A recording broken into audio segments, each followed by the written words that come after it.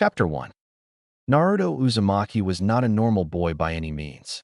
Naruto Uzumaki wasn't your run-of-the-mill orphan. He was, as every orphan was, without a parent. He was, as every orphan was, lonely. He was, as every orphan was, sad. He wasn't, as almost every orphan was, looked at with pity and kindness, however. No, Naruto Uzumaki was looked at with disdain and hatred. Simply walking down the streets incurred several cruel beatings. He had no idea why, but the entire population of Konohagakure no Sato seemed to hate him. He had very few precious people. In fact, the only ones he could name off the top of his head were Hiruzen Sarutobi, or as he had dubbed the Hokage, Gigi, Ayam, a girl who helped her father run a nearby ramen shop, and Tuchi, the father of said girl. It was sad actually, a boy his age, 5, being hated by everyone. Naruto had learnt this early on in life. He was hated in the orphanage he lived in as well. Ever since he learned to walk on his own, the matron of the orphanage started treating him like trash.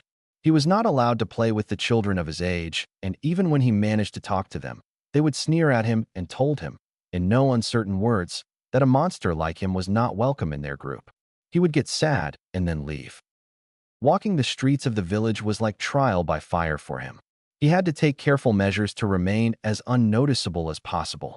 If he got noticed, a civilian would point at him, shouting to others, "The demon is here. Get him." He would then run for his life, entering lanes and alleys, taking a shortcut through a shop, entering from the front door and exiting from the back, anything to escape the beatings. But it was suspicious that a 4-year-old boy was able to escape from the mobs. What no one, including Naruto, knew that Naruto had some special quirks. Naruto had an eidetic memory, the ability to remember and recall anything he sees or hears once, in great detail. Naruto loved to read books, but didn't know why he could recall every page of the book, down to the exact words. He found it very useful and abused it shamelessly, reading all the books he was allowed to and then some, without telling anyone, of course. He didn't tell this to anybody, not even Gigi, fearing if this got out, he would get beaten for having freakish traits. But he also discovered the downside of having such an ability. One day, when running from a mob, he accidentally entered an alley which had a dead end. There was no escape for him that day. He was punched, kicked on every part of his body, until he fell unconscious. When he woke up, very mysteriously, in his room at the orphanage, healed up, he was very happy he did not die. However, when he tried to sleep that night, the beatings came back in full force in the form of nightmares. Because of his ability, he experienced the beatings down to the last detail. He couldn't sleep peacefully for several nights. Another one of his quirks was a sort of sensory ability. He could sense danger if it was coming to him. However, it was a subconscious ability of sorts, activating only when he was in danger. But it was very useful in avoiding punches and stones that came when his back was turned.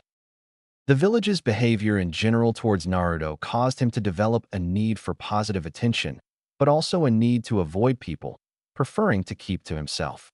He would not actively seek attention, but he would latch on like a leech to anyone who gave some form of caring to him. Sadly, the number of people who did could be counted on one hand. That was the reason he turned to books. At least they didn't attack him outright and allowed him to read them. Almost no one wanted to associate with him, leading him to take refuge in books. They became his best friends, always making him smile when he learnt something new. Naruto had to force himself to learn reading and writing as the teachers at the orphanage did as less as they could to help him. They would simply thrust the books in hands and go away to help other children. He learnt early not to ask questions, receiving physical punishment whenever he did. He had read about various topics, but the one thing that stood out to him was the topic of Hokage. How the Hokage was the most powerful shinobi in the village and was responsible for the village's safety. He read how powerful was the Shodai Hokage, with his unique Kekkai Genkai, bloodline limit, of Mokuton, the wood release. He was said to be the most powerful shinobi of his time, known as Shinobi no Kami, the god of shinobi. Hashirama Senju, along with Madara Uchiha, were the two main founders of Konoha. Ironically, both were also bitter enemies, with Hashirama having to kill Madara to protect the village. The Nidaime Hokage, Tobirama Senju, was the younger brother of Hashirama. He was and is still hailed as the most powerful Suiton, water release, user of all time. He was also hailed the fastest shinobi of his time, having created the famous Hiraishin no Jutsu. He was the one who started the Ninja Academy. Naruto took a liking to him as he loved anything that was even remotely associated with speed. The Sandaime Hokage, Hiruzen Sarutobi, that was his Gigi, was known as the Professor because he could use all the nature transformations and had the unsurpassed knowledge of ninjutsu, knowing all the techniques in Konoha, save for clan techniques. He also shared the title of Shinobi no Kami with Hashirama, because in his prime he was the strongest of all Kages. Naruto was astounded how powerful was the man he called his Gigi. Sarutobi was also the sensei of the Densetsu no Sannin, the 3 legendary ninjas, who were among the most powerful shinobi in the world. The Yondaime Hokage was the one who became his favorite to the point that Naruto considered him as his idol, aspiring to be like him. Minato Namikaze, when he was alive, was considered the strongest of the Hokages and arguably the most dangerous man to have graced the world of shinobi. Known as Konoha no Kuroi Senko, he was also considered the fastest shinobi to have ever lived. He was famous because he took the Hiraishin no Jutsu, the jutsu used by the Nidaime, to levels unheard of. He was the one who single-handedly ended the Third Great Shinobi War, finishing of 1,000 IWA shinobi by himself in the Battle of Canopy Bridge. Naruto also took note that the Yondaime suspiciously looked very much like him if he grew up. Naruto compared their physical traits, more specifically those that stood out the most. They were both blonde, the hair color being near identical, with Naruto's a shade brighter.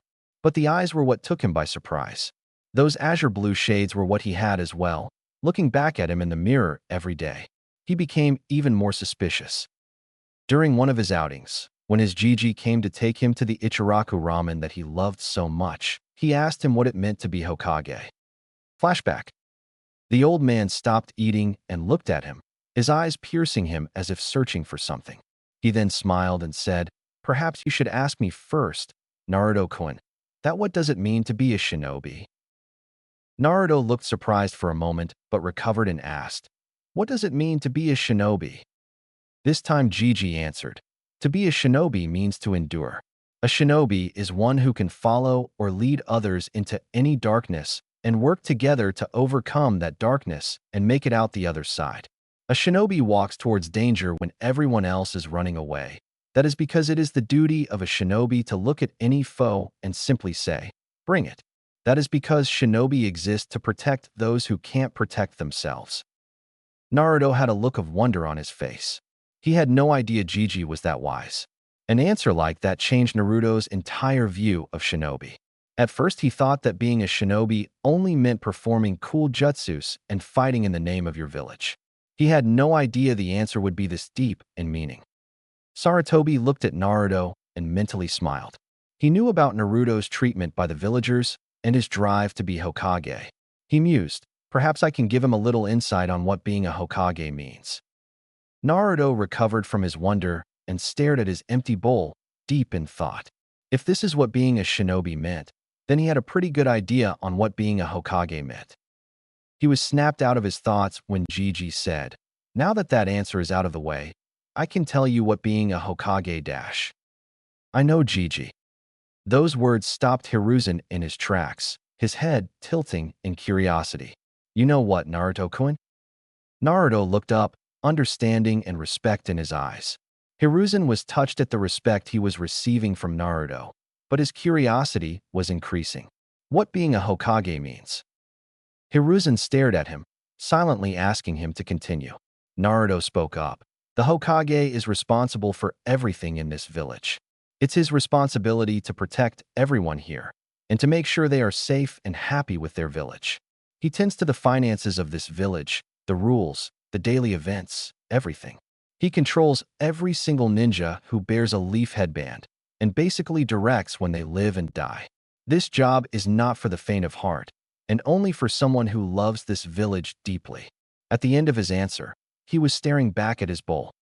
Hiruzen was shocked at the understanding Naruto showed of the position of Hokage. He had no idea that Naruto was this perceptive and knowledgeable. Tucci and Ayam had stopped working as well, staring at the blonde with wide eyes along with the Hokage. It was simply unheard of, a 5-year-old showing such a deep understanding of something most people don't understand until much later in life. Hiruzen was shocked so much that he didn't notice his jaw was hanging a bit. Such a deep perception and insight at such a young age, he thought with wonder. Only one person had showed such understanding like this, and he too was 3 years older. Itachi Uchiha was a prodigy among the likes of Kakashi Hatake and Minato Namikaze. Such a shame, he was now a missing nin. Naruto looked up when he felt a hand on his shoulder. Gigi was looking at him with a strange expression. That is exactly what being Hokage means, Naruto-kun. A challenging smile broke out on Naruto's face, and he declared, "Then I will become Hokage someday, Gigi. And not just any Hokage. I will be the strongest there will be." Hiruzen chuckled, which soon turned to laughter. The father and daughter on the other side of the counter were also smiling fondly. Naruto frowned. What? I am serious. He was a little hurt that Gigi saw his declaration as a joke. Hiruzen soon calmed down, smiling fondly at the boy. He remembered another Uzumaki who used to say the same thing. But he had a strong feeling that Naruto would be right. He ruffled Naruto's head. "I know, Naruto-kun. I have no doubt you will." Flashback end. Ever since that day, Naruto studied even more rigorously and beginning physical training as well. Granted, a 4-year-old such as him could not do much, but he did his best. He ran 4 rounds around the village, did every exercise he could think of, and practiced his kunai and shuriken jutsu. He took those weapons by sneaking into the practice grounds and collecting them. To his surprise, the art of throwing shuriken and kunai came very naturally to him. He started throwing after taking a book about weapons left behind on a training ground.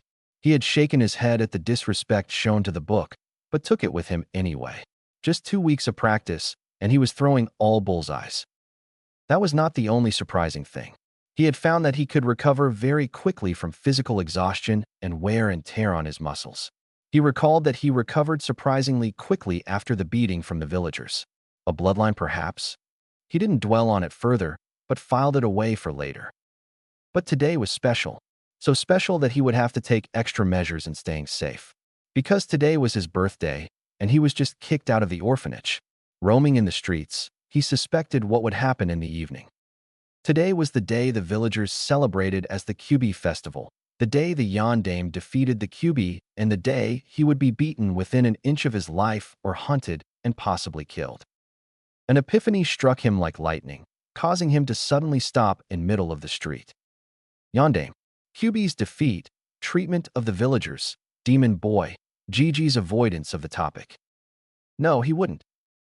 Naruto ran from the street, meandering between people with the grace of a seasoned dancer or flowing water.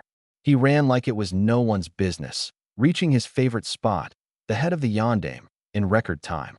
Anyone who saw him had flashbacks of another blonde running like a man possessed. I need to confirm whether it's true or not, he thought grimly, afraid of what he would find. He sat down on the head of the famed Hokage in a meditative posture and reached within, or rather, spoke within. "Kyubi, if you are inside me, I want to meet you, please." For a full 5 minutes there was no reply, and Naruto was beginning to relax when something pulled on his mind. Naruto opened his eyes to find himself in a dark corridor. He narrowed his eyes. "Is this my mindscape?" he thought in disgust as he walked forward. He kept walking for a few minutes and stopped seeing some light at the end of the corridor. It seemed to pull him towards it. Time to find out what is at the end. With that thought, he walked again, stopping only until the end. It was a huge room, so large and vast it was that the ceiling was impossible to find. He looked around, his eyes seeing black stone and nothing more. But the elephant in the room was a large iron-barred door with a paper on it that said seal. He gazed at the piece of paper, resignation written in his eyes. His azure eyes looked past the cage, looking for what he knew was in the cage. He was just waiting for the Kyubi to open his eyes. Based on what he had read, Kyubi was a being of pure hatred and evil, a mindless beast capable of destruction on a scale hitherto undreamt of. But Naruto was skeptical when he read that. He might get to see it for himself now. A growl sounded from the cage, sending a breath of hot air in Naruto's face. Naruto steeled himself, in spite of the cage separating him from the beast within. An enormous red eye opened, causing Naruto to tense up. The eye looked at him, as if evaluating him. The eye then started to rise, causing Naruto to look up at the massive form. The Kyuubi had orange, silky-looking fur, with black markings around his eyes connected to his, funnily enough, rabbit-like ears. The upper body was humanoid, including the hands. The lower body was just like a fox, barring the 9 long swaying tails in the back. Fire was the closest thing they looked like. The red, slitted eyes looked him closely with a hint of malice. Naruto spoke first. "Thank you for answering my call, Kyuubi," he said with a nod. If Kyuubi was surprised, he didn't show it. Inside, however, he was mighty shocked. This was not the first thing he expected his jailer to say. He expected him to look at him with fear, asking whether he really was the Kyuubi, following with the denial of the possibility. He did expect him to thank him at all. He replied, "Think nothing of it. I'm surprised, though, that you were able to figure it out so quickly. Why aren't you surprised?" he asked with curiosity. Naruto sat down in front of the cage, which surprised the great Bijou further. Naruto was showing that he was willing to relax in front of him. "Well, I was, for a few moments at least. But it wasn't that difficult to figure out. It is easy to create a plausible theory once you have all the relevant facts," he said, never breaking eye contact with the Kyuubi. Kyuubi raised a massive eyebrow, silently impressed with his host. His thought processes were very intelligent for someone who was only 5 years old.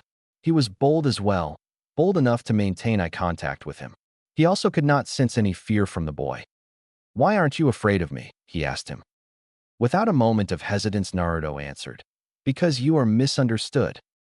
This time surprise was visible on Kyuubi's face, which was quickly followed by anger. "What did you just say?" "Chose your next words very carefully," he growled out.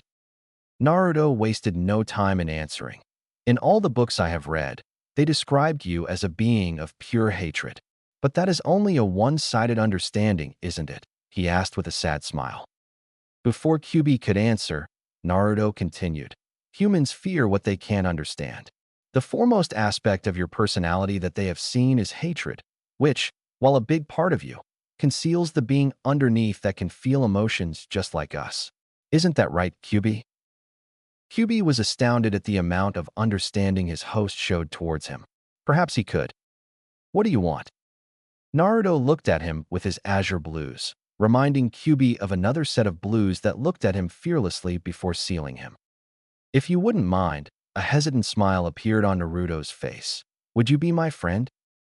Kyuubi was truly stupefied at the request. For the first time, in centuries of his existence, someone had asked if they could be his friend.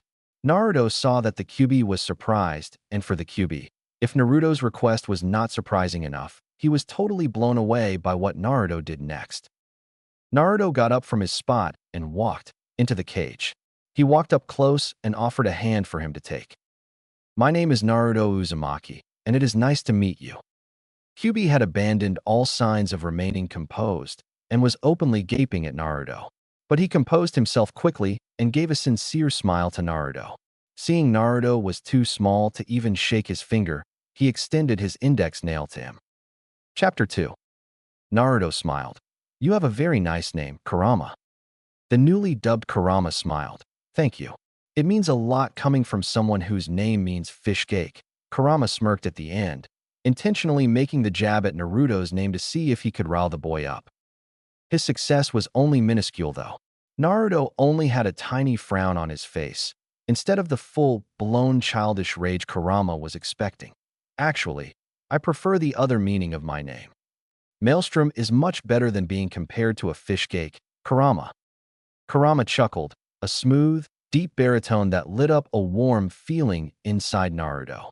Naruto decided he liked Kurama's voice. "No one would think of a maelstrom when they look at you, Naruto. Perhaps when you are older, but certainly not now," Kurama teased him. Naruto shrugged, and then his eyes turned serious, making Kurama do the same.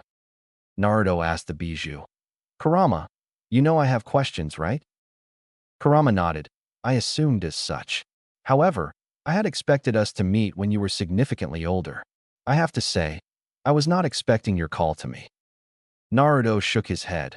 Well, if it makes you feel better, I was not expecting you to pull me inside my mind, he said, absently noting that he was not wet at all, in spite of standing and sitting in the water. Kurama returned to his earlier position, lying down, face on his paws/hands. I will do my best to answer whatever question you have, Naruto, he assured him. Naruto gave him a nod of gratitude and sat down as well. Okay, first question. Why does my mindscape represent a gutter or a sewer, whatever you want to call it? Kurama looked silent for a moment, after which a mischievous grin broke out on his face, exposing his sharp canines. You know what they say about people whose minds are in the gutter, right? Naruto gave him a blank look, reminding Kurama that Naruto, however intelligent for his age, was still only 5 years old. Kurama's embarrassed blush would have been visible on his face if his fur were not orange. He cleared his throat loudly to avoid embarrassment. Sorry, Naruto, but I have no idea why your mindscape is a sewer. There is a theory that says that your mindscape is a reflection of your mental state. It could have been the psychological trauma that was given to you by the villagers, but why it is particularly a sewer, I don't know, he replied. Naruto absorbed the information like a sponge, and after a few seconds, he asked Kurama, So, I have psychological trauma. I knew about that, which means that even if I change the appearance of my mindscape to something else, there will always be something that represents the trauma, right? Kurama inclined his head in agreement, smiling a little. That's right. I have to say, though, it's nice to talk to someone who is intelligent. Naruto's eyes visibly brightened up at the praise, giving a full-blown smile to his newest friend. Kurama noted with some amusement the grin looked very similar to his own and a redhead. Naruto jumped to his feet. Your answer just confirmed something for me, Kurama. His eyes had a mix of excitement and determination to them, as if he was about to do something new. Naruto closed his eyes and clapped his hands together, face scrunched up in concentration. Kurama observed him quietly, wondering what his host was about to do. Naruto snapped his eyes open after a few minutes, having envisioned what he was about to do. With a cry of "Ha!" he slammed his right hand on the ground. What happened next completely blew away his mind. A wave of energy exploded from Naruto in all the directions, completely lighting up the mindscape and almost blinding Kurama. Was it chakra that exploded from him?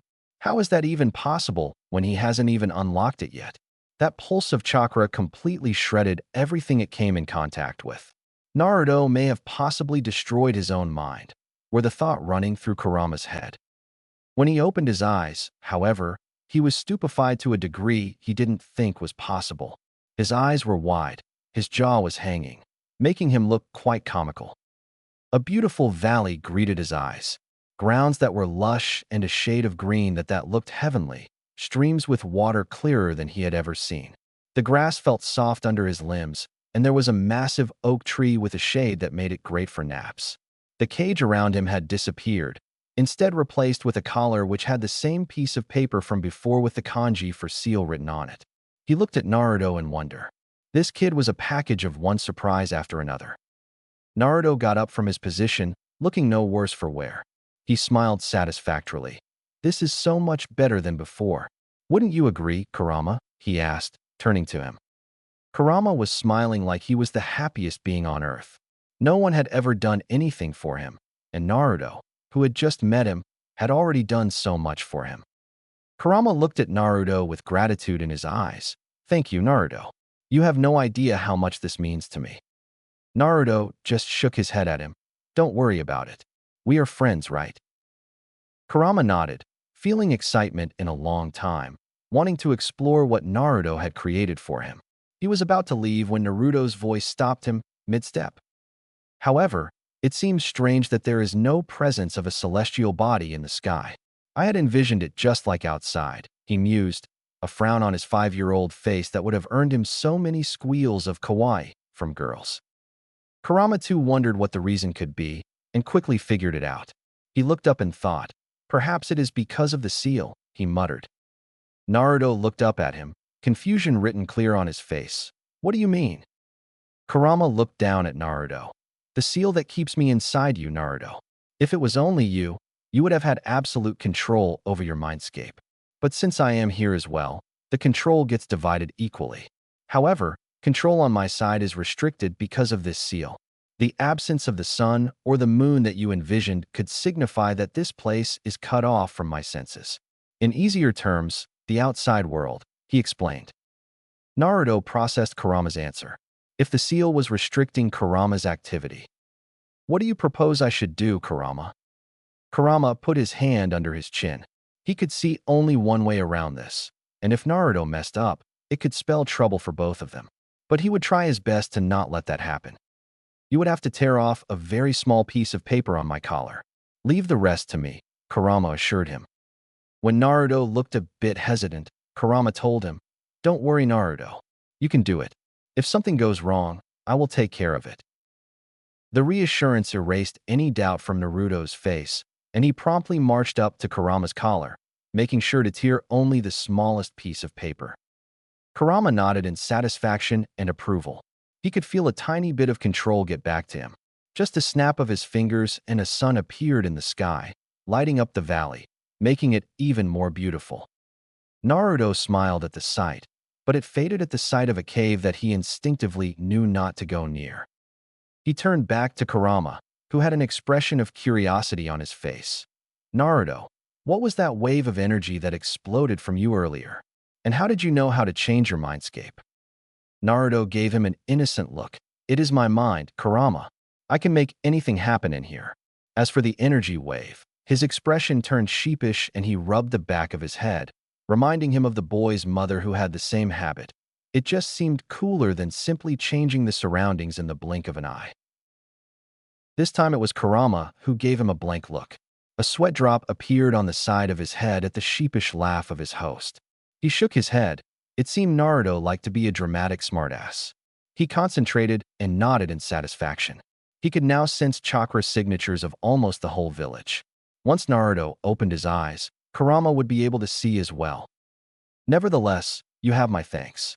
Allow me to repay with something that will come in very handy once you become a shinobi. Kurama smiled, raising a fingernail and very gently touching Naruto's forehead.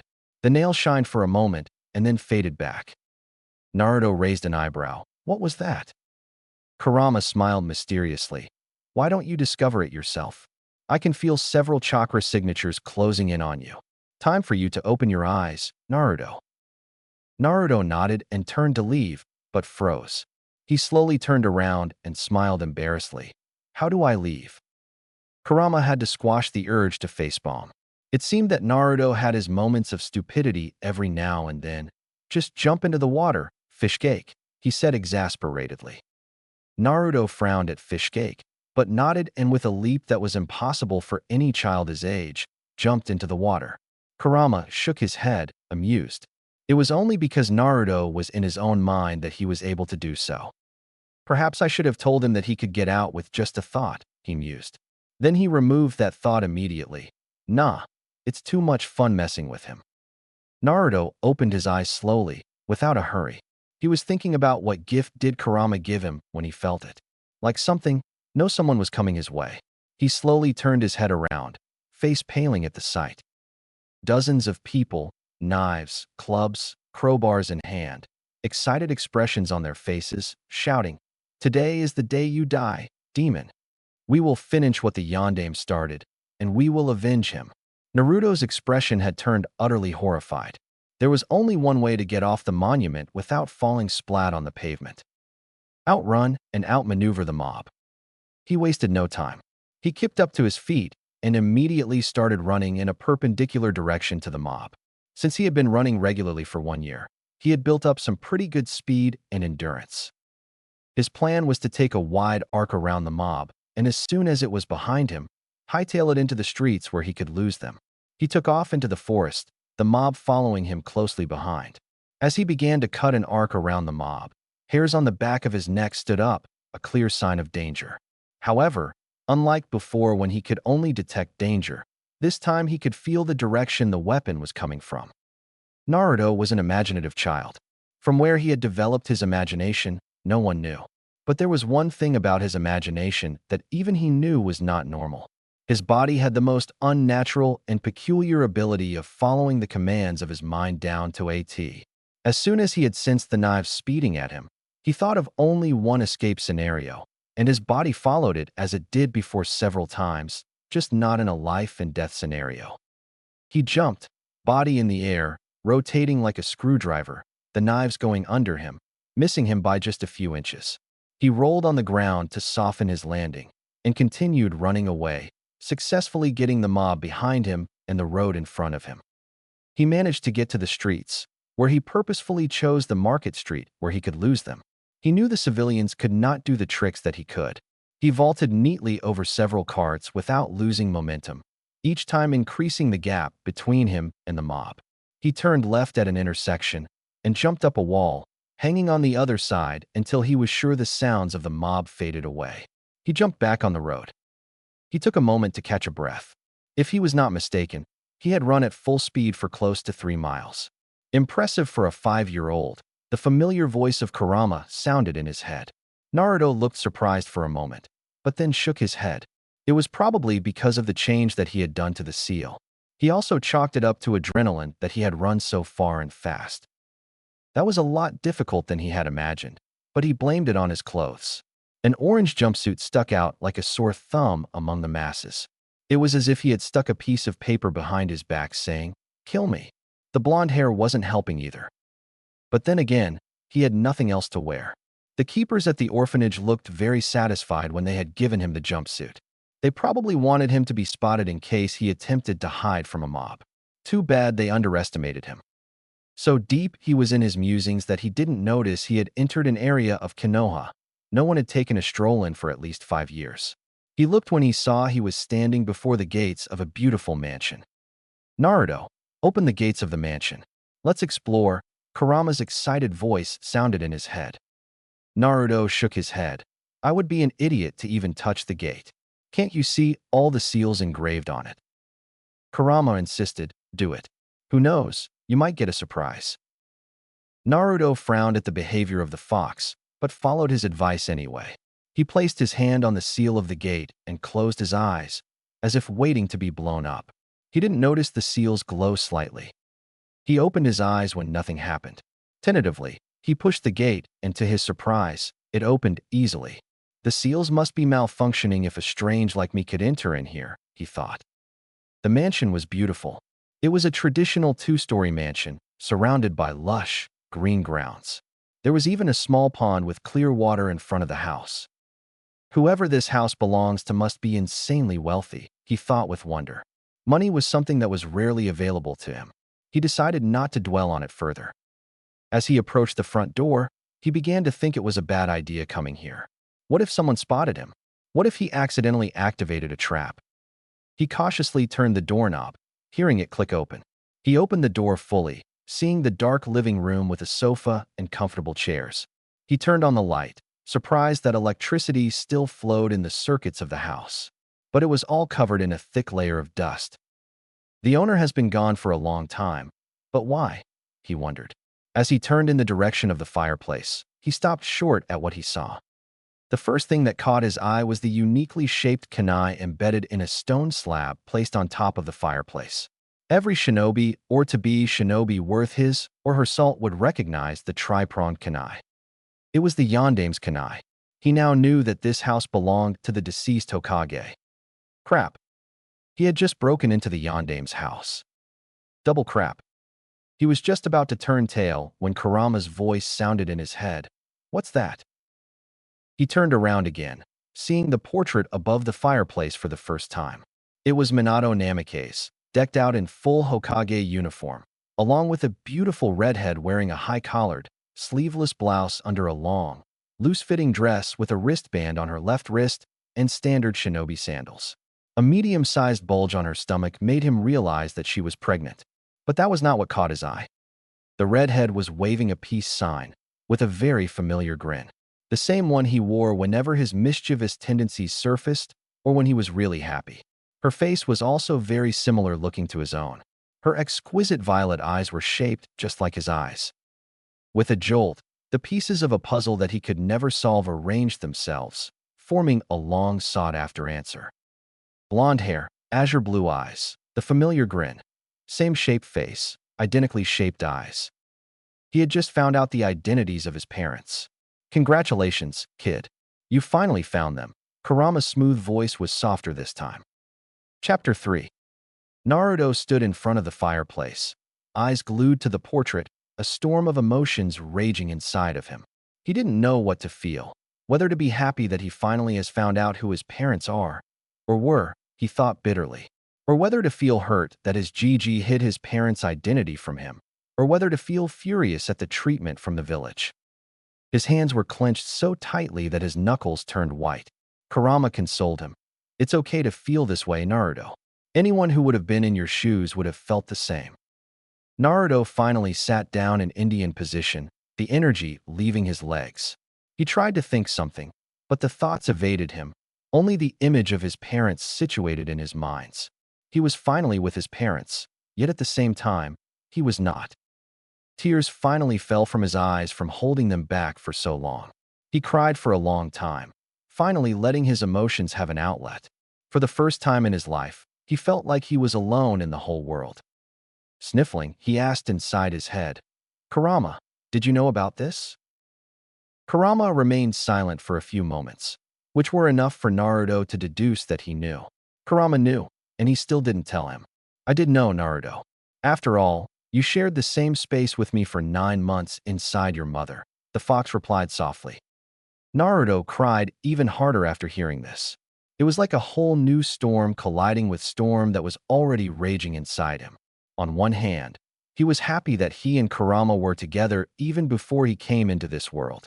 On the other hand, he felt betrayed that Kurama would hide something like this from him. He was too emotional to make sense of Kurama's statement right now. He felt really alone. After he finally stopped crying, he stood up too tired to explore the house right now. Hell, he was too tired to even form a coherent thought.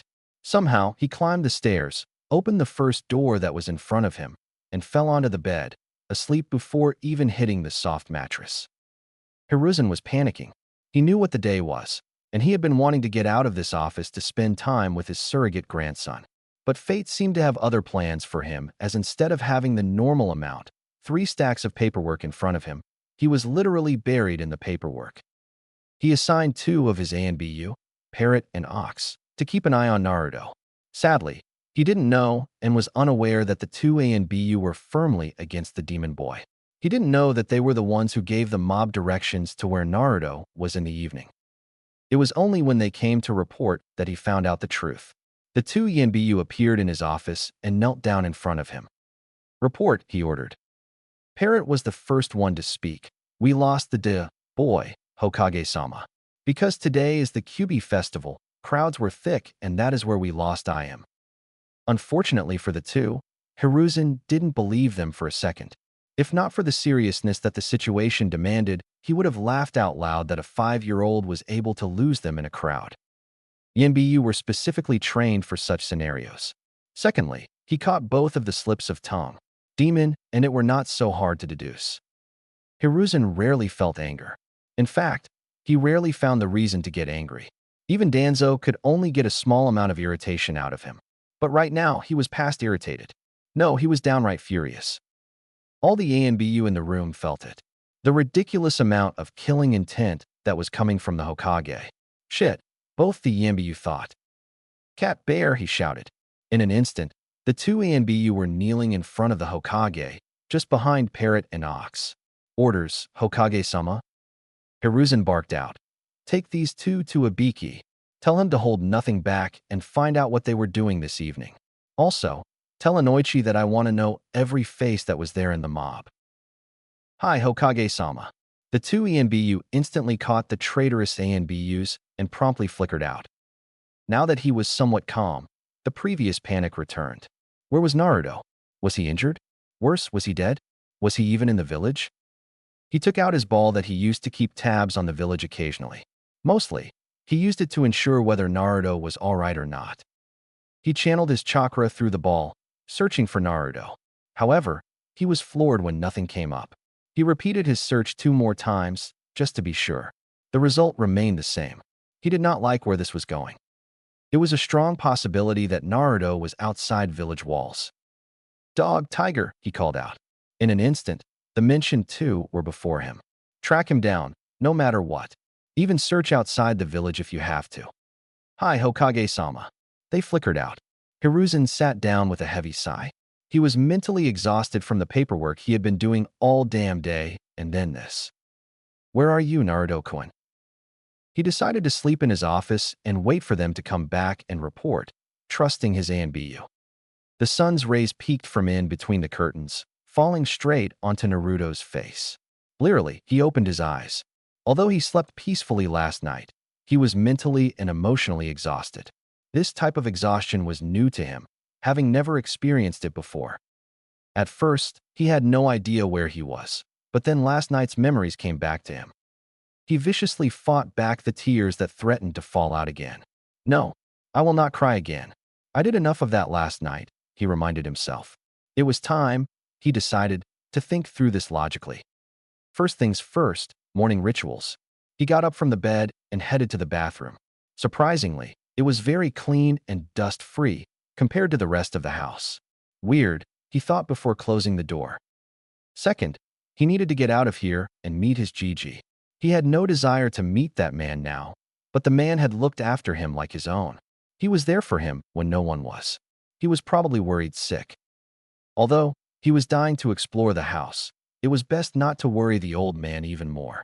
Besides, the faster he could get this over with, the quicker he could return here to explore. Besides, who knows, maybe his parents left something for him. As soon as he closed the gate behind him, he was surprised to see the seals on the gate glow a bit before the gate locked itself.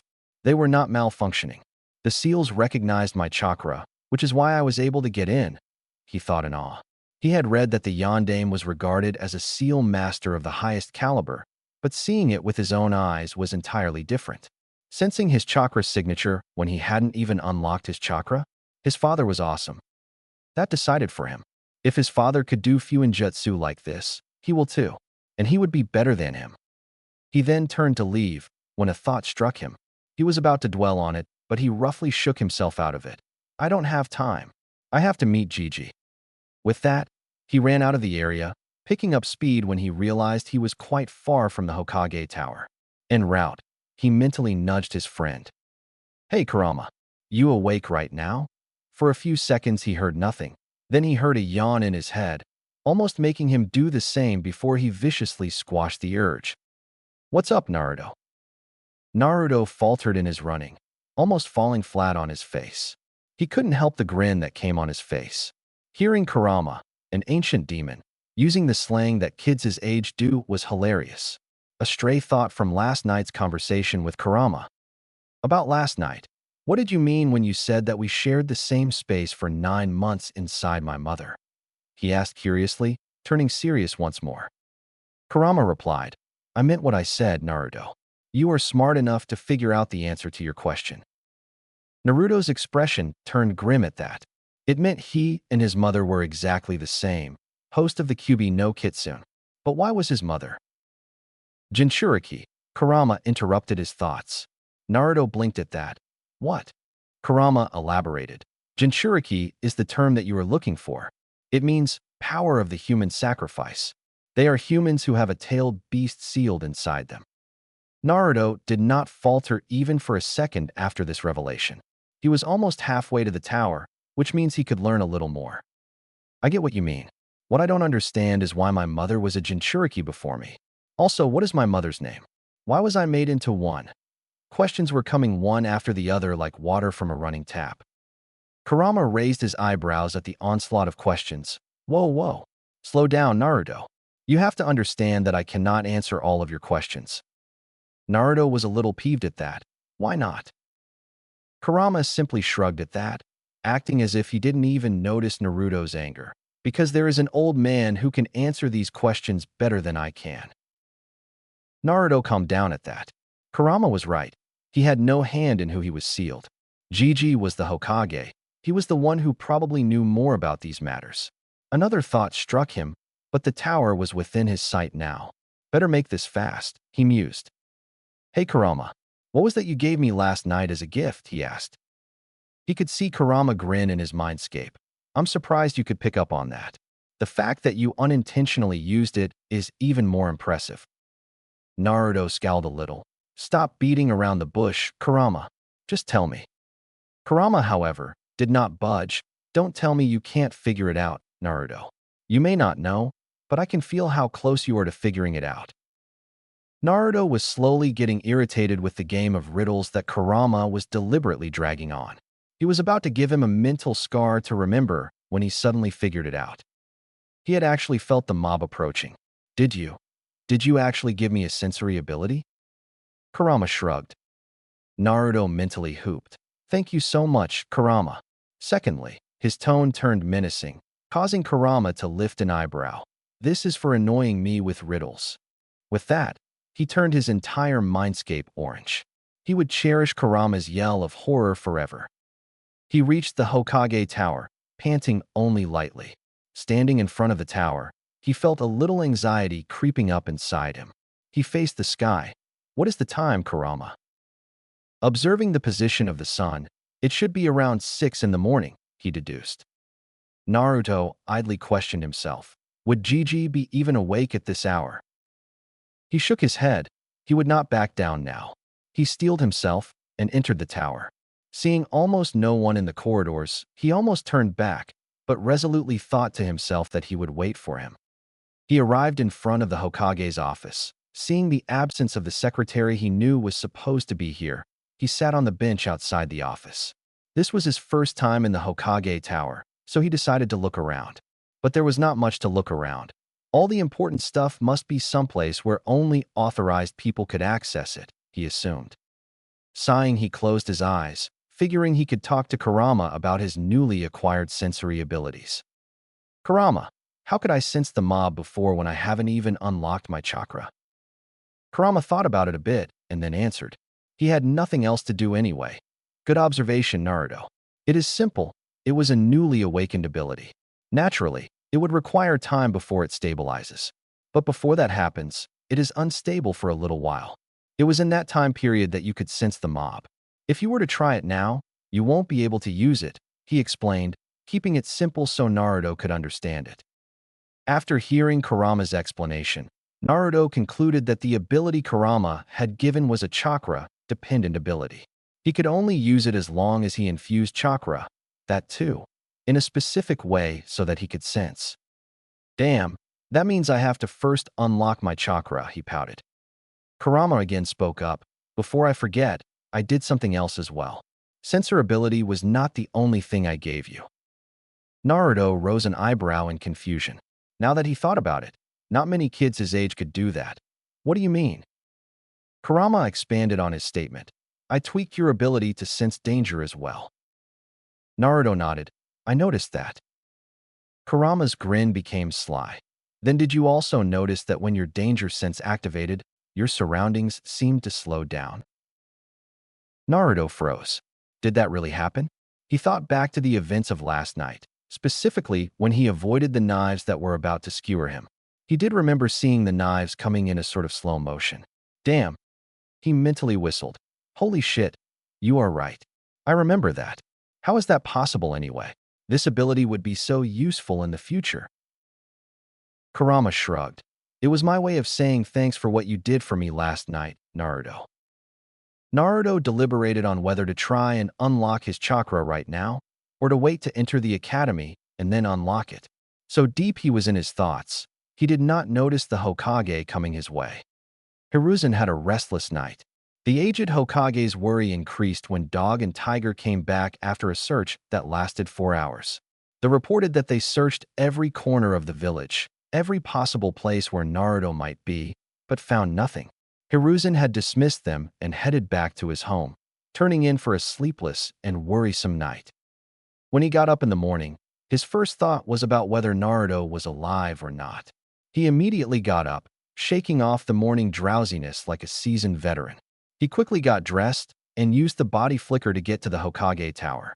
He quickly climbed the stairs that led to his office, intent on resuming the search for Naruto as soon as possible. He froze in his tracks, however, when he saw a familiar orange jumpsuit-wearing kid, deep in his thoughts. which was not unusual for him. Naruto.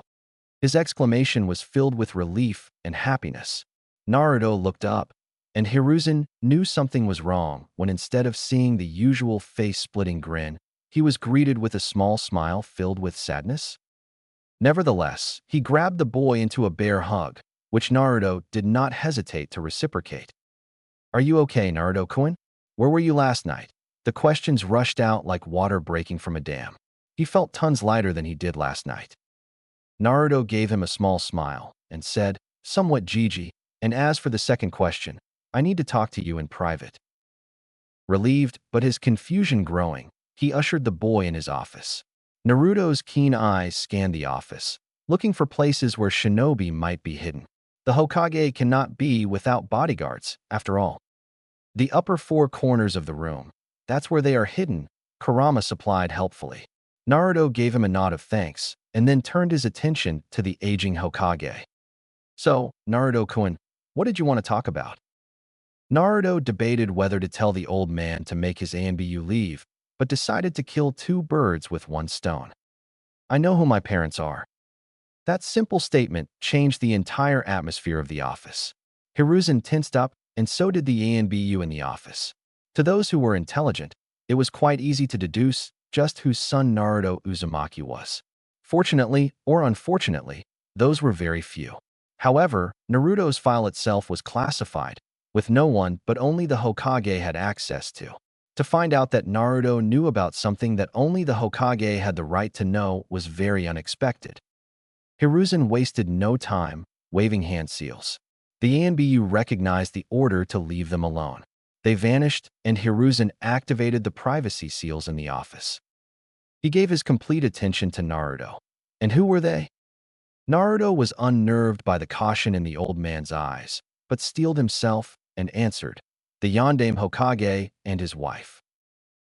Hiruzen closed his eyes in acceptance and resignation. He always knew Naruto would find out.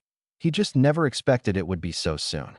He opened them to find himself on the receiving end of Naruto's accusing stare. "Why did you pretend you didn't know, Gigi?" Hiruzen barely caught himself from flinching. He gave a sigh. "Who told you?" Naruto promptly answered back, "I figured it out myself." How? The curiosity was killing him. He had to know if someone was out there wielding such dangerous information. Naruto recounted the events of last night, and at the end of his explanation, Hiruzen was both relieved and curious. Relieved because he was glad that no one besides Naruto and him knew his parents' identity. Curious because he never knew that Minato had found a way to hide from his peeping ball. Both him and Naruto sat in silence for a while. Naruto was the one to break it first, hurt in his voice. "Gigi, why did you not tell me?"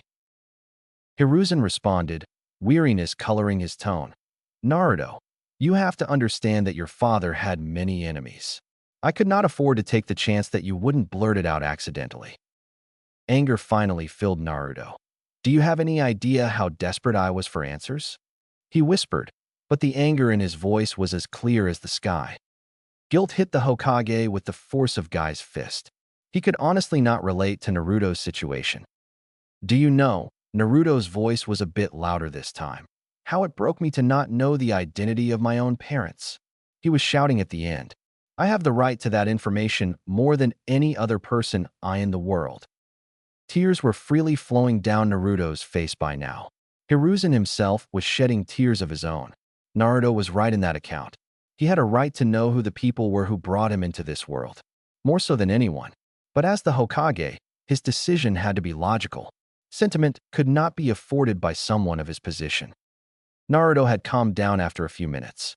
"I have a question, Gigi, and I want an honest answer." He was glaring at the Hokage by now. Hiruzen wiped his own tears and answered, "I will do my best." Naruto was looking at his feet. Did they love me? Hiruzen smiled this time, nostalgically. "Naruto, you were their world even before you were born." Naruto felt as if a weight had been taken off his shoulders. He had always wanted to know if his parents loved him. What child didn't? Did they leave something for me? That question caught Hiruzen off guard. However, he was able to recover quickly. "Yes, they did, but I don't know where." Naruto leant back in his seat, eyes on the ceiling, thinking. If it was in this office, Gigi would know, which means it is probably in his house.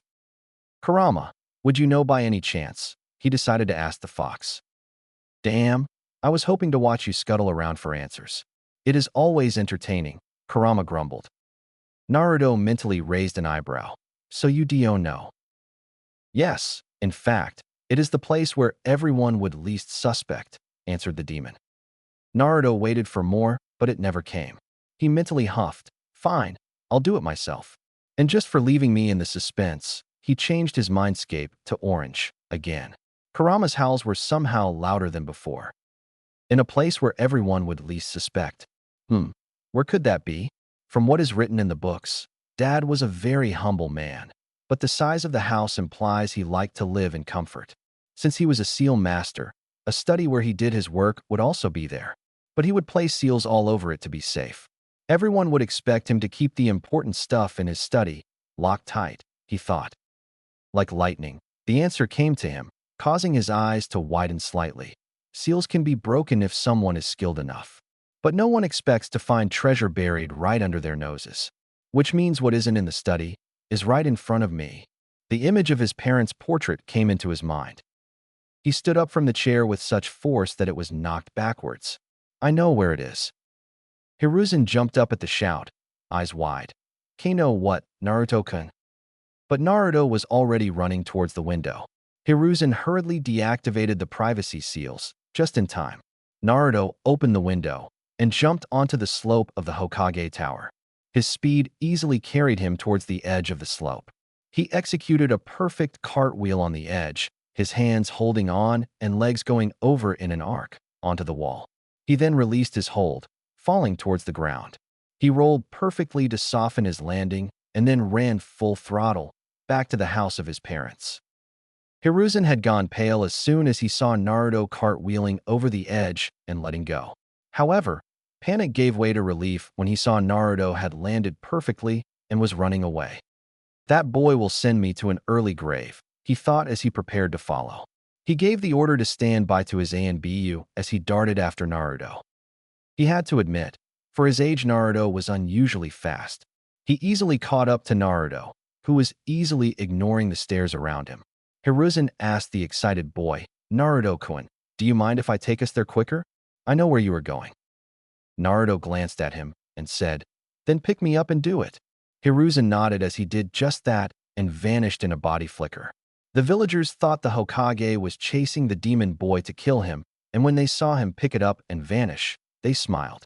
Everyone continued about their business, not suspecting a thing. Villagers of Konoha are idiots, anyway. Both the Hokage and Naruto stood in front of his parents' portrait. Naruto spoke, without removing his eyes. I forgot to ask in the excitement, Gigi, what was my mother's name? Though he asked just that, Hiruzen thought it was better to tell him her story now rather than later. Her name was Kushina Uzumaki. She was a woman who was fearless, blunt, brash, and one of the most amazing people I've ever met. She was a deadly kunoichi as well. It is her name that you carry, Naruto, his nostalgic. Naruto was amazed that his mother was so lovely, beautiful, as well as deadly. Naruto mentally applauded his father for landing such a catch and promised to do the same. She was from Yuzushiogakure, the land hidden in whirlpools. The Uzumakis were distant relatives of the Senju clan, the clan of the Shodai and Nidaime Hokage.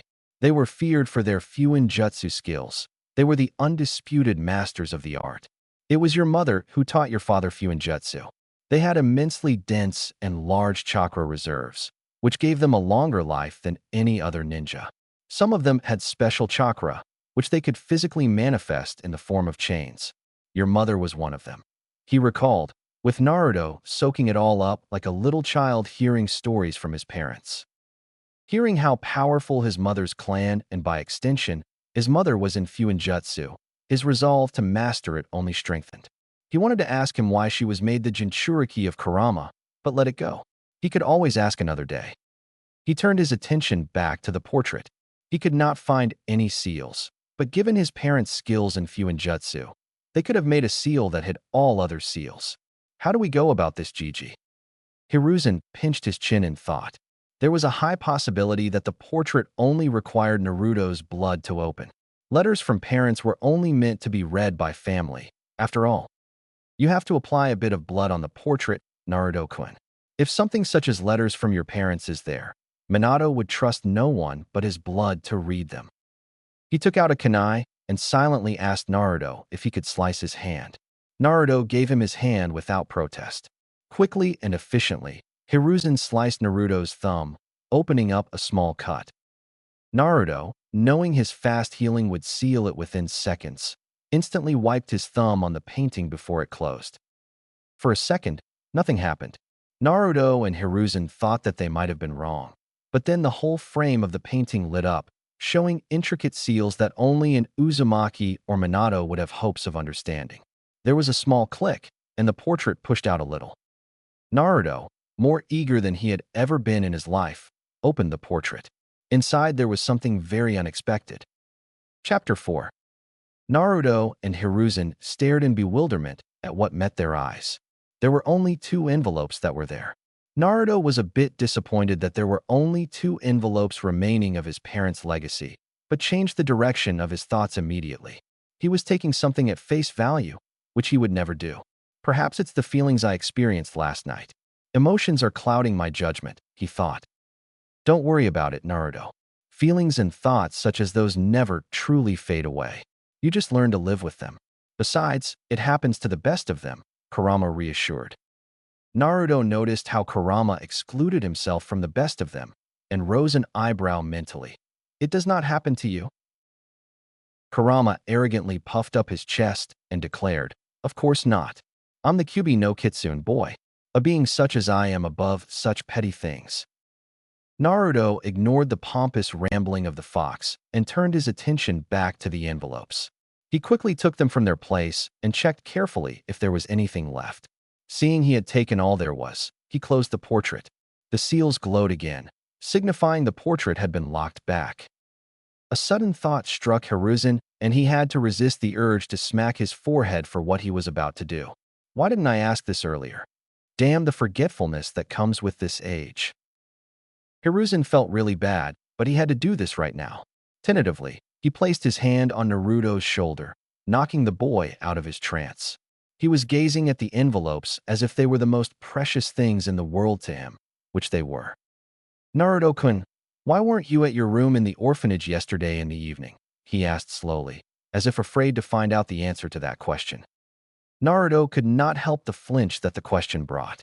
When he had told Gigi about how he found out his parents' identity last night, he had conveniently forgot to mention that he had been kicked out by the orphanage. He had hoped that Gigi would not ask him about that.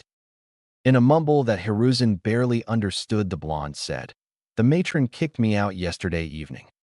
Hiruzen suspected that the matron would have deliberately kept Naruto out of the orphanage last night because of the festival, but did not expect him to be thrown out of the orphanage. White-hot anger flooded his veins that he barely restrained from letting it out as killer intent. How dare they? How dare that woman do such a vile thing, throwing a 5-year-old out, knowing he would be killed? Why is the civilian population of this village so stupid? It's like they don't trust Minato's skills at all, he raged inside his mind. However, he knew he was equally at fault. He should have never announced Naruto's status as the Jinchuriki of the Kyuubi at all. Naruto would have lived comfortably, without experiencing the hatred of the villagers. Naruto watched his Gigi's face carefully for any signs of anger. Fortunately, years of being a shinobi and Hokage allowed Hiruzen to keep a neutral face, but Naruto could tell from the subconscious tightening of Gigi's hand on his shoulder that he was angry. "I see," was all he said before visibly collecting himself. Now to address the main issue. He looked at Naruto with a grave look on his face. "Naruto-kun, now that that is out of the way, we have to find a new place for you to live." The words were out of his mouth before he could stop them. Not another orphanage, Gigi. Hiruzen stared at the desperate look Naruto was giving him. To be honest, he was scared that one day it would come to this. And surprisingly, he agreed with Naruto. He did not want Naruto to live anywhere he would be hated. Unfortunately, that left only one option. "Naruto-kun, that means you have to live alone," he said, silently wishing he could take the boy in himself. Unfortunately, he could not. The Drat Civilian Council was in his way.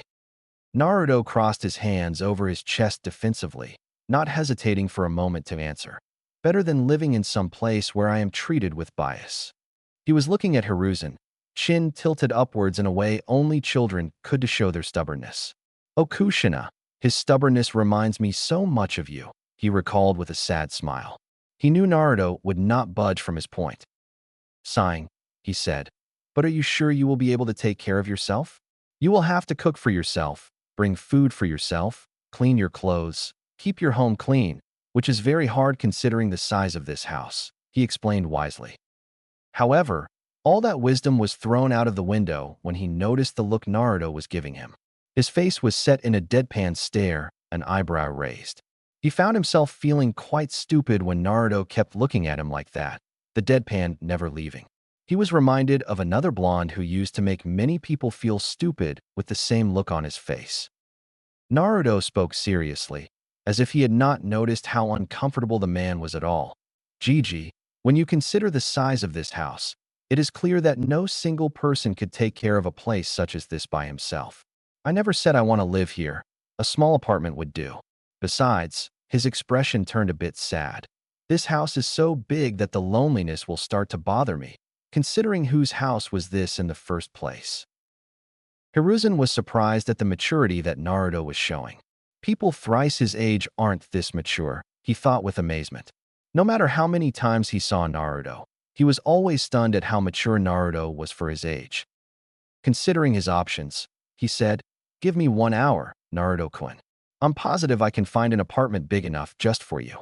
Until then, I assume you would want to read the contents of those letters," he said, giving him a significant glance, complete with chin down and eyebrow raised.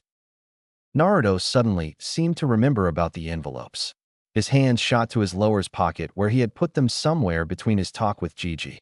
He looked up and replied, "Yes, that will do, Gigi." He left after that, muttering things about a matron and execution. After Gigi left, Naruto reached for the first letter that came into his hand. He read the kanji on the envelope with wide eyes. "Mother," it said. Hands shaking because of nerves, he opened the letter. Naruto was a pretty fast reader. Not because he was eager to finish the books early, more like he was forced to become a fast reader.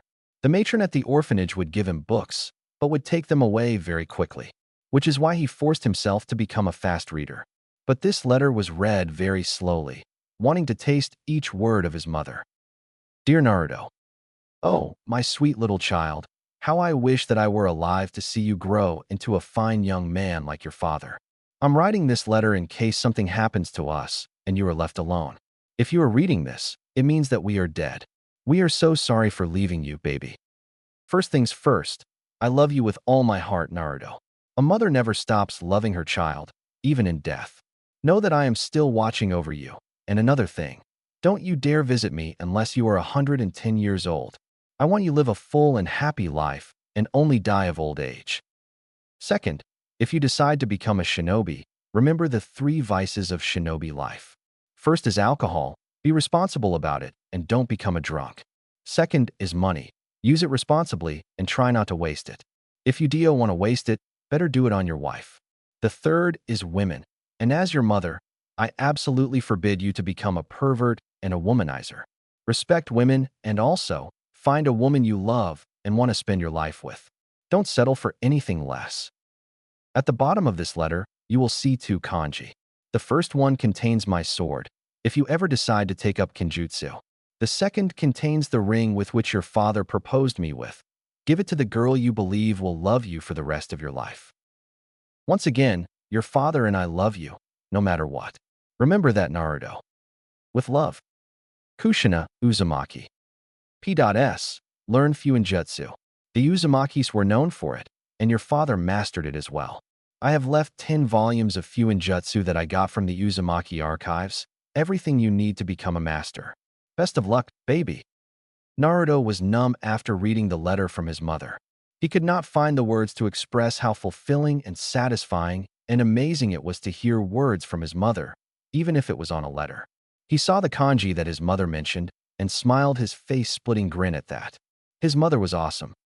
He was so hyped up from reading his mother's letter that he almost forgot about his father's. He put the letter down gently, as if it were made of glass, and picked his father's letter up. Dear Naruto, if you are reading this letter, then it means that I'm no longer among the living. I desperately hope that your mother is with you, but if that is not the case, allow me to explain a few things to you. My name is Minato Namikaze, and as you probably have guessed, the Yondaime Hokage. If you already know this, then you are probably in the academy. If not, it is good to read. Keep it up. If you did not know about my identity as your father before this letter, please don't be upset at Sandaime-sama. I left him specific instructions that you were to be told about my identity only if you were a chunin or married. I made many enemies during the Third Great Shinobi War, especially from IWA. If people were to know about it, you would be a prime target for all my enemies. I just want you to know that even if you are yet to be born, I love you with all my heart. It was the happiest day of my life when your mother announced that she was pregnant with you. Since I was an orphan, I really don't have any special jutsu to give you. But what I have left, I hope you master them. The improved notes I made from scratch in my quest to learn and master Naruto-sama's Hiraishin no Jutsu are in the first kanji at the bottom of this letter. Also, I leave the Rasengan to you, in hopes that you can complete it, something that I never could. It is in the second kanji. Your mother was Kushina Uzumaki, and she was the loveliest and one of the most compassionate women I've ever met in my life. She is perhaps the only one who loves you more than I do. I have left you another surprise in the basement of this house. Something of my own design, and perhaps my greatest Fuinjutsu achievement yet, other than mastering the 8 trigram ceiling style. Details are in the basement. Enjoy. With all the love in the world. Dad. Naruto did not know when he had started crying, but he did not care. He could feel his parents' love from the letter. He could almost see them smiling down on him from above. He wiped his tears off, a determined glint in his eyes. He would do his parents proud. He looked up and noticed that only a little over 5 minutes had passed. Good, a lot of time to explore. He nudged his partner mentally. Hey, Kurama, you awake? We can finally explore the house. All he heard was a deep snore reverberating in his mindscape that caused Naruto to sweat drop. How the hell was Kurama asleep? He was awake just 10 minutes ago. It's impossible to fall asleep that quickly when all you do is laze around and not even get tired. He decided to leave the snoring fox alone and explore by himself. He found out that the room he slept the previous night in was his parents' room. Surprisingly, he found out that it was a little easier to not cry now. He found out that there were 4 bedrooms in total, his parents' and his on the first floor, the guest bedrooms on second floor. One good thing about his and his parents' bedrooms was that they had balconies attached to them. He got out of the house and was stupefied at the space at the back of the house. It was almost 1/4 the size of a training ground, and Konoha's training grounds are very large. He then finally decided to explore the basement, curious about the gift his father had left for him. Climbing down the stairs, he saw the basement and whistled lowly, impressed with his father even more. He connected the dots and had to chuckle at how clever his father was. The basement was almost the size of their backyard, if only a bit smaller. But what was interesting that there was a glass screen separating a large part of the basement from him. Just below the screen, there was a panel with 7 kanjis, each representing the number 1 to 7. He was a bit confused at that and further when he saw a large seal array on the ceiling of the basement on the other side of the glass. He turned around, hoping to find something that would explain what the hell he was looking at. He spotted a notebook labeled Training Manual and picked it up. He opened it and found another note from his father. Dear Naruto, this is a training manual for what you are currently looking at. My greatest achievement till date. This is a training room I have designed to improve my taijutsu. While not weak at it, I was not exactly strong either. I designed it and incorporated several taijutsu styles into this room, courtesy of Guy and Kakashi. If you ever meet Guy, just be a little cautious. He's always a bit too much. You must have noticed the 7 kanjis on the panel. They are the 7 levels of training, each more difficult than the rest. I must advise you not to immediately go in there, even if you have learned a taijutsu style already. I have designed this training room in synchronization to resistance seals. You must only start if you have mastered the 6th level of resistance seals. If you are able to move comfortably at that level, you may begin from the 1st level. As you move on to a higher resistance, you can move on to the next level. For example, if you have mastered the 7th level of resistance, you can safely try the 2nd level of the training room. I have left a scroll of the taijutsu style I created for myself. If you want, you can learn it. It's up to you. Or, you can create a style for yourself. Remember, whatever fighting style you learn, it should have the symbolization of the 5 main elements of nature. It should be as aggressive as fire, as sharp as the wind, as fast as lightning, as strong as the earth, and as fluid as water. Good luck. Dad. Naruto was amazed at the end of the letter. His dad created a whole training room with simulations with Fuinjutsu. From what he read until now, Fuinjutsu was perhaps the most versatile art among all ninja arts. Anything is possible with Fuinjutsu. He started making plans on how he was going to proceed when his keen ears picked up a voice calling his name. Gigi must be back, he thought as he raced back upwards, closing the door of the basement behind him. He took the letters with him, stuffing them in his pocket, and walked to the gate, opening it to talk to Gigi. "Ah, Naruto-kun," he greeted. "I trust that you have explored the house." Naruto nodded, smiling. "It is great." Hiruzen chuckled. "Good. Now, as you said, I have found an apartment for you." Naruto gave the smallest of nods. "So, can I go there and see it?" Hiruzen nodded. "I'll take you there myself." Gripping Naruto's shoulder firmly, he vanished in a shunshin. Appearing in front of a building, Hiruzen guided Naruto in. "I've already stocked it with what you might need," he explained as they arrived on the top floor. Stopping in front of a door, Hiruzen pushed the door open and let himself and Naruto in. The first thought that Naruto had upon seeing his apartment was that it was small, just big enough for him. The second was that it was perfect. The third was awe, seeing that it was stocked with a bed, a dining table, a kitchen with a stove and a refrigerator, and a bedroom with a bathroom and an attached balcony. The bedroom even had 2 racks for clothes and other belongings. Hiruzen gave a small smile, seeing how Naruto was awed like any other child whenever something new was given to them. "You can stay here until you get married. After that, you can move into your parents' home," he said.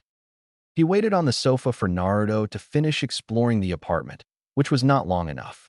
He stood up when Naruto walked into the living room. "So, how is it?" He was totally unprepared for Naruto to come bowling over to him, wrapping his arms around him in a hug that sent all the air out of his lungs. Only bracing himself at the last second caused him to prevent falling over backwards. Instead, he wrapped his arms around the boy in a bear hug. Naruto separated first, unshed tears in his eyes. "It's perfect, Gigi. Thank you so much." Hiruzen smiled, relieved that Naruto liked it. "Now, before I leave, here is your monthly stipend," he said, handing over a wad of notes. "This is 12,000 yen. Spend it wisely. Is there anything else you need before I go?" Naruto thought for a minute and said, his face the epitome of seriousness, "A cooking book would be nice."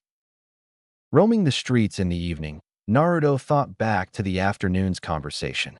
The old man had almost face-faulted at Naruto's request. When asked why he would want a cooking book, Naruto responded with his signature, "Making you feel stupid with just a look." He made the Hokage sweat for a minute before answering that he wanted to learn cooking because he did not want to waste his money eating outside, where he would be outrageously overpriced. That brought him to his main problem. Although Gigi had stocked his fridge with all the healthy food, it would eventually be finished, and he would have to buy more, which meant he would be overpriced for every item he bought. He sighed, shaking his head at the villager's stupidity. Really, just because Kurama lived inside him did not mean that he was Kurama. Just like when you put sweets in a box and close it, the box does not become the sweet itself. And quite frankly, Kurama felt insulted because Naruto was called a demon instead of him. "I am the only demon here, damn it," he always said. That, in turn, reminded him of another matter. He spoke inside, "Hey Kurama, I need your help." It was almost a minute before the Bijou responded, "With what, brat?" Naruto honestly did not mind Kurama calling him a brat. He would prefer it over Demon Boy any day. Also, it warmed his heart every time he heard it because the fondness in the voice was as clear as daylight. "I need your help in unlocking my chakra," he replied. Kurama, now fully awake from his nap, raised an eyebrow. "Why now? You could unlock it when you enter the academy like everyone else." Resolutely shaking his head, Naruto replied, "No. When I enter the academy, I want to be ahead of everyone else, not with everyone. And if I have to start my training to become a shinobi, with all the materials from dad and mom, I will start now. Kurama released a sigh. He hated it sometimes when Naruto acted like his mother. Kushina was infuriating, the tomato brat that she was. Okay, head to one of the training fields, he instructed. Naruto nodded before changing directions towards the training fields. He entered the first one he saw, and after ensuring that no one was around, he sat down in Indian position, entering a meditative trance and waiting for a pull into his mindscape from Kurama. He did not have to wait for long, but it did not see a certain purple-haired kunoichi looking at him curiously from the entrance of the training ground. Anko Mitarashi was a Tokubetsu Jonin of Konoha, specializing in interrogation and working directly under Ibiki Marino, the famed interrogator of Konoha. She was powerful, after all, being a former apprentice of one of the Densetsu no Sannin, Orochimaru. Just because she was Orochimaru's apprentice meant she was given the kind of treatment that should honestly be reserved for the likes of Orochimaru. She was called the Snake Bitch by the populace of Konoha, but she took it head-on and made a fearful reputation for herself, ensuring the villagers kept their distance. She also knew that one another suffered the same treatment at the hands of the villagers. But she was not that stupid to believe that the blonde would be Kyuubi in human form. He intrigued her, the way he endured the hatred of the villagers and never backed down. For a 5-year-old, that was seriously impressive. So when she saw the blonde going towards the training fields, her interest in him was piqued. She decided to follow him, to see what he was going to do. She saw how he observed his surroundings and decided to humor him by simply being hidden at the entrance, out of sight for him, but visible to anyone else. What the hell is this boy doing? She thought with a raised eyebrow. Naruto arrived in his mindscape and saw Kurama resting at the shore of a very large water body, one he knew was not there before. Where the hell did that come from? He thought as he approached Kurama.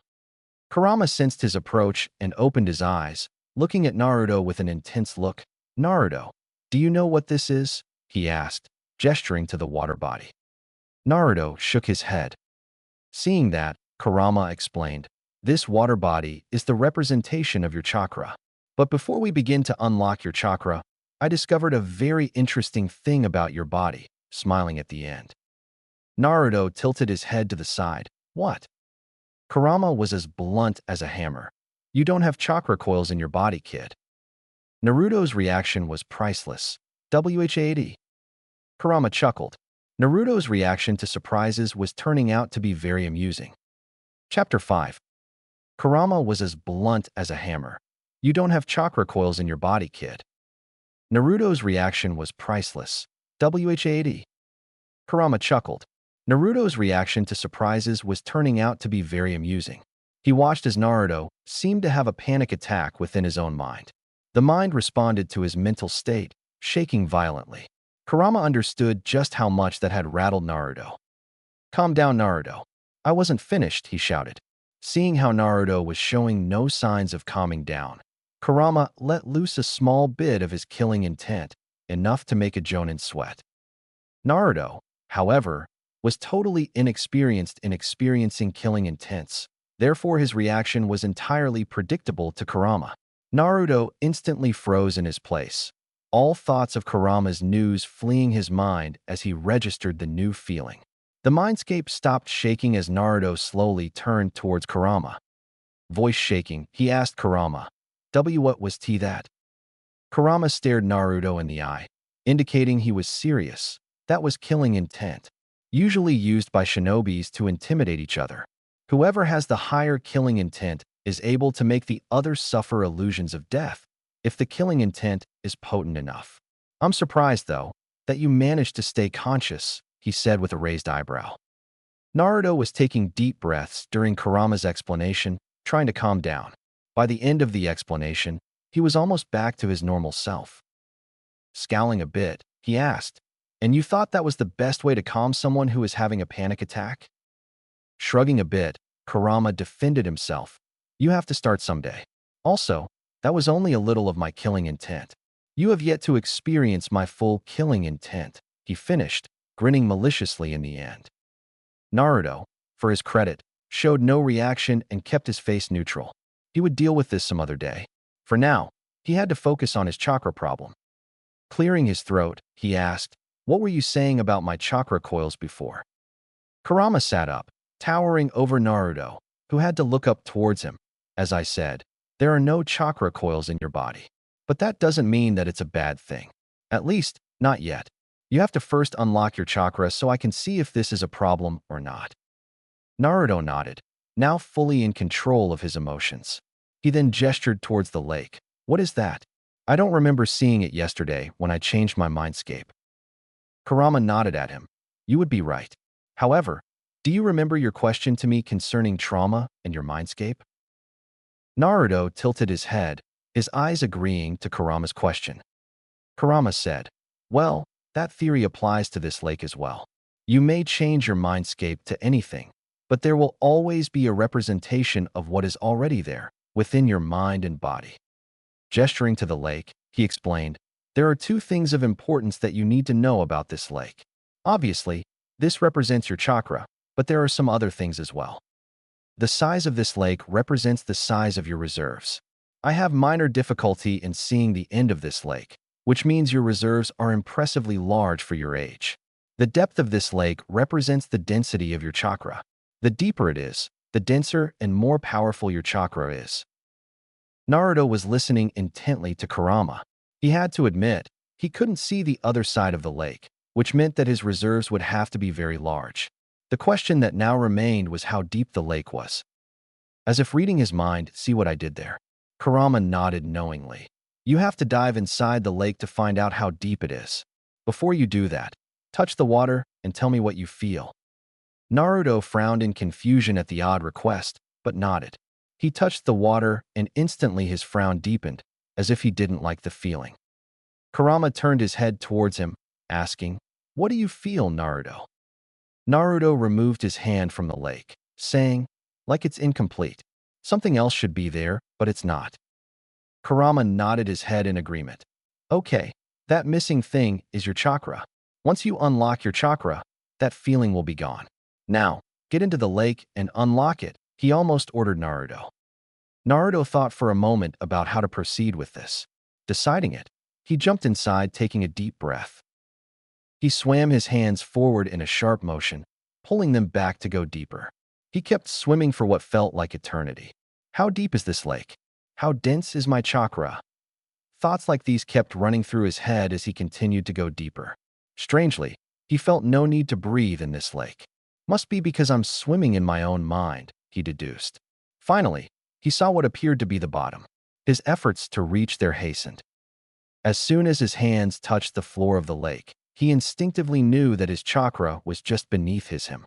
The floor of the lake was acting as a barrier between him and his chakra. He just needed a way to break the barrier so he could access his chakra. He decided to dump logic for this situation and force his way like a brute. An idea that would probably not work, but worth trying. Considering that this was his body and mind, the barrier would be only strong enough so he could break it with enough effort. He pulled his hand back and punched it ground as hard as he could. He repeated this for 19 times. On the 20th time, a small crack appeared on the floor. Naruto noticed the crack and grinned in satisfaction. About time you cracked, he thought. Redoubling his efforts, he saw that with every punch, the crack widened. At last, the crack was big enough that he knew it would break in one last punch. Pulling back his fist, he brought it back down with all the force he could muster. As soon as his fist connected, the ground shattered from beneath him, and he was assaulted by absolute euphoria. He felt complete now, the earlier feeling of something missing now completely gone. But the force with which the chakra was released was so great that he was forced out of the lake in just a few moments, contrary to the time he took to reaching the bottom. The last thing he heard from Kurama before being forced out of his awake was, "Damn, I haven't felt chakra this dense and powerful since the tree hugger himself. But the midnight blue is unusual." XXXXXXX. Anko was watching the blonde for almost 20 minutes now. Just what is he hoping to accomplish, she thought. She was getting impatient now. Just as she was about to turn and leave, she felt it. It was impossible to ignore, given how powerful the presence was. She wheeled around, eyes wide, staring at Naruto. He couldn't possibly be. Naruto's eyes opened a second before midnight blue chakra exploded from him. It was so dense and powerful that the ground around him cracked violently. Wind was blowing all around very fast by the sheer force of his chakra. Naruto lifted his hands in front of him, seeing the beautiful midnight blue color of his chakra flowing from his body. It almost seemed to be sparkling. The feeling was so exhilarating that he almost missed Kurama's voice. Naruto, you are letting out too much chakra. Stop right now. Naruto, fortunately, noticed the urgency in Kurama's voice and immediately thought about reining it in. To his surprise, the chakra stopped exploding from him almost instantly. Unfortunately, he had already expelled too much of it. The sudden coming down from a high like that caused him to fall unconscious on his back. Anko, who had watched the whole spectacle, was looking at Naruto with eyes wide as dinner plates. Was that Kyuubi's chakra that exploded from him? No, the Kyuubi's chakra is orange. The chakra that exploded from him was blue. An unusual, darker shade, but blue nonetheless, which means that the chakra was his, she thought incredulously. Her one hand was now on her mouth. The amount that he was letting out can easily rival the Sandame's. But how did he unlock it, and that too so early? All kinds of questions were flashing through her mind, but seeing the kid fall unconscious on his back, she rushed to him, checking to see if he was all right. A sigh of relief escaped her when she saw that he had just collapsed from mild chakra exhaustion. He must be only 5 to 6 years old. Unlocking chakra at such a young age is unheard of. Most children unlock it after spending a year at the academy, and this kid does it before even entering the academy, she thought incredulously. It suddenly occurred to her that a blast of chakra like that would have attracted attention of almost all the shinobi in the village. Shinobi training kicking in, she picked the kid up and vanished in a shunshin to the Hokage's office. XXXXXXX. The Hokage sat in his chair, eyes glaring at the giant pile of paperwork that seems to materialize out of nowhere, and just as he finishes the previous file. He was ridiculously irritated at how it so innocently sat in front of him. This is ridiculous. This blasted paperwork has to be a force of nature. There is no end to it at all. It is always mocking me. To anyone else watching it, including the ENBU guards in the room, it seemed hilarious how the Hokage was locked in a glaring contest with paperwork of all things. But the captain of the ENBU group could relate to his boss, having to deal with something similar after every mission they do. Hiruzen finally lost his patience after staring at it for almost 15 minutes. So infuriated was the old Kage that he positioned his hands into a tiger seal and took a deep breath, intent on burning the paperwork away. He was 1 second from setting the paperwork on fire when he sensed it. The powerful burst of chakra, so powerful that he was sure almost every shinobi in the village felt it, censor or not. What was that? I didn't know any shinobi of mine was capable of releasing chakra at his scale. From what I sensed, it was powerful, overwhelmingly so, but there was no intention in that burst of chakra. No evil or good, it simply was neutral. Just what is going on, he thought. He decided that any shinobi who might be near the burst of chakra would respond and report to him shortly. With that, he turned his attention back onto the table and put his hands on it, closing his eyes. 5 minutes later, his door was knocked. He answered, "Come in." The door opened to show his secretary, Ikumi, a middle-aged woman, gesturing towards a purple-haired kunoichi, carrying a familiar child with blonde hair in her arms. Naruto, what happened to you now? He thought in worry as he quickly gestured her inside. Anko gently laid Naruto on the couch in the office and then turned to face the Hokage. His eyes were hardened, having the look of a true, legendary shinobi instead of the man who was reduced to doing paperwork. His voice had an edge of steel. What happened, Anko? Anko was not nervous at all, as she had done no wrong. Hokage-sama, I was just passing by the training fields when I saw Naruto Uzumaki sitting in the middle of a training field in a meditating position. I was curious, so I hid from his sight and observed for anything that would happen. 20 minutes passed, and I was about to leave when I saw the most extraordinary thing, Hokage-sama. Hiruzen raised an eyebrow. A burst of powerful chakra, and Anko comes to him with an unconscious Naruto? There seemed to be a link here. What did you witness, Anko? A burst of chakra so powerful that I haven't felt anything like it before, Hokage-sama. The ground around him seemed to crack just by the force of his chakra. Hiruzen's eyebrows went upwards in a disbelieving motion. You mean to say that Naruto here, he gestured to the boy on the couch, unlocked his chakra, and the burst of chakra from before was his chakra? Hi, Hokage-sama. Anko nodded in agreement. Hiruzen sat back in his chair, finding it quite hard to believe what Anko had told him. However, Anko had no reason to lie to him. Still, how was this possible? Anko, he said to the kunoichi, stay here right now until he wakes up.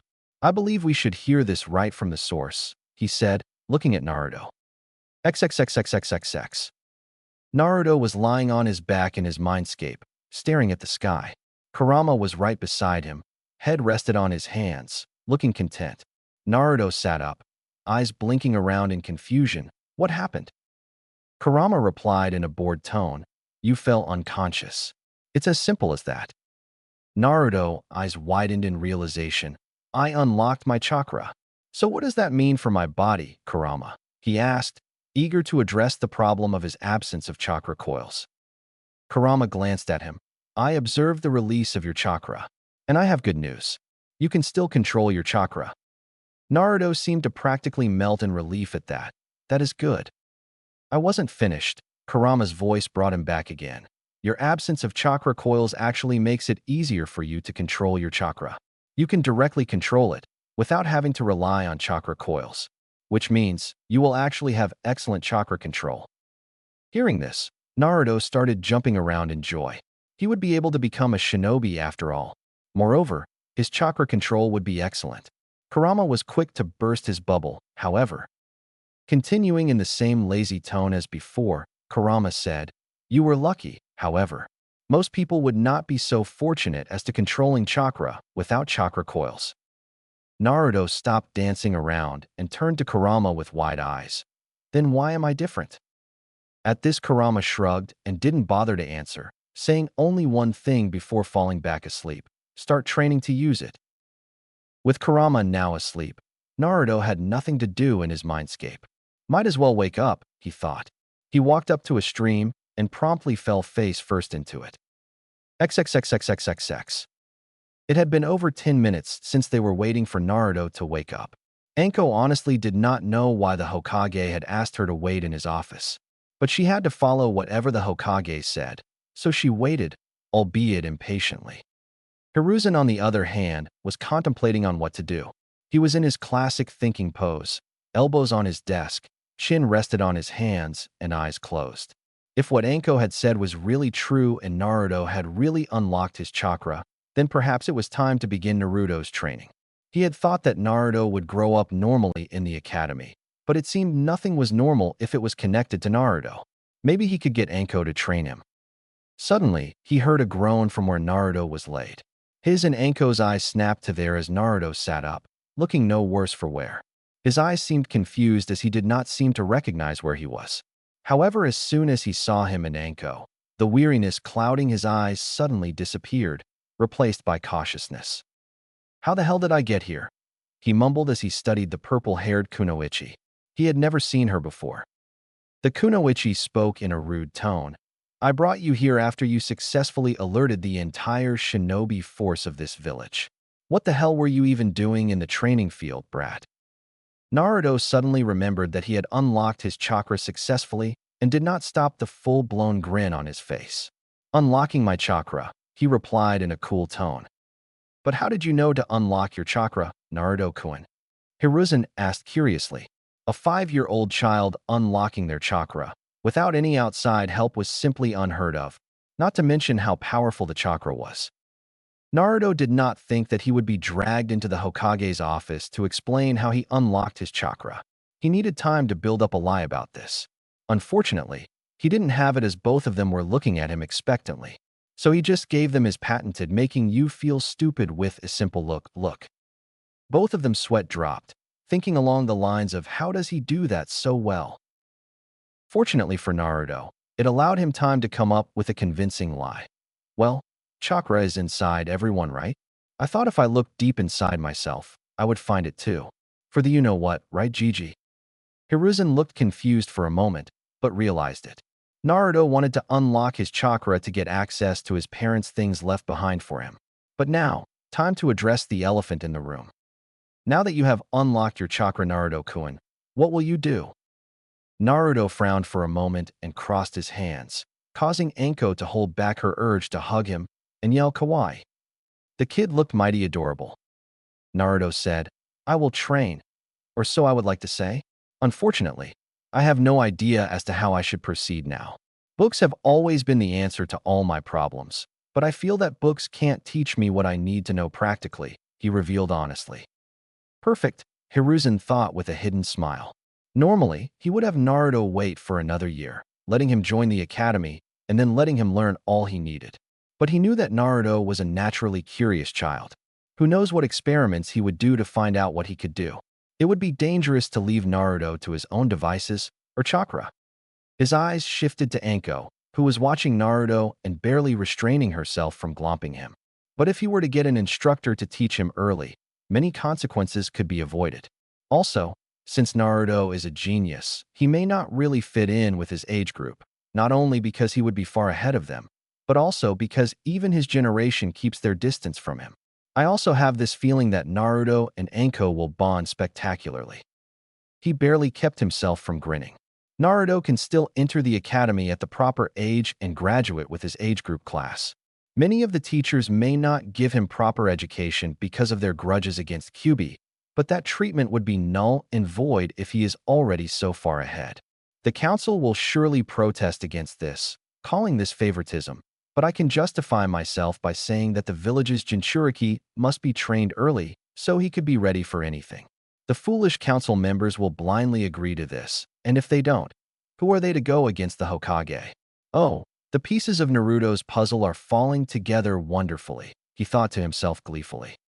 Outward, he said, then it is probably safer to get you an instructor rather than you experimenting on your own. Anko finally caught on to the Hokage's plan as she wheeled around to face him with wide eyes. Hokage-sama, you can't possibly dash. I appoint Anko Mitarashi as instructor of Naruto Uzumaki, effective immediately, he declared. Naruto's eyes, along with Kurama's, were wide as dinner plates. This was totally unexpected. Naruto never expected to get a personal instructor. He, the village pariah, jailer of Kyuubi. But he was happy, and that was all that mattered to him. For Kurama, he found it hard to believe that the old monkey had balls big enough to pull this kind of stunt in his age. Anko protested, but Hokage-sama dash. Do you have a problem with my decision, Anko? He asked with his voice hard. Anko immediately stood in attention. No, Hokage-sama. Hiruzen immediately smiled, reverting back to his grandfather persona. Good. I knew you would have no problem. Anko's sweat dropped at how fast the old man changed personalities. She actually thought that he was showing favoritism, because everyone knew how close he was to Naruto. But she also saw how special Naruto was. But she was not cut out to be an instructor, rather she didn't want to. She was more suited out in the field. Turning to Naruto, he said, Naruto, you can go back to your apartment. Anko and I have something to discuss. Also, report to the training field behind this tower, tomorrow morning, at 6 a.m. sharp. Naruto nodded and immediately left through the window. Turning his attention back to the special Jonin, he said, Anko, you have to understand that this is necessary. Naruto will face many difficulties in the future, and I fear that by the time everyone acknowledges him and comes to support him, it will be too late. Also, give him a chance. He will surprise you, he said with utmost seriousness. Anko was hesitant but nodded. Truthfully, she did not want to do this, but had to anyway. The fact Hokage told the brat and her to report to the Hokage training fields was a surprise since they were exclusively reserved for the Hokage. She headed back to her apartment, thinking about how she should go about this. XXXXXXX. Naruto sat eating his dinner on his dining table. The cooking book the Hokage had provided was invaluable, allowing him to cook food for himself. He made sure to follow the instructions in the book word for word, and the results were raw eating. I might have some natural aptitude for cooking, otherwise I would have already blown the kitchen up, he mused. He was eternally grateful for what the old man had done for him. Now that he thought about it, he figured that when he entered the academy 2 years later, some instructors would be prone to discriminate with him. Perhaps this was the way of old man looking out for him in his shinobi life, he thought. He finished the dinner and washed the plates. After that, he proceeded to his bedroom and laid down on his bed, closing his eyes. Tomorrow will be interesting indeed. Naruto's eyes opened as soon as the alarm he had set rang. His hand reached out and shut the alarm clock. Waking up at 5:30 in the morning left him plenty of time to get ready. He finished his morning rituals in 10 minutes and dressed in his normal, orange jumpsuit. He went to the fridge and pulled out 2 bananas, peeling one and eating it at comfortable pace, followed by the second. He finished and looked up at the clock. 5:50. Best get going, he thought. He went up and out of the door, making sure to lock it up properly. He hid the key inside the potted plant near the staircase. He exited the building and ran towards the grounds.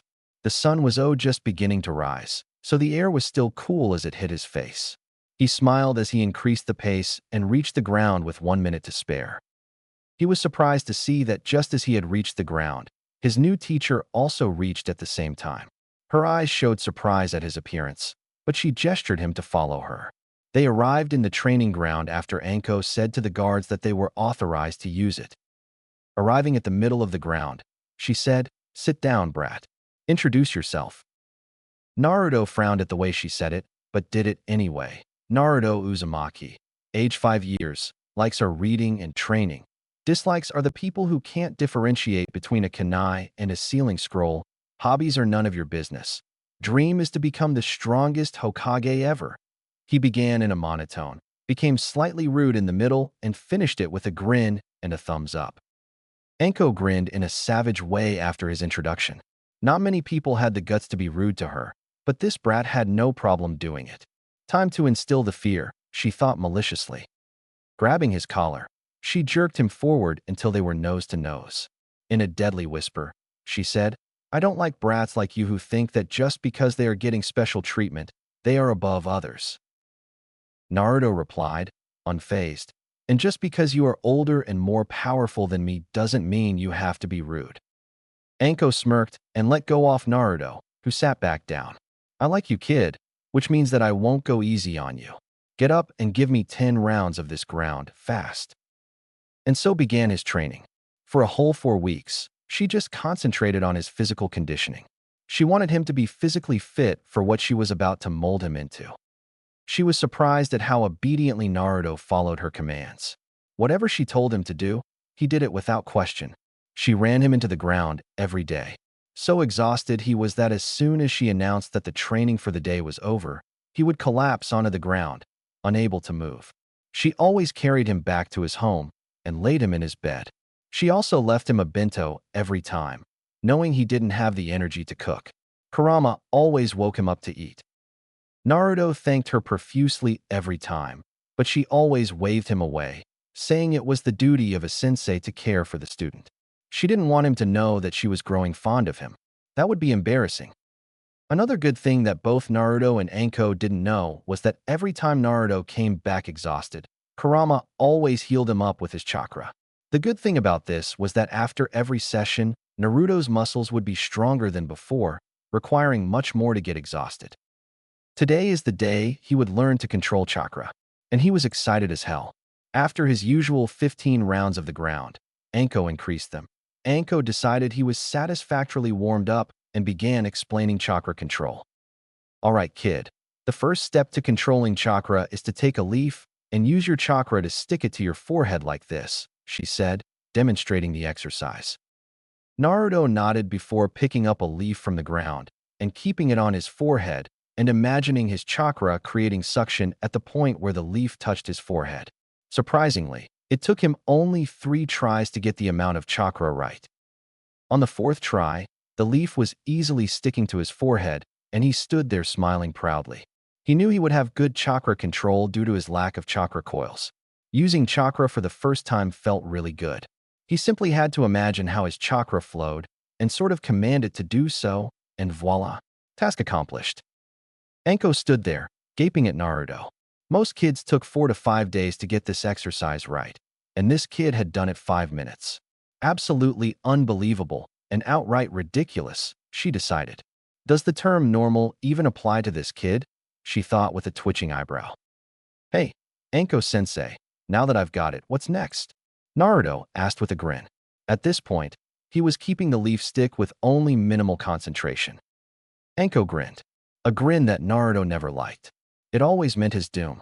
Now, she said, taking out shuriken, keep that leaf stuck and dodge these. With that, she threw the shuriken at him. It was only his danger sense that saved him from skewered. This continued for almost 15 minutes, and at the end of those, Naruto was heavily panting. She looked like she almost wanted to kill me, he thought, drawing deep breaths. Anko looked proud. Well done, Naruto. You successfully dodged the shuriken and kept the leaf stuck to your forehead. Take a 5-minute break. Not many. No, scratch that. No one managed that on their first try. It was starting to look like that this kid was born to be a shinobi. She contemplated if she should teach Naruto the tree walking exercise next. A relatively difficult exercise, a genin level in fact. But Naruto wasn't even in the academy. Still, doesn't hurt to try, right? After the 5-minute break was over, she called Naruto and they both walked towards a tree. Your next exercise would be to climb this tree with only your feet, she said. Naruto gave her a quizzical look. Isn't that kind of impossible, sensei? Anko rolled her eyes and lightly bonked him at the back of his head, with the aid of chakra. Honestly, where does your intelligence go sometimes? Out of your head. Naruto rubbed the back of his head and laughed sheepishly. Anko then demonstrated the exercise. This is kind of similar to the leaf sticking exercise, except you are sticking yourself to a tree instead of sticking a leaf to you. If you use too little chakra, your foot won't stick. You use too much chakra, you get blasted off the tree. Begin. You can use a running start if you want. That would be absolutely pointless unless you have the amount of chakra in your leg right, thought Naruto as he walked to the tree and put his right foot on the bark, regulating the amount of chakra required to stick. After he got it right, he kept in mind the amount of chakra and carefully pushed the same amount in his left leg. Taking a deep breath, he lifted his left leg and put it on the bark, not losing concentration in his right leg. A huge smile appeared on his face as he successfully stuck to the bark. Tentatively, he took the next step and managed not to fall off. He continued this until he reached the top of the tree. Anko watched all of this with her jaw on the ground, Dango long forgotten. There was no possible explanation as to how Naruto managed to walk up the entire tree in 5 minutes of learning the exercise. Then she released a resigned sigh. I don't even want to know anymore. This became the norm for everything. Naruto mastered tree walking in 2 hours, water walking in 4 hours, and spinning a kunai above his hand with his chakra in 1 day, all the while dodging Anko's shuriken and kunai. It was now time to give the monthly report to the Hokage.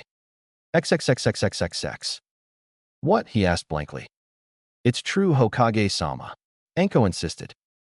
The smoking pipe had long since fallen off his mouth. This had to some kind of jinjutsu. There was no way Naruto mastered all the chakra control exercises in just 2 days. Anko was a very deadly kunoichi, so any student she took, in this case, Naruto, had high standards to meet. But for Anko to say that Naruto did all of that in just 2 days, it was too much. He had no doubt that Naruto was very physically capable, but he had an Uzumaki heritage and as such, had monstrous reserves of chakra that could not be matched by anyone of his age. He expected Naruto to have problems in controlling his chakra, but from Anko's report it looked like he had an excellent control of his chakra. Anko then slowly asked him, knowing the Hokage was rattled to his bones by the news. Hokage-sama, can I have your permission to start teaching him ninjutsu and taijutsu? Granted. XXXXXXX. Naruto stood in his father's library, looking at the volumes of Fuinjutsu his mother had left for him. He picked the first volume and left the house. Anko had very generously given the next day off to him, which he planned to make full use of. For some reason, he thought that Anko was very surprised at the speed at which he mastered those exercises. He had been asking her when he could start learning ninjutsu and taijutsu, but she always said that first he needed to build up endurance and stamina. After closing the door to his apartment, he set the thick book on the dining table and entered his bedroom, falling asleep. It was a late night after all, and sneaking around made him tired, especially after his sadistic sensei's training. His alarm rang at 7 next morning. Waking up, he did his morning rituals and made himself some breakfast. That reminds me, the stock that Gigi gave me will be finished soon. I need to go shopping, he thought. After breakfast, he picked up the Fuinjutsu volume and started reading. He finished it in 4 hours, including the test that his mother wrote for him at the end of the book. I didn't know Fuinjutsu was this easy, he thought in confusion as he checked the answers of his test. It's not, you insane child, Kurama grumbled. He had been seeing and hearing Fuinjutsu since the Tree Huggers era and frankly, it annoyed the hell out of him. He was much more suited to perform acts of destruction than delicate writing. Naruto easily ignored him and finished checking the answers. All of them correct. No surprise there, he thought smugly. Photographic memory was so useful. He finished another volume the same day, with the same results in the test at the end of the book. 8 hours of Fuinjutsu was mentally exhausting, he thought. He just slept the rest of the day, waking up only to make and eat dinner, and fell asleep again. The next day, Anko started his taijutsu training. I'm going to teach you my style of fighting, Naruto. The snake style requires you to be light and flexible, capable of quick strikes and counterattacks, and weaving in between them. She then grabbed Naruto's collar. You will learn and master this style in 1 year. Brat, or even Kami won't be able to save you from my wrath, she threatened, enforcing her threat with a bit of killing intent. It had absolutely no effect whatsoever on him, since he already had a taste of Kurama's killing intent. However, he nodded vigorously. Anko was pretty terrifying, even without killing intent. The next month, he spent learning Tai and ninjutsu simultaneously. Due to his photographic memory and the peculiar ability of his body, he progressed quickly in taijutsu. He found that even though it was a formidable style, the snake style did not have the symbolizations of all 5 elements. Ninjutsu, on the other hand, he felt like he was born to do it. It took him only 5 tries to master the Henge no Jutsu and 9 tries to master the Kawarimi. 2 days later, he had mastered the seal, less Kawarimi. But no matter how hard he tried, even with his excellent chakra control, could he perform the Bunshin no Jutsu. Eventually, Anko got so fed up that they took the matter to the Hokage, who suggested that the Kage Bunshin no Jutsu would be more suited for Naruto. Considering how large his chakra reserves were, it would be impossible for him to squeeze a drop of it that was required to perform the Bunshin. It took 2 hours for Naruto to learn the Kage Bunshin, and when he did learn it, Anko and Hiruzen, who had come to supervise the teaching of the Kenjutsu, were dumbstruck at the amount of clones Naruto could make. 100 clones at Naruto's age stupefied the Hokage so much that it took him almost 15 minutes to snap out of his shock. Naruto soon discovered a very interesting aspect of the Kage Bunshin. He could remember everything what his clones saw or heard, and he had no qualms abusing the shadow clones after that. He would make a shadow clone study Fuinjutsu while he trained with Anko. In 8 days, all the volumes of Fuinjutsu were finished. He had even learned how to print seals onto surfaces with his chakra. Now, technically, that would make him a seal master. But his mother had written him a note that even after finishing all the volumes, he would have to be tested by a certified seal master to be considered a seal master. He knew no one who was one, so he asked his Gigi if he could test him. But the old man had questions of his own. You're telling me that you finished all the volumes of Fuinjutsu your mother left you in just 10 days? His voice sounded unbelieving. Naruto nodded, his expression serious. Hiruzen let out a small, nervous chuckle. Forgive me if I find that hard to believe, Naruto-kun. Naruto shrugged. He figured he could tell him of his gifts. When you have a photographic memory, coupled with shadow clones, you tend to abuse it, Gigi. Hiruzen looked shocked at the fact. You have a photographic memory? Naruto nodded. Yes. Hiruzen then sighed. Aside that, I'm sorry, Naruto-kun, but I'm not a certified seal master and as such, I am not qualified to test you, he told Naruto regretfully. But my student Jiraiya is. Tell you what, when he visits the village next time, I will tell him to test you. Is that okay for you? Naruto figured that he had no choice. All right. It had been 2 months since Anko started training Naruto, and he had progressed spectacularly. With the most common ninjutsu out of the way, she focused solely on his taijutsu, which grew by leaps and bounds, but he was still far from giving her a challenge. After those 2 months, Anko figured that it wouldn't hurt teaching the boy chakra nature transformations. Naruto sat in front of Anko, who was standing and explaining the chakra nature transformations.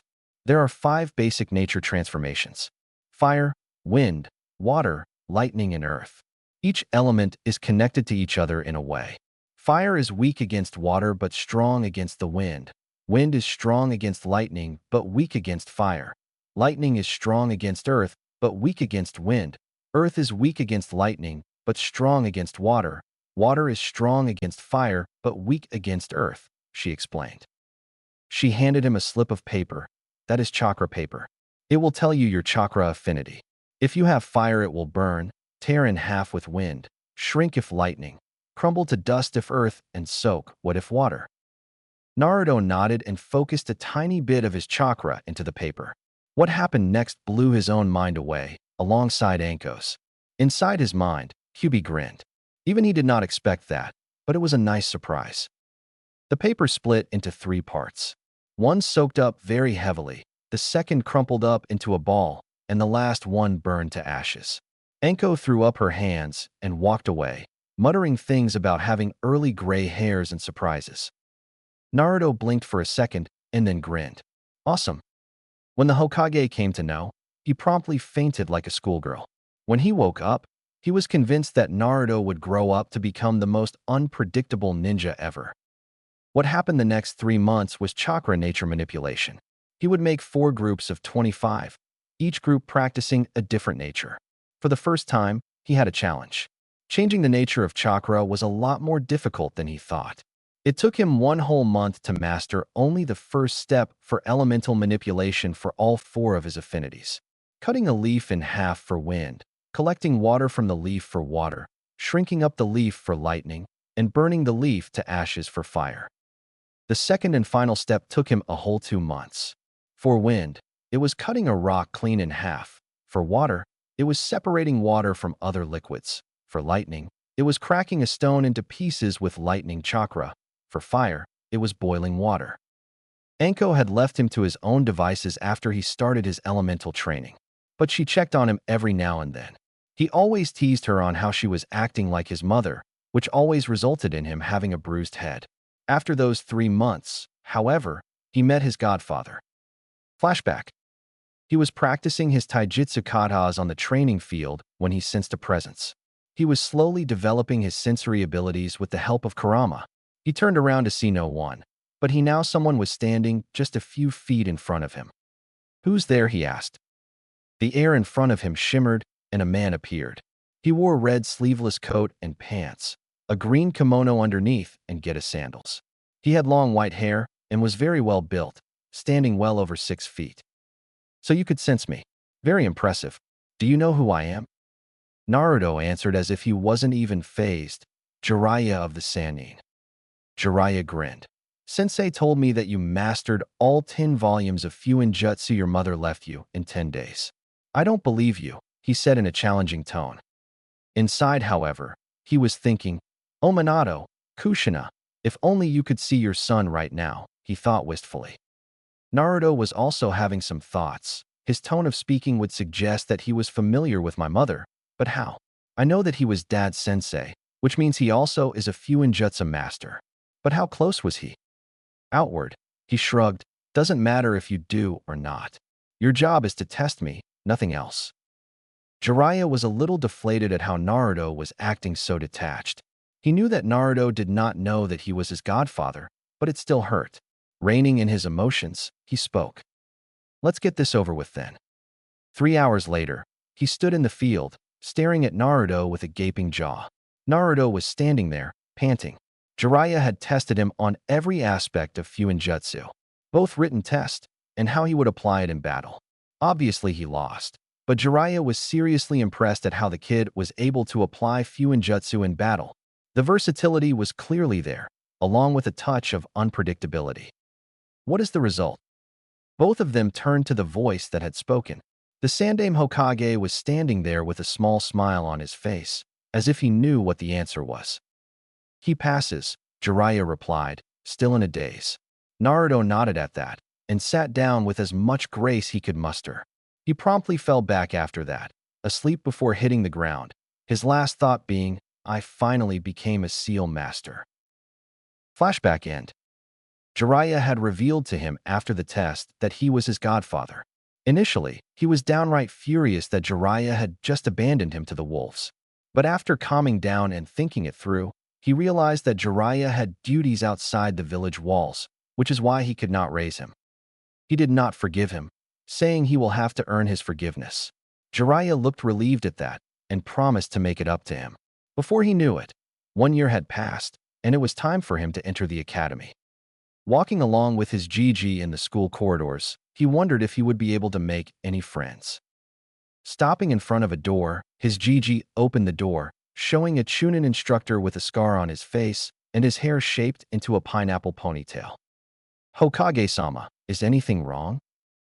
Hiruzen waved him away. "Nothing at all, Irika. I just came here to bring Naruto-kun. He will be starting from today." Irika looked at Naruto, and Naruto was instantly able to recognize the look. After all, he had received it many times. Looking into the class, he saw the same look on many of the students' faces. He sighed. It will be a long 6 years. Chapter 6. Time skip, 6 years. A lone figure was standing on top of the gates of Konoha. He was tall for his age, standing at 5 feet. He was wearing a white and black, half-sleeves jacket with 2 orange stripes on the sleeves, connected to the ones going along his zip which stopped at his chest, his high collar standing up. There was a blue lightning symbol on his back, in the black stripe. He wore a full-sleeves black shirt underneath the jacket with 2 bands, one on his wrists and the other just beneath his elbows. He wore dark blue Yinbyu pants with orange stripes on the side, going all the way to the ankle. He wore simple blue shoes with white soles. Think of the pants like Sasuke's in Road to Ninja, but instead of sandals, it's shoes. On his right thigh, he wore a holster held with white tape and a standard shinobi pouch tucked in at the back of his pants, on the left side. His bright, spiky blonde hair was tied in a messy ponytail. He was Naruto Uzumaki, and today was the day of his graduation exam. As he stood on top of the gate, he reflected on what he had gone through in the 6 years of academy. Just a few days into the academy told him that he was going to receive the short end of every stick. Even though he had no need to learn the academy taijutsu style, he could tell that the stances taught to him were all wrong. But he gave no indication that he knew this. Theory lessons were roughly the same. The teachers taught the different concepts in the class, but never answered any of his doubts. Instead, they tried to sabotage his answers as much as they could. Not that they could do that. Being a genius had its perks. On the bright side, he made a lot of new friends. Friends that he could actually count on. Hinata Hyuga of the Hyuga clan was the first friend she made. He could tell she was an incredibly shy girl who had confidence issues, but a very warm person to befriend. She spoke in the language of stutters, which for some reason seemed to intensify around him. Her face also turned very red whenever he spoke to her, and she fainted most of the times, which is why he let her do most of the talking. She became his friend after he saved her from bullies. Chuji Akimichi of the Akimichi clan was a chubby boy who always seemed to have some snack in his hand. Chuji had a very big heart once he got to know him through a shared lunch. He was a very caring person, very kind and strong. But he also suffered from lack of self-confidence. He was also very sensitive about his weight, angered very quickly if someone called him fat. Nonetheless, Naruto considered him a dear friend. Shikamaru Nara of the Nara clan was Chuji's best friend, because he was the first one to look past his weight and find who Chuji truly was. He was also incredibly lazy, his catchphrase being troublesome. Along with that, he was probably the most intelligent person Naruto had met. He didn't know Shikamaru's exact IQ, but he knew his lazy friend was high up in that department, even more so than Naruto. Shikamaru was a true genius at shogi, which is where his weakness also lied. He spent most of his time cloud gazing or playing shogi to sharpen something which was already sharp. He was the epitome of lazy. But Shikamaru and Chuji were Naruto's closest friends. They even took part in the occasional prank that Naruto played. They even enjoyed the punishments they got together after testing their teachers, Irika Yumino's patience. Every moment he spent with them, a strong desire to protect them pulsed in his heart. Hiba Inuzuka of the Inuzuka clan was more of an annoyance that grated on his nerves. He was short-tempered and impulsive, which did not help him at all. He was also headstrong, which was probably the reason he got very easily angered in his spars and made mistakes. He always carried his Ninken, Akamaru, with him at all times. Akamaru was a small puppy who fit in Kiba's jacket. He always responded to Kiba's nonsense and was always on his side. He held a one-sided rivalry with Naruto and Sasuke. Shino Aburame of the Aburame clan was a calm, collected, and a mysterious person, a stark contrast to Kiba's personality. He rarely smiled and gave almost no emotion away while speaking. He was always on the side of logic, always having some sort of explanation to his answers. It always drove Kiba nuts when Shino started to preach logic to him. Naruto made friends with him because Shino was also treated like an outcast because of his ability to control insects. Naruto could empathize with him. He sometimes sat with Shino just so he could enjoy the silence. Ino Yamanaka from the Yamanaka clan was a very loud, outspoken girl and a very devoted fangirl of Sasuke Uchiha. She was also very proud of her appearance, eating less so she could appear more attractive for her Sasuke-kun. She was a very kind-hearted person at heart, but that side of her was rarely seen by Naruto. She also loved gossip and had made her goal to ensure that nothing stayed secret from her. Not someone he trusted right now, but was sure he would later. Sakura Haruno was a civilian girl who was a rival of Ino's for Sasuke's attention. She was highly self-conscious about her large forehead, which she hid behind her pink bangs. She only had eyes for Sasuke and often tried to ask him out on dates. Of course, she was always denied. But she tried to immediately hit Naruto after every denial, believing it was his fault. Of course, Naruto never allowed her to hit him, but simply avoided her. There were times, though, when he suspected she had split personality disorder. He didn't trust her at all. These people were the only ones who were worth acknowledging. The rest of them simply treated him as the rest of the village did. But there was one person who was closest to Naruto's heart out of all of them. Iruka Yumino was his class instructor. He at first thought that Iruka was just like the others. But somewhere down the line, when Iruka scolded him for one of his pranks, he was surprised that he cared for him enough to scold him. He then started treating Naruto for who he was, instead of what he contained. He occasionally took Naruto to Ichiraku Ramen to eat his favorite dish, and was very kind to him. Naruto always felt that Iruka was perhaps the only person who he felt a familial relationship with aside from the Sandaime. Sasuke Uchiha was, in the simplest terms, a Class A douchebag. He always acted like he was the god's greatest gift to mankind. In short, Naruto was stupefied how arrogant Sasuke was. He always brooded in class, which somehow his fangirls perceived as cool. He had perhaps the strangest personalities Naruto had ever seen. A mixture of superiority and inferiority complex. Naruto hated how Sasuke was labeled a genius when he really wasn't. Genius was what Naruto would call the Yondaime Hokage, the Nidaime Hokage, Kakashi Hitaki, and Itachi Uchiha. Not Sasuke. Sasuke always evaluated new people that he met. If they were weaker than him, he would arrogantly disregard them, feeling they would hold him back. If they were stronger, he would relentlessly try to surpass them, believing he should be their equal, if not stronger. This infuriated Naruto the most. He hated how Sasuke believed that he should have no equals. He knew how Sasuke's clan was massacred in a single night by the prodigy of the Uchiha clan, Itachi. No one knew why he had done it, but it had left Sasuke deeply scarred. Naruto tried to befriend him at first, thinking the lone boy could use a friend. Instead, he was rudely rejected and outright insulted. Sasuke had said that he had no wish to befriend the class clown, who was also the dead last. Since then, Naruto simply stopped interacting with him outside spars, where he forced himself to lose every time. He did not want to reveal all his cards just yet. But on the inside, he had a desire to be acknowledged by him. His training had gone very well in the last 6 years. He had finished his taijutsu training in 1.5 years, with 6 additional months of self-training. After that, Anko had proudly declared him to be a master of the snake-style taijutsu after getting stalemated in a spar with him. It was after this he had started creating his own style, using the snake style as foundation. His own imagination was very useful in creating moves, blocks, strikes that were completely unique to his style. After he had mastered the snake style, he had started to work on his speed, and with the help of shadow clones, had drawn resistance seals on his body. It was a bit weird at first, but he quickly got accustomed to it. Currently, he was on the 12th level of the resistance seal. He could have already started using the training simulation, but felt that the time was not right, so he held off until he became a genin, preferring to spar with Anko. Her help was invaluable in creating his new style, which was very unpredictable, exactly how he wanted it to be. His style had an attack stance, but he preferred to let his opponents attack him first.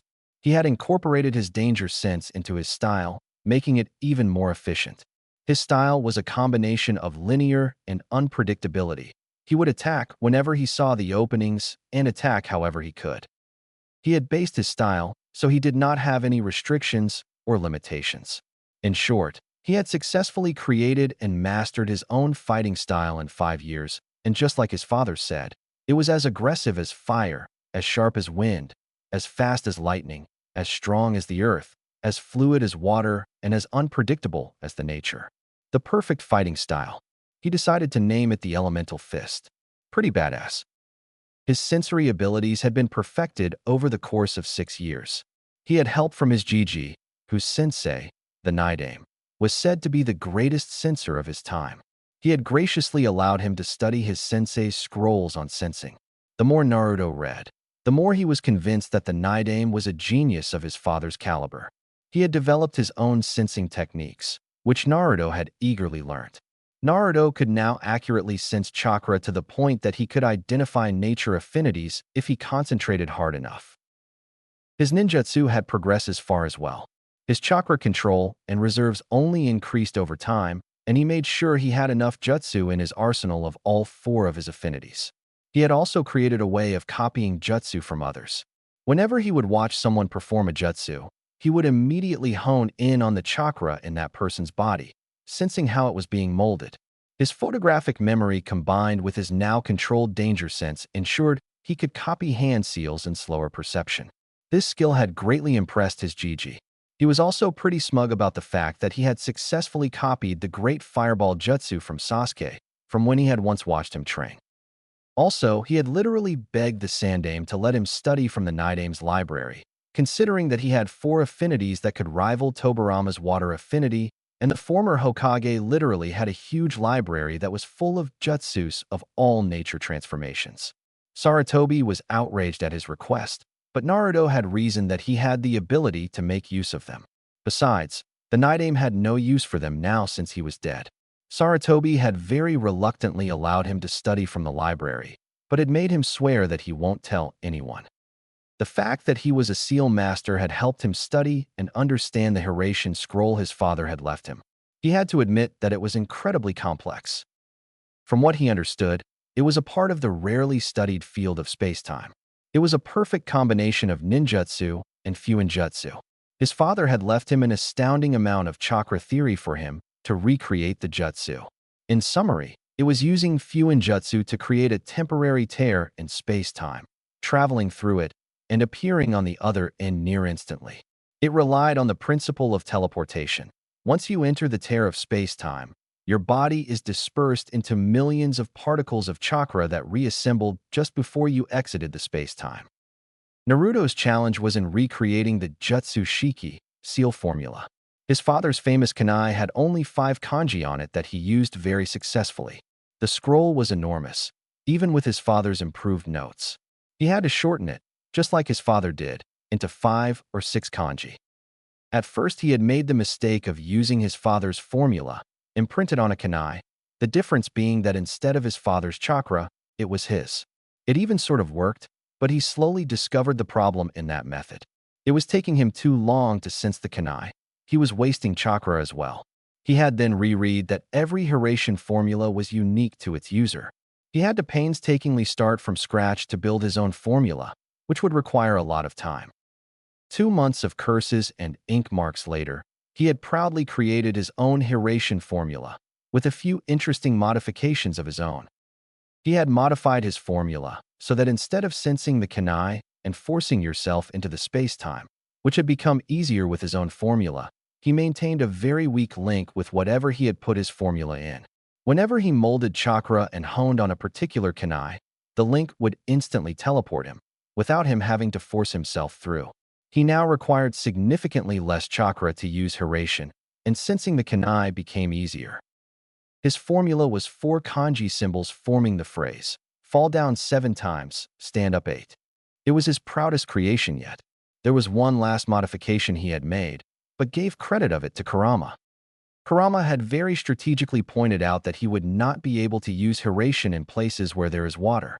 For 4 days straight, he worked on another formula which would allow his kunai to stick on water surface. When he had finally tried the Flying Thunder God, he was ecstatic. But he also discovered the jutsu's disadvantages. It took time getting used to. It took him 37 successful teleport attempts to end up on the other side without nauseating. He still sucked at Jinjutsu. No matter how hard he tried, he couldn't perform a single one. But thanks to his sensory abilities, he could easily break out of one. But this hadn't been tested as of yet. Kurama had very patiently told him that due to the abundance of yang chakra in him, he could never perform Jinjutsu, which required in chakra. He had pondered on whether to learn Kenjutsu or not, but something inside him, not Kurama, told him that he was not cut out for it. To compensate for it, he had perfected his fighting with dual kunai held in reverse grip. He also knew that he could coat the kunai with wind chakra to sharpen it and lengthen its reach, but had yet to try it out in a real fight. An important thing he had discovered in the last 6 years was that he was alone. He knew that before as well, but had no idea how bad it was. Whenever the parents would come pick their children up, they would turn scornful gazes on him. It cut him every time, but he never allowed it to show on his face. He simply covered with a bored, indifferent look. He had developed a technique of his own after learning the Shunshin no Jutsu, just for battle purposes. The Shunshin simply took too much time for his taste, and he did not want to become too reliant on the Hiraishin.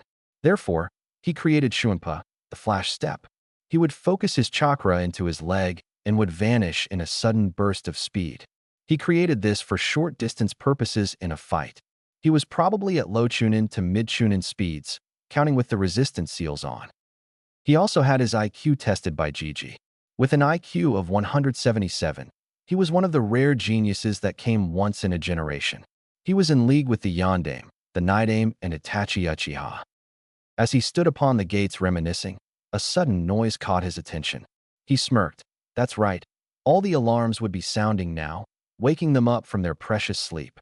It was his final prank before he became an official ninja. All the civilian council members had been pranked by him. He had set off a timed-release stink bomb in each of the houses, courtesy of Fuinjutsu. He knew the blame would come onto him, but he had made sure nothing connected him to the crime. He also knew that the ANBU would be searching for him due to his prankster reputation. Normally, he would proudly take credit for his work, but since it was the important people this time, he made sure to have an alibi, which was the academy. He had specifically set them off just 5 minutes before the first bell rang, 10 minutes before which he was already in class usually. He easily sensed the jutsu shiki he had imprinted in the tree outside the academy and silently vanished in a tiny, blue flash. Appearing on the tree, he closed his eyes as if searching for something. The next moment, the air around him shimmered a little. Naruto then puffed into smoke, signifying that he had perfectly substituted with the shadow clone that was sitting inside the class. The class was as usual, very noisy and chaotic. Thankfully, his shadow clone was sitting on the last bench, which meant he did not draw unnecessary attention. As the memories of the clone came to him, he blinked and then scoffed at the stupidity of the people. Did they really think I would keep wearing that orange jumpsuit? The shadow clone had received stares from people in his change of clothes. Sakura had yelled at him to not act like he was cool, but he had ignored it easily, as was his habit. The clock struck 8, and Irika-sensei entered the classroom, followed by Mizuki-sensei. Naruto hated him. Mizuki always tried to fail Naruto in all the tests by casting Jinjutsu on them, making them appear tougher. But Naruto paid no mind and continued writing the wrong answers to maintain his facade of dead last. He gave no indication that he knew of Mizuki's pathetic ways to fail him. Finally, the class settled down and Mizuki handed out the papers. As he gave it to Naruto, a very ugly sneer appeared on his face, kind of like a sick smile. Naruto looked at his paper and back to Mizuki, who seemed to be glowing with triumph. Naruto sent an "Are you kidding me?" look mixed in a deadpan stare. He then promptly dispelled the genjutsu on the test, making a blank page appear. "So this is your game?" he thought with amusement. Raising his hand, he said in a cool tone that perfectly matched his facial expression of bored indifference. "Mizuki-sensei, I believe that you put this blank page here by mistake." Mizuki's thunderous expression almost made him smirk, but he reined it in with experience. He came up to Naruto, a smile straining his face. "Thanks for pointing it out, Naruto. Good thing you spotted it, otherwise you would have failed," he said, placing the real test on his desk. Turning back, a furious expression came across his face. How did the demon spot the genjutsu? He never could do it before. Usually when tests were conducted, Naruto would purposely answer, so he barely passed or failed. But today, he decided to let his intelligence shine through. He could hold back a little less today. He finished the paper with 20 minutes to spare, but kept the appearance of writing as to avoid suspicion. He could see that Sakura and Sasuke had also finished roughly at the same time. It was not surprising since Sakura was considered the class bookworm and Sasuke was quite intelligent. Everyone else finished at roughly at same time around. After collecting their papers, Iruka-sensei called out, "All right, everyone. Next section will be weapons. Proceed to the practice fields." Naruto waited in the crowd for his turn. Since it was alphabetical order, he was pretty much in the last. He watched as Sasuke's turn came and observed as Sasuke hit all the 10 bullseyes for kunai and shuriken, save for one. 9 bullseyes out of 10 was the highest score yet. Finally, it was his turn. He went in front of the crowd into the box where the shuriken were kept. He took 5 of them out and holding 3 in his left hand and 2 in his right, threw them all simultaneously. He watched as they all hit bullseye with boredom, as if he did this every day. He proceeded to do the same with kunai. The whole class was shocked and gaping at what they saw. Naruto Uzumaki, the class clown and dead last, had beaten Sasuke Uchiha's score very easily. The said Uchiha was frowning heavily, not liking that the dead last of the class had beaten his score, that too looking as if he was barely concentrating. Iruka was shocked as well. Naruto never displayed such skill before. "Gee, good job, Naruto. You have the highest score in the class," he complimented, before moving on to the next student, not noticing that Mizuki was barely keeping himself from strangling the blonde. The said blonde turned in his direction and gave a smirk, infuriating him even more. After the weapons part of the exams was over, Iruka called out, "Everyone, gather around for the taijutsu portion of this exam." Naruto frowned minutely at this. Every time they practiced taijutsu, he was always up against Sasuke, no doubt because Mizuki wanted to see him lose. This time would be no different. He was right. "Sasuke Uchiha and Naruto Uzumaki, please enter the ring," Mizuki announced almost gleefully. He was fully prepared to see Naruto beaten down, and if he was lucky, he could fail him. "Beat Bakunaruto, Sasuke-kun," Sakura screeched, causing many people to cover their ears. Ino supported her by shouting as well.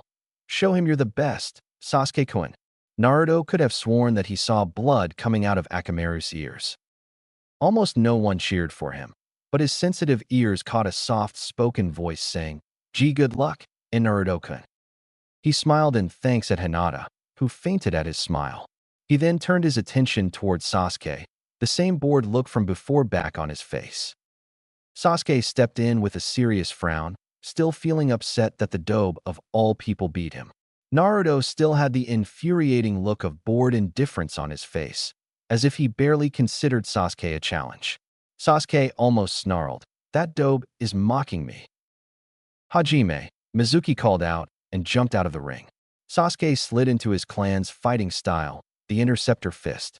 Since it mainly relied on the Sharingan, he could not use it to his full potential. "But I don't need the Sharingan to beat dobe of all people," he thought smugly, but wasn't prepared for what came to him.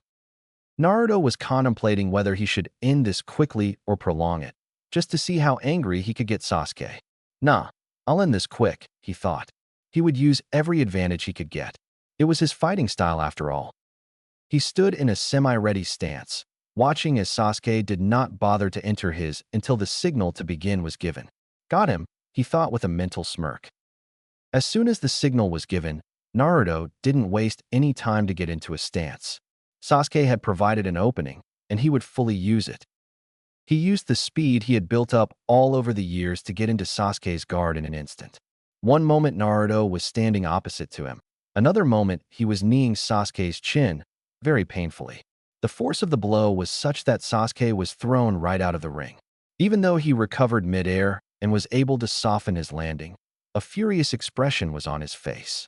Kurama was heartily laughing inside his mind, pleased to see Sasuke getting his ass handed to him. The class was silent for a moment. Naruto had beaten Sasuke a second time, that too in just one move. Then came the accusations. Naruto cheated, Iruka-sensei. There's no way Baka Naruto can beat Sasuke-kun. He cheated, Iruka-sensei. Iruka was getting fed up at how the fangirls were shouting ridiculous and useless accusations. He could see what Naruto had used was pure speed and nothing else. Shut up. Naruto has not cheated. If anyone knows, better speak up. Naruto was watching the drama unfold with hands crossed across his chest, amusement dancing in his eyes. He almost laughed when Sakura, the ever-devout fangirl, screeched, Iruka-sensei, there's no way Baka Naruto could beat Sasuke-kun. Therefore he must have cheated. That's a very logical reason, isn't it? Naruto thought with sarcasm. Iruka turned a stern glare on her. And just how did Naruto cheat? Care to explain, Sakura? Sakura opened her mouth, but closed it since nothing came to mind. An embarrassed blush spread across her face, and she fell back into the crowd. Iruka nodded and called out, everyone head inside for the ninjutsu portion. Mizuki was looking like someone shit in his breakfast and made him eat it. Don't you get so smug, demon. I will fail you somehow, he thought angrily. They headed into their class, and everyone sat down, keeping their distance from Naruto, who had gone to the back of the class and had pulled out a book to read. All right, you will all sit here until we call out your name. When we do, come into the next room for your exam, Iruka said before calling the first student. Sasuke had long since gone back to brooding again, though this time he had a faint aura of anger around him. How is the dope so good?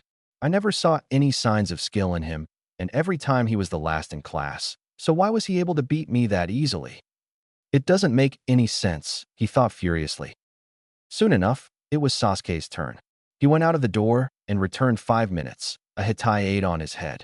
He smirked in the direction of Naruto, but grit his teeth when he saw that Naruto wasn't even paying attention to his surroundings. He was too engrossed in his little book. This book is very interesting, he thought as he read the tips and tricks of Fuinjutsu written by his parents. So engrossed he was that he almost missed his name being called out. He snapped his book shut and put it in his pocket. He then proceeded into the next room. Iruka and Mizuki were sitting on chairs, a desk in front of them. Mizuki watched with barely hidden glee. Today you will fail, demon. All right, Naruto, perform the Henge no Jutsu, Iruka instructed. Naruto nodded and formed the ram seal. A puff of smoke later, the Yondaime Hokage was standing in front of them. Iruka smiled. Naruto was full of surprises today. Very good, Naruto. Now perform the Kawarimi no Jutsu.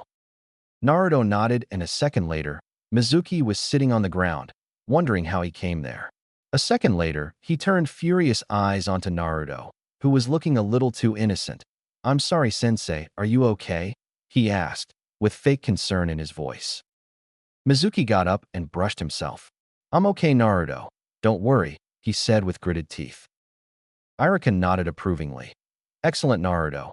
You performed it without smoke and without seals too. You get extra points for that.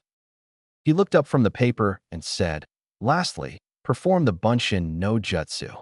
There was some fear in his voice. Naruto could never perform it perfectly. But Naruto surprised them yet again. Holding up a half-ram seal, there was a puff of smoke and 3 Narutos were standing in front of him. Of course, they were actually Kage Bunshin, but they didn't need to know that. He was actually proud that he only needed a half-ram to execute Kage Bunshin, instead of the full seal. Mizuki watched helplessly as Iruka declared Naruto passed, and told him to pick between black and blue. Naruto picked the blue Hokage and asked if Iruka could tie it just beneath his left jacket sleeve. Walking out of the room, he saw that the class was giving him the same, gaping look again. Annoyance passed on his face. What are you looking at? Kiba pointed an accusing finger at him, a shocked look on his face. You got a Hokage. Naruto simply gave him a deadpan stare. Slowly clapping, he sarcastically drawled, "Well done, Kiba. You now have a firm grasp of the obvious."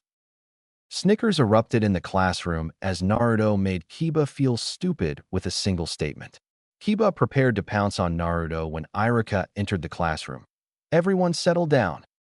After everyone was seated, he said, "Those people who have passed will come tomorrow in the morning for team assignments. You can leave now." Naruto leisurely walked out of the academy, in no hurry. He had nothing else to do, so he sat down on the swing on the academy's tree. He sat there for a long time, thinking of what he will eat today. He sensed someone coming and hid his scowl. What does Mizuki want now? Mizuki came up behind Naruto. "Congratulations on passing, Naruto." He almost threw up in his mouth saying that. Naruto curtly replied, "Thanks." He said no more than that. He didn't need to. Mizuki approached him, so he will be the one to talk. "I was impressed on how you performed, Naruto. But you still don't have enough points to claim Rookie of the Year. I will offer you a special test if you're interested in that title," he said. Naruto just looked at the man. What a fucking idiot, Kurama helpfully supplied. But Naruto wanted to see where this was going. "Really, Mizuki-sensei?" he hopefully asked. Mizuki smiled at how easily he fooled the demon. "Yeah.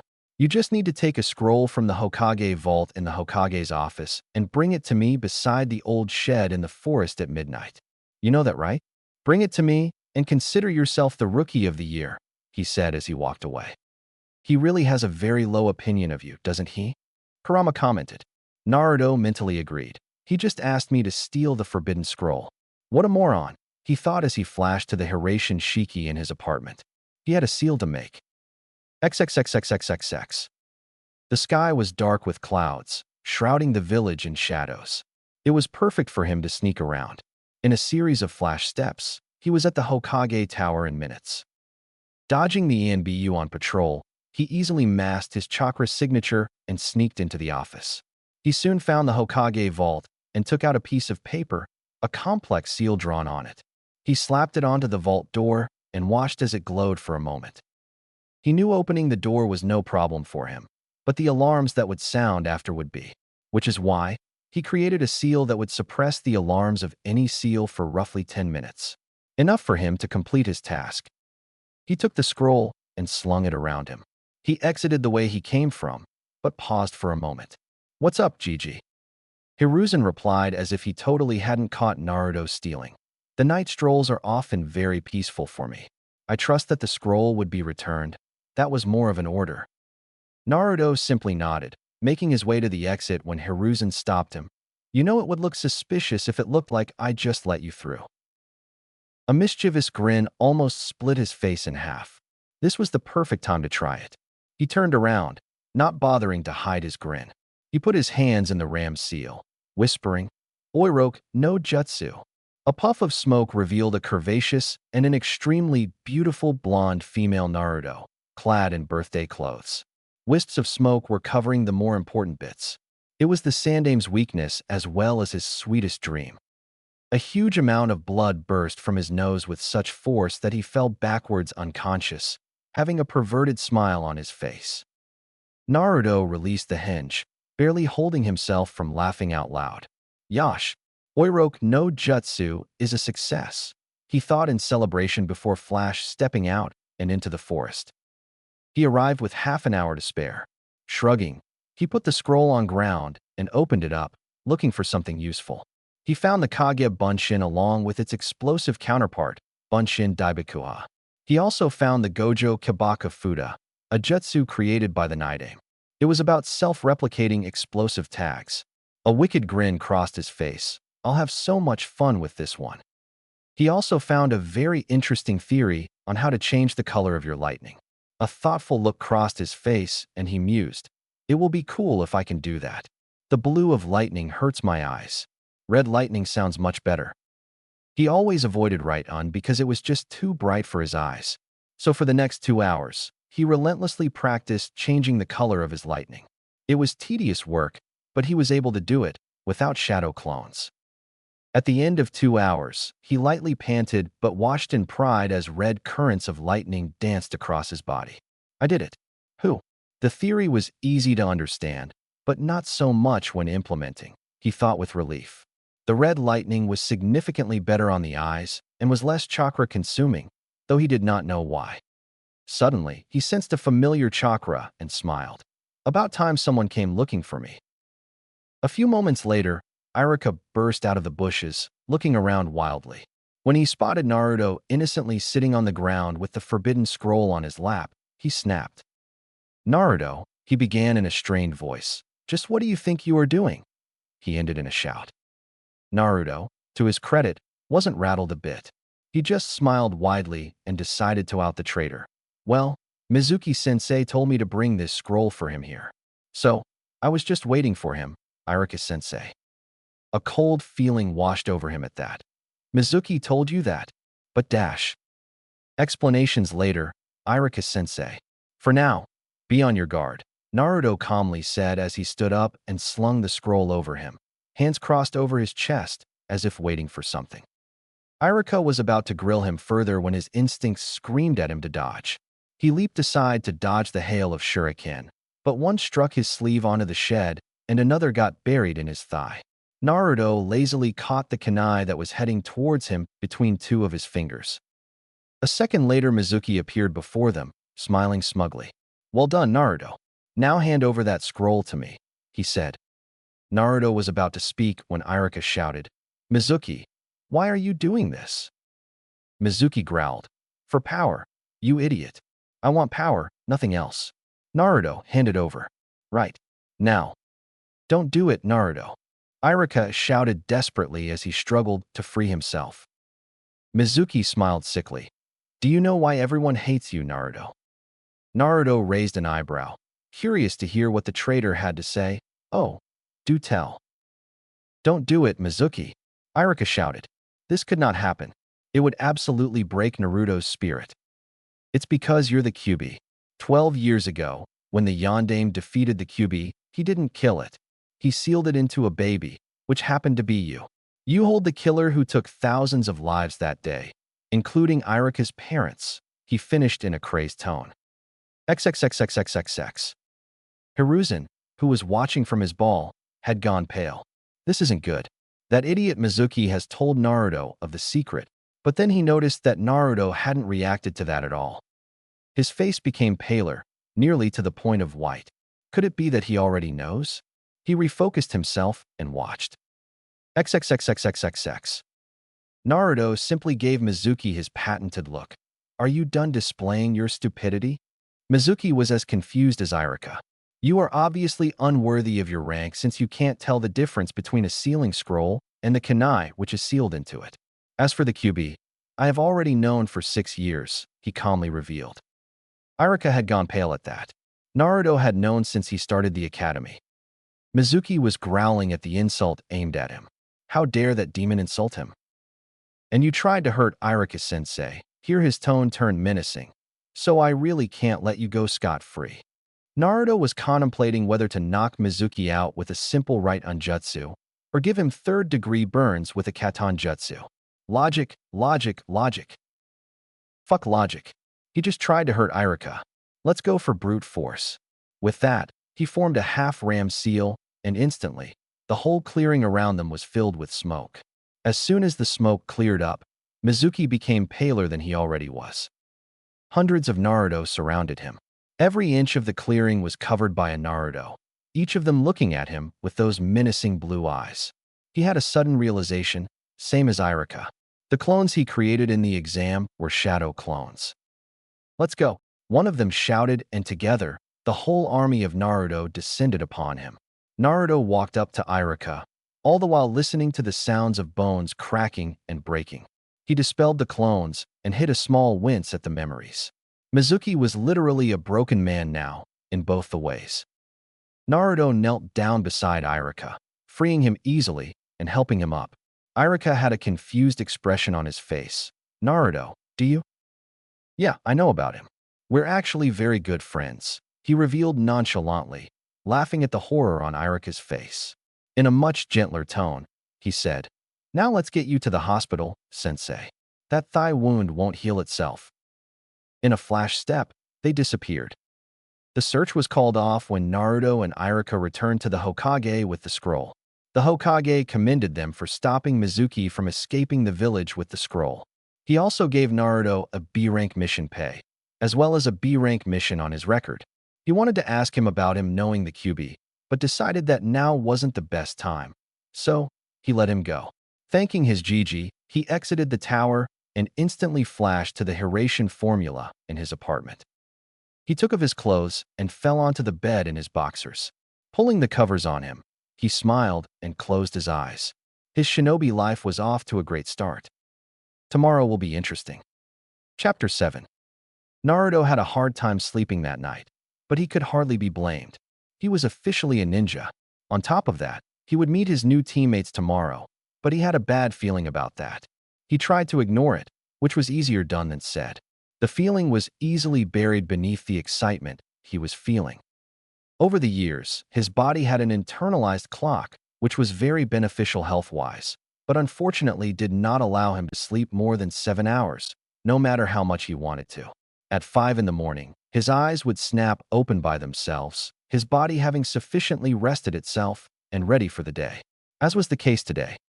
Which is why he was so confused when he woke up at his regular time of 5 in the morning, not feeling any tiredness from the events of last night. While not complaining at the lack of tiredness, irritation slowly took hold of him, making him frown deeply. By all means, he should have easily slept till 9 in the morning. One late arrival to class wouldn't hurt him at all. No use whining about it. Best start my day with the usual, he mentally grumbled and got out of bed. Quickly finishing his morning rituals and dressing up, he took 2 bananas and gobbled them up. He figured his irritation would be gone by the end of his morning run. Inside his mind, Kurama was trying to keep his sniggers from echoing in Naruto's mind. He had initially decided to let Naruto rest because of his late night, but his sense of mischief decided to manifest itself, and he changed his decision.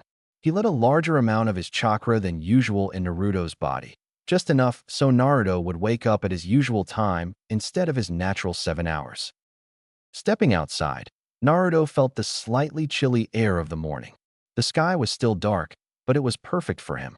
A sudden thought struck to him. How about I run with my resistance seals off today?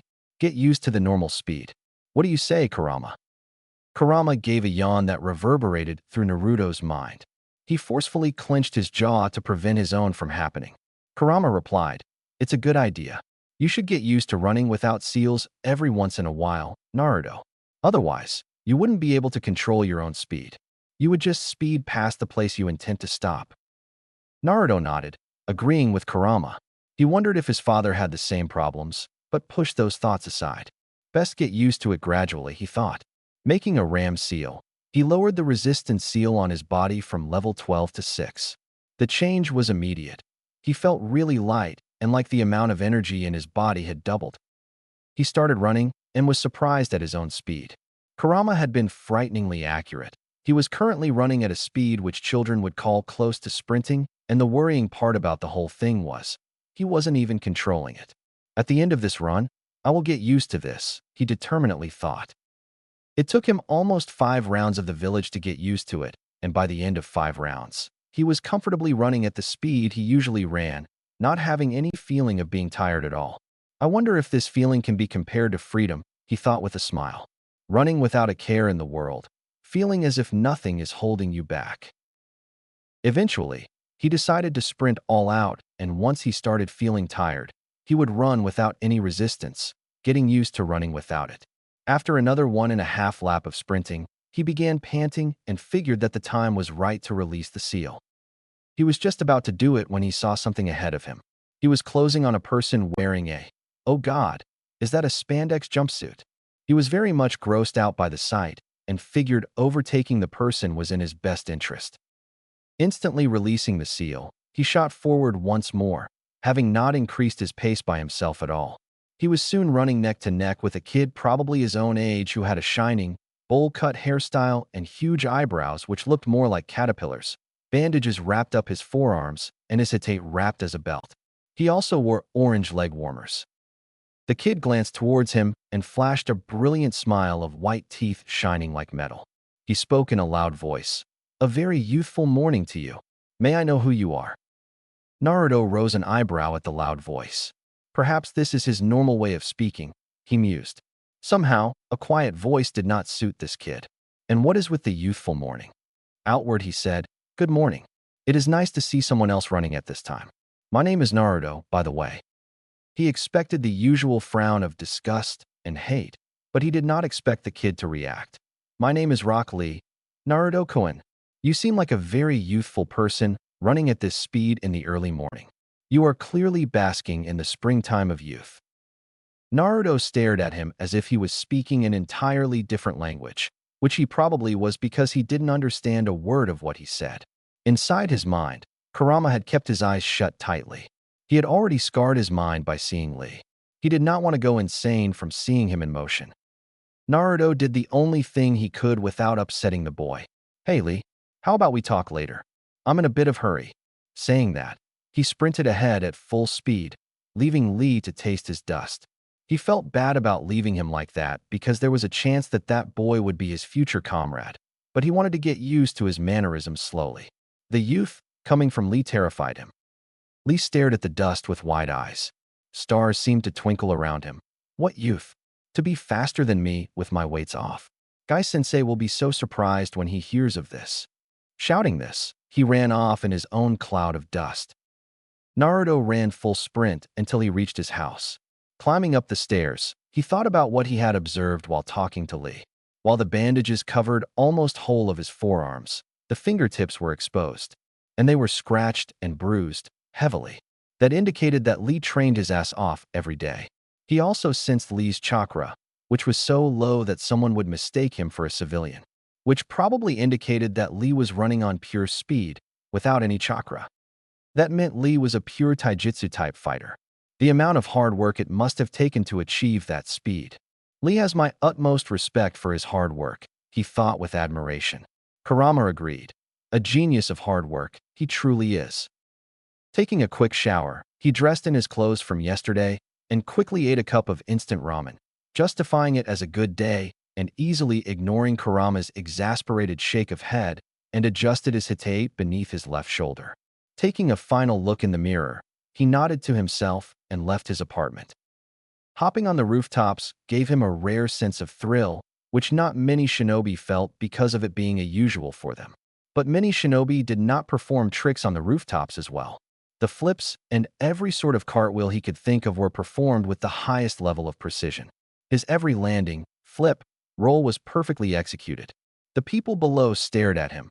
Some were the usual glares, while a few of them had expressions of awe. It was rare for them to see performing such tricks on rooftops with such expertise. Of course, Naruto was too lost in the thrill to notice. Before long he had reached the academy. As he walked through the gates, a sense of apprehension gripped him. A familiar bad feeling from the last night gripped him again. With every step, the feeling seemed to intensify a little. He shook his head a little, trying to shake the feeling off. "Today will go well," he assured himself. XXXXXXX. Hiruzen looked at the jonin assembled in his office. Each of them would be assigned a team of genin. He had to choose carefully who received which team. The future of Konoha had to be handled extremely carefully. He glanced at the jonin standing at the right-hand side end of the line. Kakashi was sort of glaring at the old Hokage. Usually, he would be late to the meeting by a good 3 hours unless he was receiving a B-rank mission or higher. But the Hokage had threatened to burn his Ika collection, even his hidden collection. So he was forced to attend on time. But that did not prevent him from glaring at the Hokage. Hiruzen distributed the first 6 teams and asked them to leave, before turning his attention to the more important teams. Team 7 would be led by you, Kakashi, he said, giving the jonin a nod. Team 8's leader would be Kurenai. Since Team 9 is still in circulation under Guy, Team 10 would be led by Asuma. Kakashi, stay behind. I have to talk to you. As the other jonin left, there was a noticeable change in Kakashi's posture. The lazy look was gone from his eye, replaced with seriousness. He stood straight with his hands behind his back and back straight, looking at the Hokage. What do you want from me, Hokage-sama? Hiruzen's seriousness of the topic was clear in his voice. Kakashi, you have been given the most important team of all.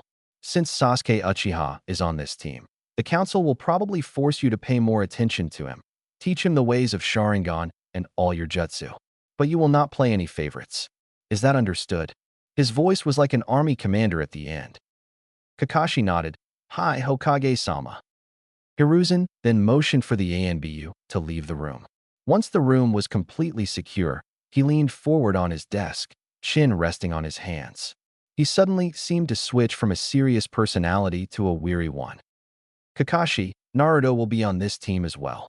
That single sentence seemed to bring out Kakashi's memories that he did not want to remember. Memories of his sensei. Memories of how he failed to protect Naruto from the villagers. I will not fail this time. You can count on me, Minato-sensei, he thought with resolution. Hiruzen continued in his grave tone. The council will probably tell you to ignore him as much as you can. But you will not do that to the only person who is connected to Minato, would you? Kakashi shook his head and spoke with steel in his voice. No, Hokage-sama. I am astounded that you would even say that. Hiruzen, however, was unfazed by the outburst. I had to check, Kakashi. I'm sorry for saying that. Kakashi nodded absent-mindedly, his mind already making plans on how to deal with his new team. A thought occurred to him and he asked Hiruzen, is there anything I should know about my team? Hiruzen leant back in his seat, taking a deep breath and blowing the smoke out. I could give you the files of your students, but observing firsthand is a better way. Won't you agree, Kakashi? Kakashi seemed to be in thought for a moment, and then I smiled. Perhaps, this time he will be able to correct his mistakes. XXXXXXX. Entering the classroom, he saw that only half of those who had graduated were there. Eyes roaming, he spotted his friends Shikamaru, Chuji, Shino, Hinata sitting in their usual places. Shikamaru was dozing off as usual, Chuji was eating potato chips, Shino was examining his bugs, and Hinata had turned red as soon as she saw him. She began poking her index fingers together, avoiding eye contact. He also saw other kids who had graduated, playfully shoving each other, talking about everything and nothing at the same time. He was about to go to his usual seat in the back when he sensed a familiar chakra approaching. Turning to the door, he narrowed his eyes. Sasuke Uchiha had entered the classroom. He looked very different from yesterday, wearing a navy blue high-collared short-sleeve shirt and white shorts with holster tied on his right thigh. He also wore white arm warmers and hitaite tied on his forehead. He still had his usual air of arrogance and smugness around him. His posture carried confidence, which was clouded by arrogance. His coal-black eyes roamed the classroom until they settled on him. Naruto saw some anger seep into them. Still sore about yesterday, Sasuke, he thought. Sasuke marched up to him, his hands in his pockets, implying that he had no intention of attacking Naruto. He stopped a feet away from him and looked in his eyes with almost a burning intensity, his narrowed eyes showing that he would be keeping an eye on him from now on. Naruto narrowed his own azure eyes in return, the cold intensity of them as cold as ice in response to Sasuke's fire. His eyes conveyed his response very clearly. Bring it, Sasuke. They both were so lost in their glaring contest that Sasuke failed to notice one of the kids stumbling towards his back. He bumped into his back, shouting out a sorry, before joining his friend's back. He did not notice the consequences of his accidental bump. Naruto's eyes had become as wide as saucers when Sasuke's lips crashed onto his own. He was so stunned from that he just froze on his spot, as did Sasuke, looking into each other's eyes with disbelief. He did not even hear Kurama's loud belly laugh at his situation. So shocked he was having his first kiss stolen from Sasuke of all people. He was even more horrified at the amusement he was feeling. This feels so wrong, on so many levels, he thought with no small amount of panic. Sasuke having thoughts along the same lines. He didn't imagine in his wildest dreams that his first kiss would be stolen by the dope. Just what did he do to deserve this? All he felt was disgust at feeling a boy's lips on his own. But the shock of the situation had frozen him to his place. This was the scene that Sasuke's most devoted fangirls, Sakura and Ino, along with other fangirls, were greeted to. They both blankly stared at them, not being able to form even full words, wa-ho-. Naruto finally came to his senses and immediately stepped back from his spot, prompting Sasuke to do the same. Naruto rubbed his lips, slowly cleaning them off. Turning furious eyes on the dark-haired boy, he hissed, What the hell, Kusoyero? Just what gave you the indication that I liked you? Unlike you, I happen to be an avid fan of the opposite sex. Sasuke was taken aback by Naruto's rant for a moment, but was quick to recover. His voice turned downright menacing. Not that Naruto was intimidated. It was your fault, dope, he accused, rubbing his lips furiously. Naruto was quick to snark back. That's my line, team. I'm not the one who suddenly decided to step forward and kiss me. His first kiss went to Sasuke, of all people. Oh, the shame. Sasuke stormed to his seat and sat down, slipping back into his daily brooding routine. Naruto silently scoffed and turned away. Just what is so great about that guy? He was about to go to his regular seat when he felt it. It was not killing intent, but it felt like he had done something grievously wrong. Turning around, he almost went pale. All the girls of the class were looking like dogs ready to pounce and kill. Baka Naruto, how dare you steal Sasuke-kun's first kiss like that? Sakura and Ino were quick to blame him, with the others following. Kurama was still snickering in his mind, and Naruto resisted the urge to sigh. Seeing the Kunoichis take a threatening step forward, he slid his left leg back, ready to flash step out of here if necessary. He had to find a way to. Everyone settled down. The loud voice of Iruka-sensei was heard in the classroom, but the girls didn't seem to hear it, ganging up on Naruto, who didn't look nervous at all. Iruka saw his favorite student being ganged up on by the Kunoichis and put a hand on his face in resignation. Now what did you do, Naruto?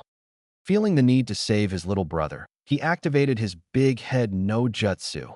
Settle down, you brats. The effect was immediate. All the girls were seated so fast, they almost looked like they were teleporting. However, Naruto was immune to Iruka's jutsu for a long time, and so he calmly walked up to his usual seat and sat down, looking out of the window with a bored look. Iruka looked around the room and started his attendance. Aburame Shino. Here. Akimichi Chuji. Here, sensei. The roll call continued, but Naruto simply wasn't paying attention since his name was last anyways. Uzumaki Naruto. Right here, he waved his hand lazily. His response sounded way cooler than any of his classmates, and for this reason, it rattled Sasuke's fangirls. Baka. Sakura stood up and pointed an accusing finger at him. Stop trying to act cool like Sasuke-kun. Yeah. Her statement was supported by nearly all the fangirls in the room, except Hinata. Naruto, who was still looking outside, turned to face Sakura. HM, did you say something? He asked in an absent-minded tone. Iruka suddenly wondered just where Naruto had met a one-eyed jonin who habitually said the same thing. The girls shrieked and hurled various insults at him, which were easily ignored. Iruka coughed to get the class's attention, and when he had it, he started speaking. You guys are now, officially, ninja of Konoha. But remember, you are simply a genin. The road from here will only be uphill now. You will be now divided in groups of 3, and a jonin sensei will be your teacher. Everyone had different thoughts about this. Ino said to Sakura in a sly tone, I wonder who will be on Sasuke-kun's team. Sakura gave an annoyed glance to her. Who knows? However, inner Sakura shouted in her mind, Cha, I'm the one who will be on his team. Sasuke thought with a small amount of irritation, a team of 3? Che, they will only burden me and hold me back. Iruka then began announcing the teams. It took a while, but he finally announced Naruto's, Uzumaki Naruto. Naruto paid close attention at that. Haruno Sakura, causing a depressed cloud to appear on top of her. I'm on a team with Naruto? Why? Naruto had a more expressive reaction. A purple cloud seemed to form over his head, and he banged his head on the table. Fuck my life, he groaned. Many felt sorry for the poor bastard, despite not being his friends. No one deserved Sakura as a teammate. Even Kurama was whispering comforting words such as they could kill her and bury the body. And Uchiha Sasuke, Iruka announced the last name. This time Sakura jumped in joy. Turning around, she flashed a superior smirk at the flabbergasted Ino, who was clenching her fists. Inner Sakura was shouting in joy, Cha. True love always prevails.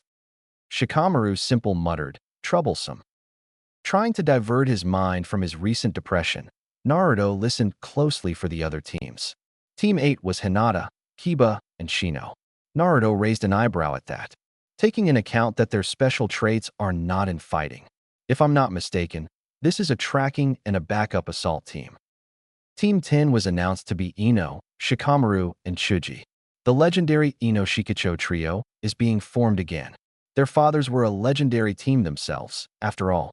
This team has two purposes that I can think of: a battle purpose and an information gathering, taking into account Ino's mind techniques, Shikamaru's binding techniques, and Chuji as a heavy hitter. Not bad at all, he thought with a smile, impressed with Gigi's choices of team members. That thought process led him to his own team.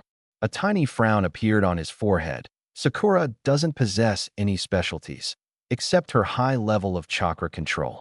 Sasuke could be considered a specialist in ninjutsu due to his Sharingan, but that depends on his chakra capacity. He is an expert in shuriken jutsu, which is to be expected considering who his brother was. His taijutsu will grow by leaps too, once he awakens his Sharingan. My specialty would primarily be ninjutsu and fuinjutsu, followed by taijutsu and trap-making. Naruto's frown disappeared as he realized something. So that's how it is. Our team is a primary, heavy assault team. That old man really is something else, he smiled, shaking his head, impressed by the old Hokage. Time passed, and one by one, Jonin Sensei came to take their teams away. Team 8 Sensei was a beautiful woman named Kurinai Yuhi, and Team 10 Sensei was a large man who looked like a bear and held strong resemblance to Gigi. He introduced himself as Saratobi Asuma and took his team away. Many hours passed, but there was no sign of Team 7 Sensei. Sasuke kept brooding the whole time, though he was starting to look irritated. Sakura looked close to exploding in anger. Naruto was calmly working on a new chakra-suppressing seal that he could use without delay. He was also keeping his senses open, just in case he sensed their sensei. Almost 3 hours of wait later, Naruto sensed a Jonin-level chakra signature heading their way. Sighing in relief, he sealed away his sealing supplies and got up, a revenge in mind for their tardy sensei. Walking up to the door, he made 4 hand signs and slapped his right palm on top of the door's ceiling. Snickering, he went back to his seat. That was a seal that had successfully worked on Gigi. There was no reason it wouldn't work on their sensei. Sakura and Sasuke were curiously watching Naruto. When Naruto applied his seal, they realized for the first time that Naruto was the tallest member of their team. Sakura asked him, "Naruto, what was that?" in her usual tone of "I'm your mother, Naruto." Naruto gave her a blank gaze and said, "Something that you can't come close to understand, Sakura." Sakura's temper flared and she moved to hit him out of habit, but the door to the classroom opened and all 3 genin watched with shock as the man who opened it got drenched from head to toe in water. Naruto smirked at that. That was a seal designed to activate when someone's chakra came in direct or indirect contact with it. He could store any element in it. Just because he was playing a prank, water was the best choice. Lightning or fire would be very painful. He turned towards the person who was most likely their Jonin sensei. XXXXXXX. Kakashi was lost in thought as he finally decided to go to the academy and collect his team. On one hand, there was Sasuke, the last member of the Uchiha clan that was still loyal to the village. Kakashi brought his hand up to the covered left eye. It was his late best friend's, Uchiha Obito's last gift to him before he died. He felt a sort of obligation to his friend to train the last bearer of the Sharingan. On the other hand, there was Naruto, his sensei's son and Kakashi's only remaining tie to his late teacher, the person he had failed to protect from the village's hatred. The Sandaime had made it very clear that Kakashi has until Chunin exams to increase the number of bonds he has in this village. If he doesn't have any bonds, he may very well leave the village, and Konoha can't afford to lose its only Jinchuriki. Walking up to the classroom door, he was caught off guard when he was suddenly doused in water. Perplexed, he looked up, hoping to find a bucket, but saw nothing but a seal. Eyes narrowed, he looked around the classroom. Sasuke was looking at him with doubt. Is this guy really a Jonin? Sakura looked apologetic as she bowed. Sorry, sensei, it is all Naruto's fault. I tried to stop him. Naruto was simply smirking at the Jonin.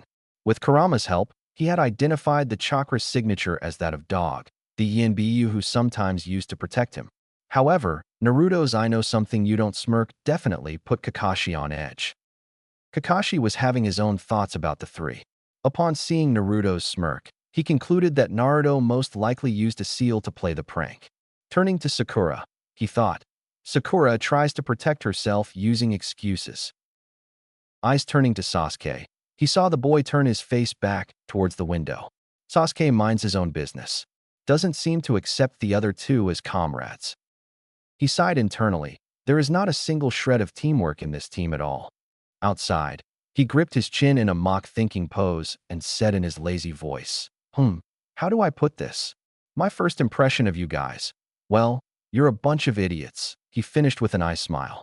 He could literally see the cloud of depression over Sakura and Sasuke's head, but Naruto kept smirking in that annoying manner, not at all fazed by Kakashi's insult. Deciding to move on, he said, meet me on the roof in 5 minutes. Kakashi then disappeared in a swirl of leaves.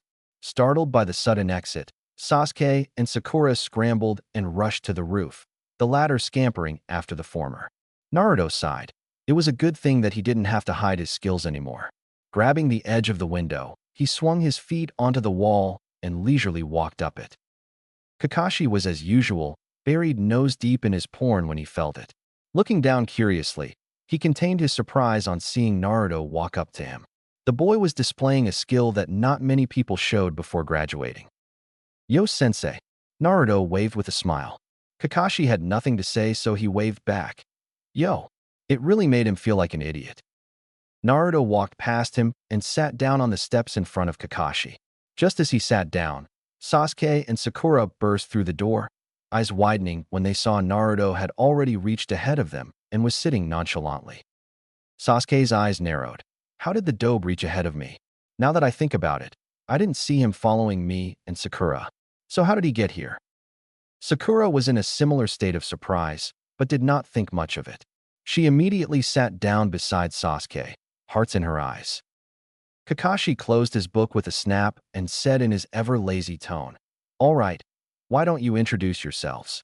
You can start first, Pinkerbell. Sakura scowled at Pinkerbell and spoke up. Why don't you go first and show us how it's done, sensei? Kakashi pointed a finger at himself. Me? My name is Hatake Kakashi. I have many likes and dislikes. My dreams are none of your business. And you are too young to hear my hobbies. He finished and glanced at Sakura, motioning to continue. All the three Genin sweat dropped. All we learned was his name. Sakura began speaking. I am Haruno Sakura. I like. She glanced at Sasuke and blushed. My hobbies are. She blushed harder. My dream is. She squealed this team, making Naruto shake his head in disgust. Sasuke showed no reaction. Kakashi asked, dislikes? Sakura was quick to scowl. Ino Pig and Baka Naruto. Kakashi thought with a resigned sigh. I just had to get a fangirl. He motioned Sasuke to begin. You next, Emo. Sasuke scowled like Sakura at the nickname, but spoke. Uchiha Sasuke. I have few likes and many dislikes. I have a dream. No. Ambition to kill a certain man and restore my clan. Sakura was looking at Sasuke with hearts in her eyes and thinking, Sasuke-kun is so cool. Naruto was thinking, doesn't he know that to restore his clan, he needs girls, and for girls, he needs some personality? Kakashi had narrowed his eye a little, as I had thought. He motioned for Naruto to begin. You next, Blondie. Naruto was not at all offended at his nickname and spoke with a small smile. The name's Uzumaki Naruto. I like ramen and spending time with Irika-sensei. I dislike the 3 minutes it takes for ramen to cook. My hobbies are training and experimenting with Fuinjutsu. My dream, his smile became a full-blown grin, is to become the strongest Hokage ever. Kakashi smiled slightly. His hobbies are a bit unusual, but he has certainly grown up in an interesting way. He then said, all right, all of you are unique and have your own ideals.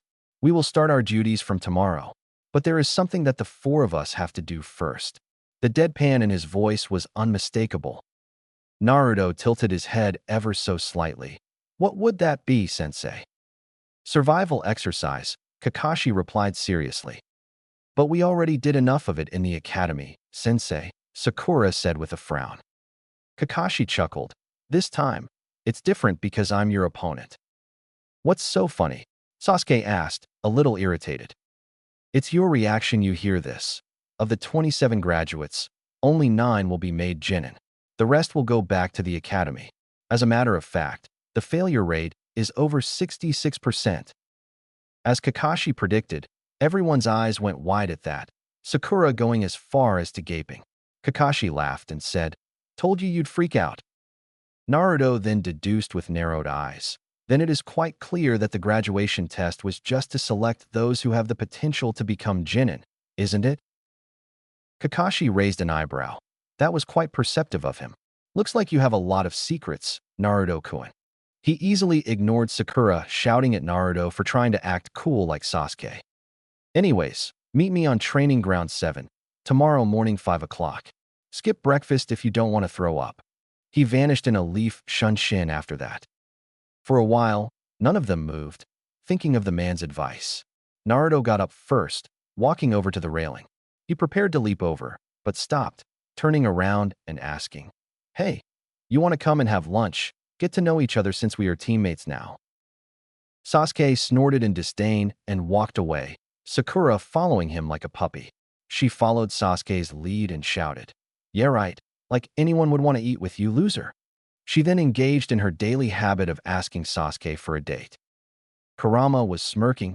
"She's the one to talk about weak." Naruto simply replied, "It's not worth wasting our thoughts like that, Kurama. Besides, at least I tried.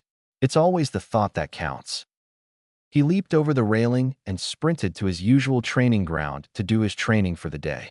Perhaps he could even find Anko and persuade her to spar with him. XXXXXXX. Naruto laid on his bed, hands tucked behind his bed and eyes up at the ceiling. Anko was tough as usual, and she was even kind enough to let him know that he had some openings in his fighting. By that, he meant she used those openings to leave nice, big bruises. He was not worried about that, though, because he had already closed those openings. Right now, he was mentally conversing with Kurama. "How much do I let loose tomorrow, Kurama? The Hiration is not an option. That will only be revealed in the Chunin exams and not before. You can reveal 3 or 4 jutsus that you have, but not your red lightning. You can scare Kakashi Brat with your flash step though. A bit of Fuinjutsu will do as well. Oh, and make sure to use the Great Fireball. I want to see the look on Uchiha's face." Kurama replied after thinking for a bit, snickering in the end. Naruto ignored that suggestion, which means lightning jutsus are out. I can go all out in taijutsu. If I don't, Sasuke will be quick to call me out on that, and I don't need any of that. Besides, it was clever of Kakashi-sensei to purposely mislead us into fighting on an empty stomach, don't you think? He smirked. Kurama smirked in return. Don't make the mistake of underestimating him, Naruto. Kakashi is a very strong shinobi, strong enough to be feared across all shinobi nations in the Third Great War. He is not lacking in the mental department at all. Naruto mentally nodded, acknowledging Kurama's advice. Closing his eyes, he fell into a deep sleep. Tomorrow would be interesting. Again. XXXXXXX. Glancing out of the apartment he lived in, Sasuke was thankful for the silence the night provided. I will pass the exercise myself. I won't allow those 2 to hold me back, he thought. Frowning in thought, he absently tapped the window. The dobe has been acting very differently as of late. His sudden show of skills in the graduation test, his clear familiarity with seals. Could it be that he was hiding his skills? If so, then why? He has always craved attention. So why would he do something like hiding his skills and personality? Just who are you, Naruto? Sasuke had noticed that Naruto acted very different from his usual loud and idiotic personality in the graduation exam. He was calm and collected, more so than Sasuke usually was. He was also understandably jealous of Naruto's newly discovered skills. Sasuke had been training his ass off since the massacre in order to become strong enough to kill him. Not many people had the ability to see underneath, not even Sasuke, but he could tell that Naruto was hiding a lot of his abilities. He would make Naruto tell him, because he deserved it more than anyone else, least of all the dope. XXXXXXX. Naruto's eyes opened at 5 o'clock, according to his body clock. This is the time by which I am supposed to be on the training field, he thought as he got up to do his morning rituals. As he was brushing his teeth, he began thinking about Kakashi's behavior yesterday. Our sensei was late by over 3 hours to meet us, and he didn't even look sorry about that. What's to say he won't do this today? He thought as he wiped his mouth. Going to the kitchen, he leisurely began preparing 4 omelets. As he cracked the eggs, he scoffed. Skip breakfast if we didn't want to throw up? He must be crazy if he thought that we would fight him on an empty stomach. He slid the omelets onto his plate and sat down on the dining table. A quick prayer later, he was gorging them down. He couldn't think about strategies because he didn't know what the exercise would be. Finishing his meal, he walked over to the sink and washed his plate. Only Sakura would be stupid enough to skip the most important meal of the day. That girl is so thin a simple breeze would be enough to blow her away, he snickered. He went to his room and took out the seal on which he was working on. He sat down on his table and worked on it until only half an hour was remaining till 8 o'clock. He closed the scroll and began preparing for the day. He dressed up and checked if he had all his supplies in his pouch and holster.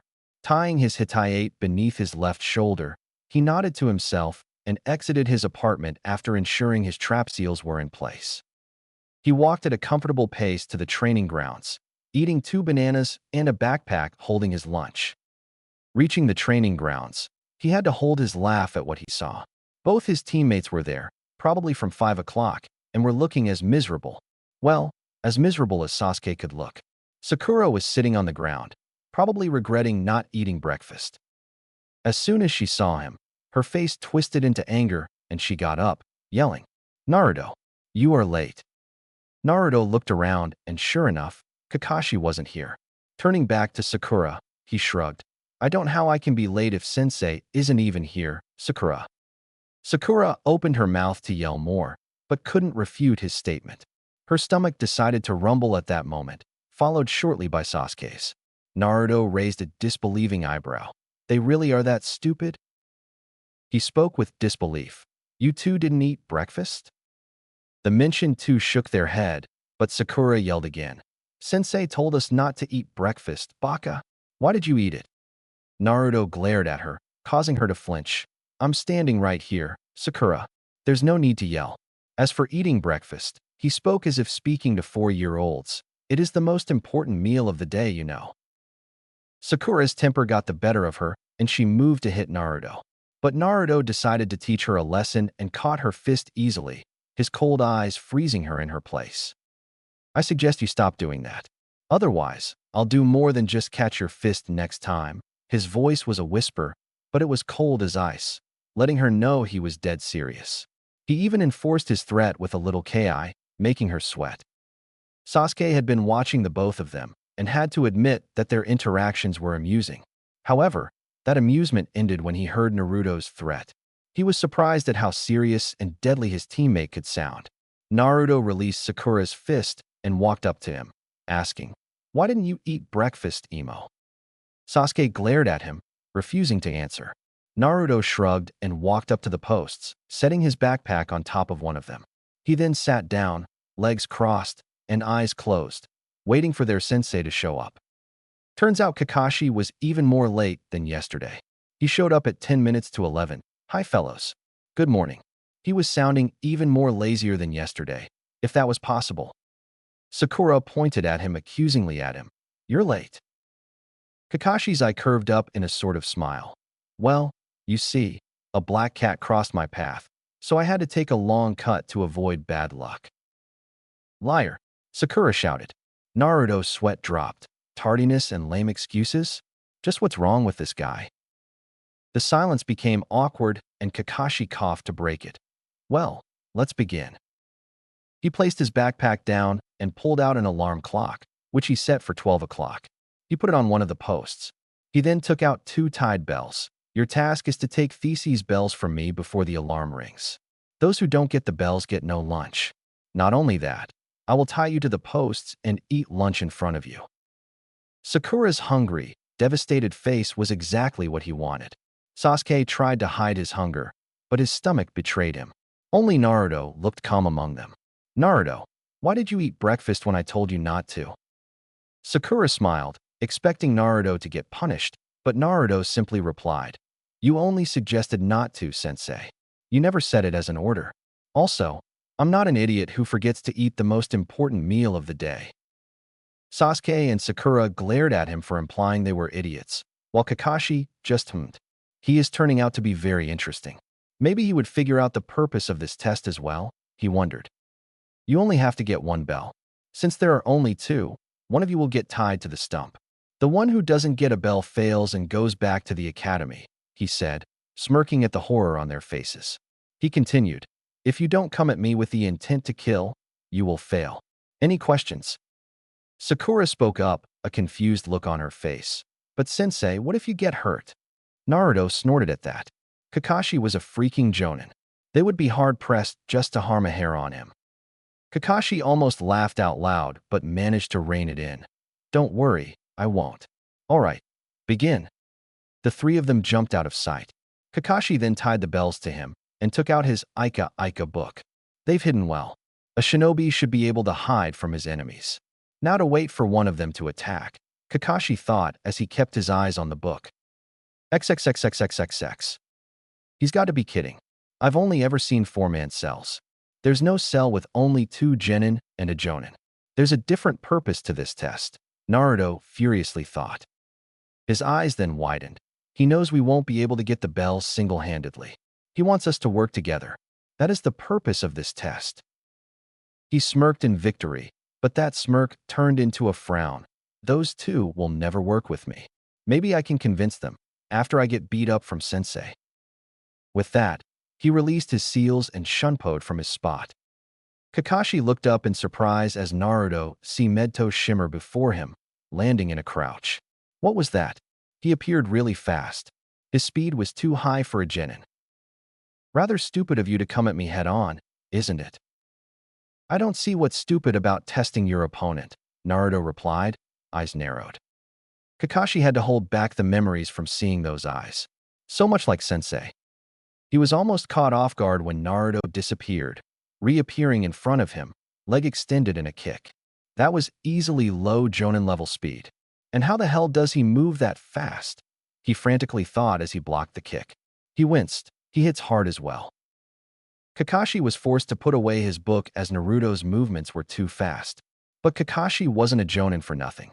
He easily began countering Naruto's attacks, mentally admiring his fighting style. His movements are fast, not giving the opposition enough time to think. The strength in his attacks might even reach mid-chunin level. Not many openings to exploit too. His attacks are also quite unorthodox. Very interesting style, like he almost seems to know where the attacks are coming from. He applauded mentally as he ducked and blocked a 3 roundhouse kick combo that he knew wasn't a part of any style he knew, and he knew a lot of them. You're good, kid, but not good enough, he grunted as he used the momentum of the spin kick coming towards his face. He caught Naruto by the ankle and threw him into the pond. He missed Naruto's smirk as he entered the water. He threw me into the water. Perfect, Naruto thought as he made a half-ram seal with his left hand and slowly released his breath. The air surrounded his body like a sort of bubble. He floated up until he was just underneath the surface. He then threw 2 shuriken at the jonin.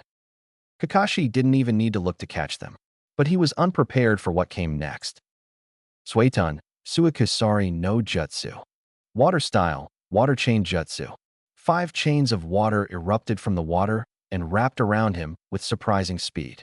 Requiring only 1 seal due to his high water affinity, this jutsu was very easy to use. Suetun ninjutsu. How does he know that? Shock filled his whole being. Naruto jumped out, spinning once mid-air to increase the momentum behind his punch, which only connected with a log. Kawarimi, huh? Kakashi walked out from behind a tree 100 feet away, eyes smiling. Nice try. You are definitely Chunin material, Naruto, but you will have to try harder to get the bell. Naruto made 3 hand seals, futon, tappa. Wind style, breakthrough. A strong gust of wind blew towards Kakashi, who simply leapt to the side to avoid it. Wind manipulation? How does Naruto know all these jutsus? A strong jutsu, but useless if I can avoid it, Kakashi rebuked. His eyebrow rose up in confusion when Naruto threw a single kunai at him. Is that supposed to hit me? He lazily asked as he just tilted his head to avoid it. He was not prepared for Naruto to appear behind him, replacing himself with the thrown kunai. Kakashi turned around, but it was too late. Wa dash, Naruto slashed at the bells with a kunai in his right hand, eyes widening in surprise when one of them separated. Now's the chance. He allowed his body to spin clockwise, his left hand grabbing the separated bell and right foot kicking out to Kakashi, who blocked it with his hands. But Naruto simply used the force of the kick to jump back onto a tree, using Shuinpa to retreat into the woods. XXXXXXX. Sasuke and Sakura were shell-shocked. They were not expecting Naruto's taijutsu to be this good. He was matching their sensei strike for strike, even adding his own attacks. The speed of his movements was something not even Sasuke could match. His form of movement was also noticed by the duo, inducing jaw-dropping shock. The show of ninjutsu and snatch of a bell was the last straw for Sasuke. How does Dobe know a style such as that? How did he achieve that level of speed? How does he know those jutsu? I should be the one to have those, not him, he raged in his mind, fists clenched. Sakura had still not recovered from the shock that was Naruto. Naruto was never this good at the academy. How did he manage to get a bell? It was then her fangirlish ways took over. If Naruto can get a bell, then Sasuke-kun can definitely do it. Not once did she think about herself. Kakashi stood in shock over what happened. An academy graduate, who was said to be the dead last of his class, not only managed to catch him off guard, but also managed to get a bell. Not to mention the said dead last knew Futon and Suite-un ninjutsu, high Chunin level taijutsu with low Jonin level speeds. He, Hatake Kakashi, copy ninja, caught off guard by a simple kawarimi. Naruto himself was shocked at his success. Even he didn't expect to get a bell this way. Then again, Kakashi most probably wouldn't expect an academy graduate to pull of a seal less kawarimi. That was nothing more than a stroke of luck. In a straight fight, I would be dead already. But since when do shinobi fight fair? He thought, the excitement slowly leaving him, allowing cognitive thoughts to take place. I should probably seek out Sasuke and Sakura, maybe convince them to work together. But my plan was to get beat up, not to get a bell.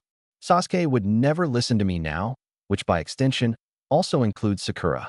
Damn it, damn it, damn it, he cursed. It never hurts to try. The worst that will happen is that you will fail to convince them, Kurama encouraged him. Naruto thought about it a bit and reluctantly agreed with him. He easily sensed the chakras of the two and cursed when he felt that Sasuke was furious by the agitation of his chakra. He quickly made his way towards him, hoping he wouldn't be too late. XXXXXXX. He was too late. Sasuke was already furious at Naruto's achievement, and when Naruto tried to convince him, he harshly shot his proposal to work together down and went to confront Kakashi alone. Long story short, he got his ass handed to him and got himself buried head deep into the ground.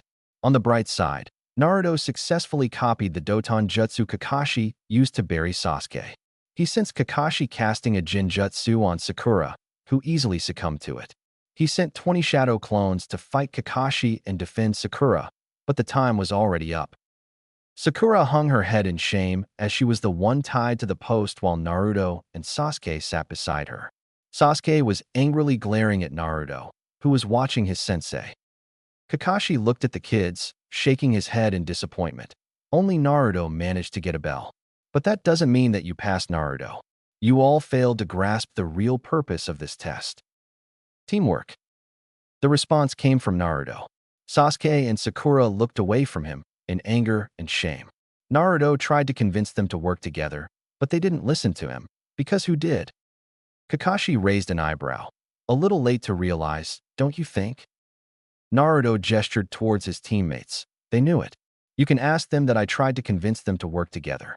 But I already knew from the start that I would be shot down. Kakashi thought. He figured it out and even tried to execute it, but knew he would be shot down. Sorry, Naruto, but this group fails. Naruto's voice interrupted him.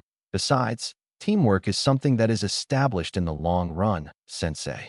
You can't expect it out of people who have never worked together. Kakashi nodded. Point. But it is also born out of necessity, which was this case. Unfortunately, you all failed to act on it. Silence reigned for a while as Kakashi let them think about it. Then he spoke.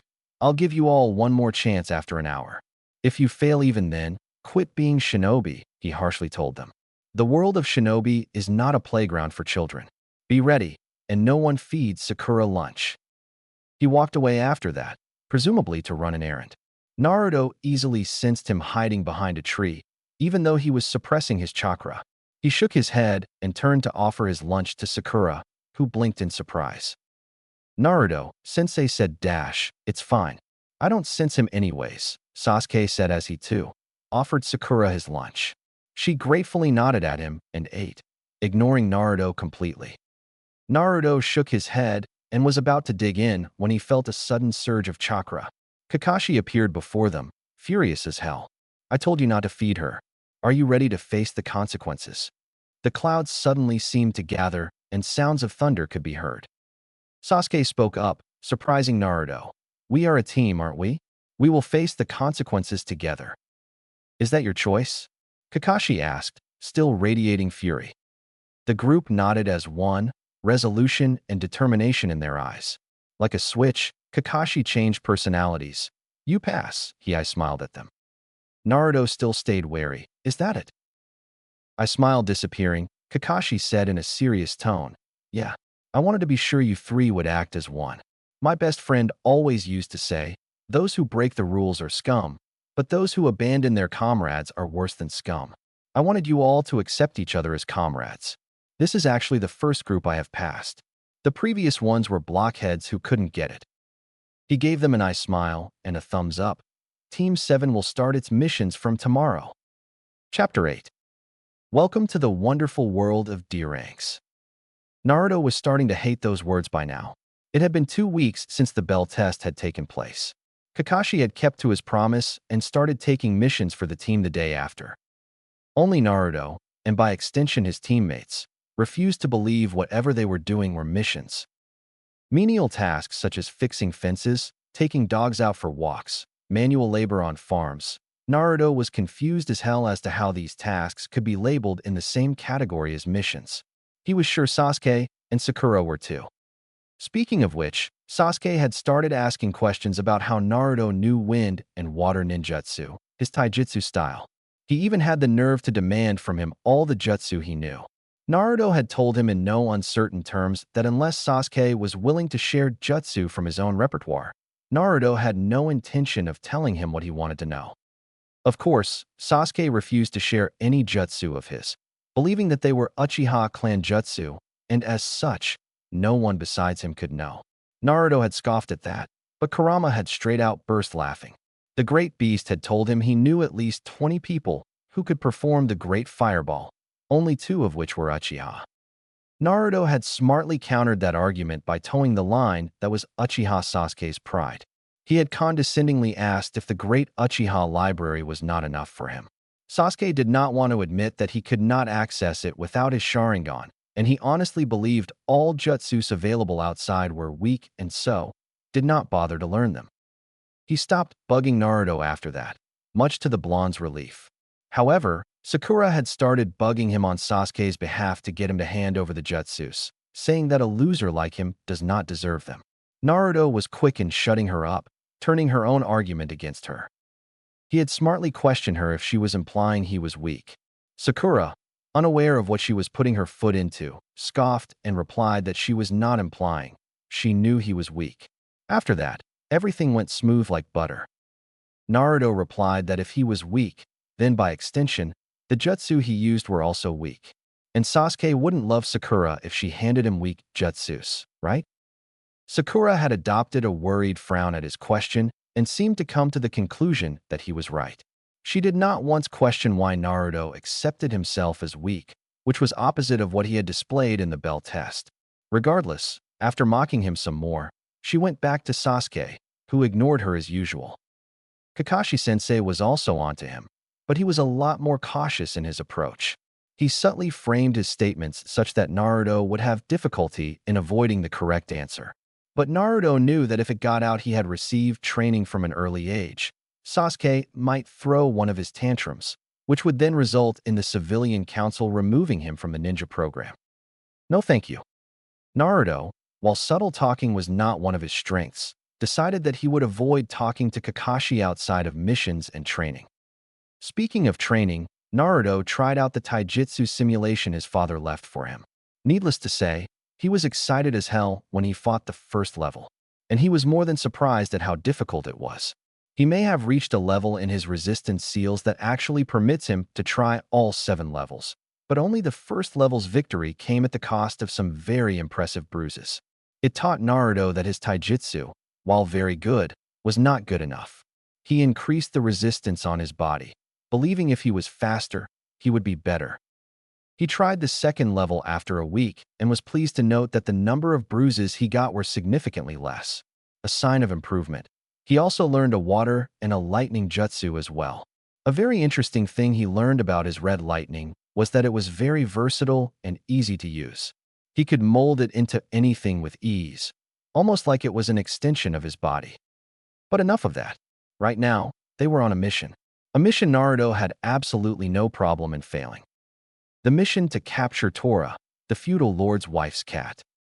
It was a mission that always managed to give Naruto goosebumps. He could swear on his ramen that the old man was a sadist. He could see the joy at their pain in his eyes every time the mission to capture the blasted cat was handed out. So far they had already caught it 5 times. This was the 6th, and he was ready to tear his hair out. This is Kakashi, everyone copy? Sakura here, copy. Sasuke here, copy. Naruto here, copy. Does everyone have eyes on target?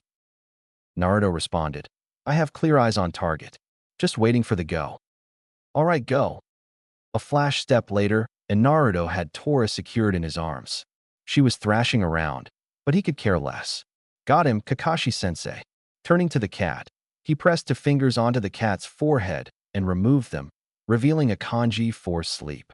Tora fell asleep instantly. His teammates landed beside him, irritated expressions on their face, which Kakashi expertly ignored and asked Naruto through radio, does it have the red ribbon on the right ear? Surprisingly, it was Sakura who replied, yes, red ribbon is there. Can we go now? Naruto couldn't fault her for being so infuriated. He looked over to Sasuke and saw him return to his normal brooding expression, but his clenched fists told otherwise. Kakashi landed beside his team. I scrunched up in that annoying eye smile of his. Well done, Team 7. Capturing Tora is a success. Naruto quietly mumbled. Again, he seriously wanted to start doing actual missions. XXXXXXX. After they returned to the mission hall, Kakashi asked for another D-ranked mission, much to his team's protests. The Sandaime scrolled through the missions. Let's see. There is a fence that needs painting, weeding to be done, dogs to be walked dash. How about a real mission this time, Gigi?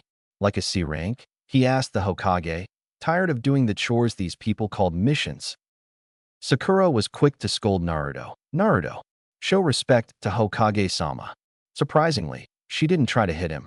Must have scared her back there, he mused. Naruto, Iruka spoke with a frown. You can't demand missions like that. Genin teams have to do D-rank missions for 2 to 3 months before they get qualified for C ranks. And even then they're Jonin sensei dash. Hiruzen cut Iruka off with a gentle chuckle. It's okay, Sakura-chan.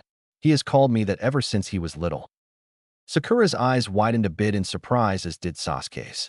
They didn't know Naruto was so close to the Hokage to the extent of calling the man a grandfather figure. Hiruzen turned towards Kakashi. Kakashi, do you think your team is ready for a C-rank mission? Kakashi thought about it a bit.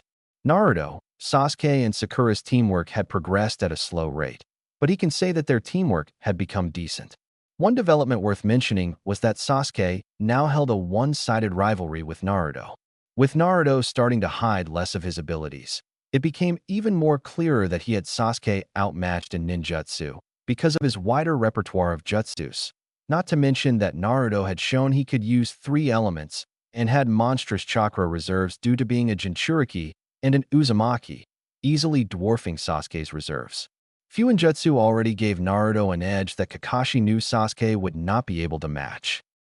The Jonin suspected Naruto was hiding a lot more, but didn't call him out on it. He kept a close eye on Naruto during the D ranks, but Naruto held his edge. He didn't give the 2 boys any chance to spar, knowing that because of Sasuke's inability to accept someone, especially Naruto, was stronger than him would cause the spar to escalate into something much serious. Kakashi was not dumb enough to take that chance. Anyway, Naruto had unintentionally become Sasuke's reason to get stronger. Kakashi reasoned that Sasuke held his brother, Itachi, in a much higher position than Naruto and wanted to become stronger than Naruto, so he could finally kill him. Another positive development was that Sasuke didn't completely alienate himself from his teammates. He held a strange companionship with Naruto, deeming the boy tolerable. Maybe it was because Naruto had metamorphically extended a hand of friendship towards the lone Uchiha by displaying a bit of what he was capable of, and Sasuke respected those who had power. Taking all of this into consideration, Kakashi finally spoke. "Hi. I believe they are ready, Hokage-sama." All three Genin had different reactions to this. Sakura sighed in relief, not wanting to do D ranks anymore. Naruto pumped his fist, exclaiming yes. Finally, even Sasuke smirked a bit. He felt doing D ranks held him back from getting stronger. Maybe getting some real-world experience like encountering bandits and foreign shinobi would make him stronger, he mused. Hiruzen nodded and browsed through the pile in front of him. Let's see. Found it. Simple escort and protection mission to Wave Country. Your client is a bridge builder named Tazuna who wants you to protect him until he completes building his bridge in Wave. Kakashi took the scroll. Mission accepted, Hokage-sama. Hokage then turned to Iruka. Send Tazuna inside. Iruka nodded and went out of the room, returning 2 minutes later with an old man wearing a straw hat and holding a bottle which obviously contained alcohol. Naruto wrinkled his nose. The odor was not pleasant at all. Tazuna looked at the team of Genin and slurred. These are the brats that are supposed to protect me? I paid for real ninja protection. Funny of you to say that, considering you didn't even notice me move. A voice came from behind him.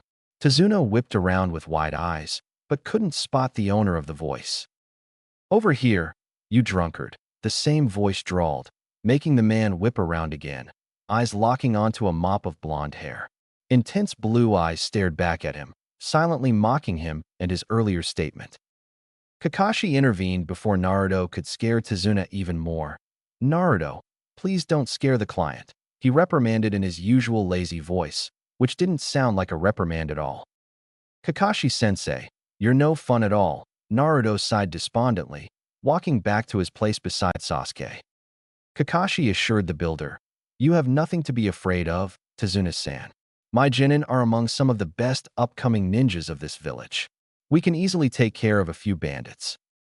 Instead of making the man relax, Tazuna tensed up a bit at the word bandits. Naruto narrowed his eyes a bit at that. Protection from a jonin would be enough to make anyone relax, so Tazuna tensing up didn't make sense. He's hiding, or more probably, withholding some information. Naruto, be on your guard, Kurama advised. He too noticed Tazuna's tensing up. Will do, Kurama, Naruto replied before turning to Kakashi, excitement on his face. When are we leaving, Kakashi-sensei? He eagerly asked.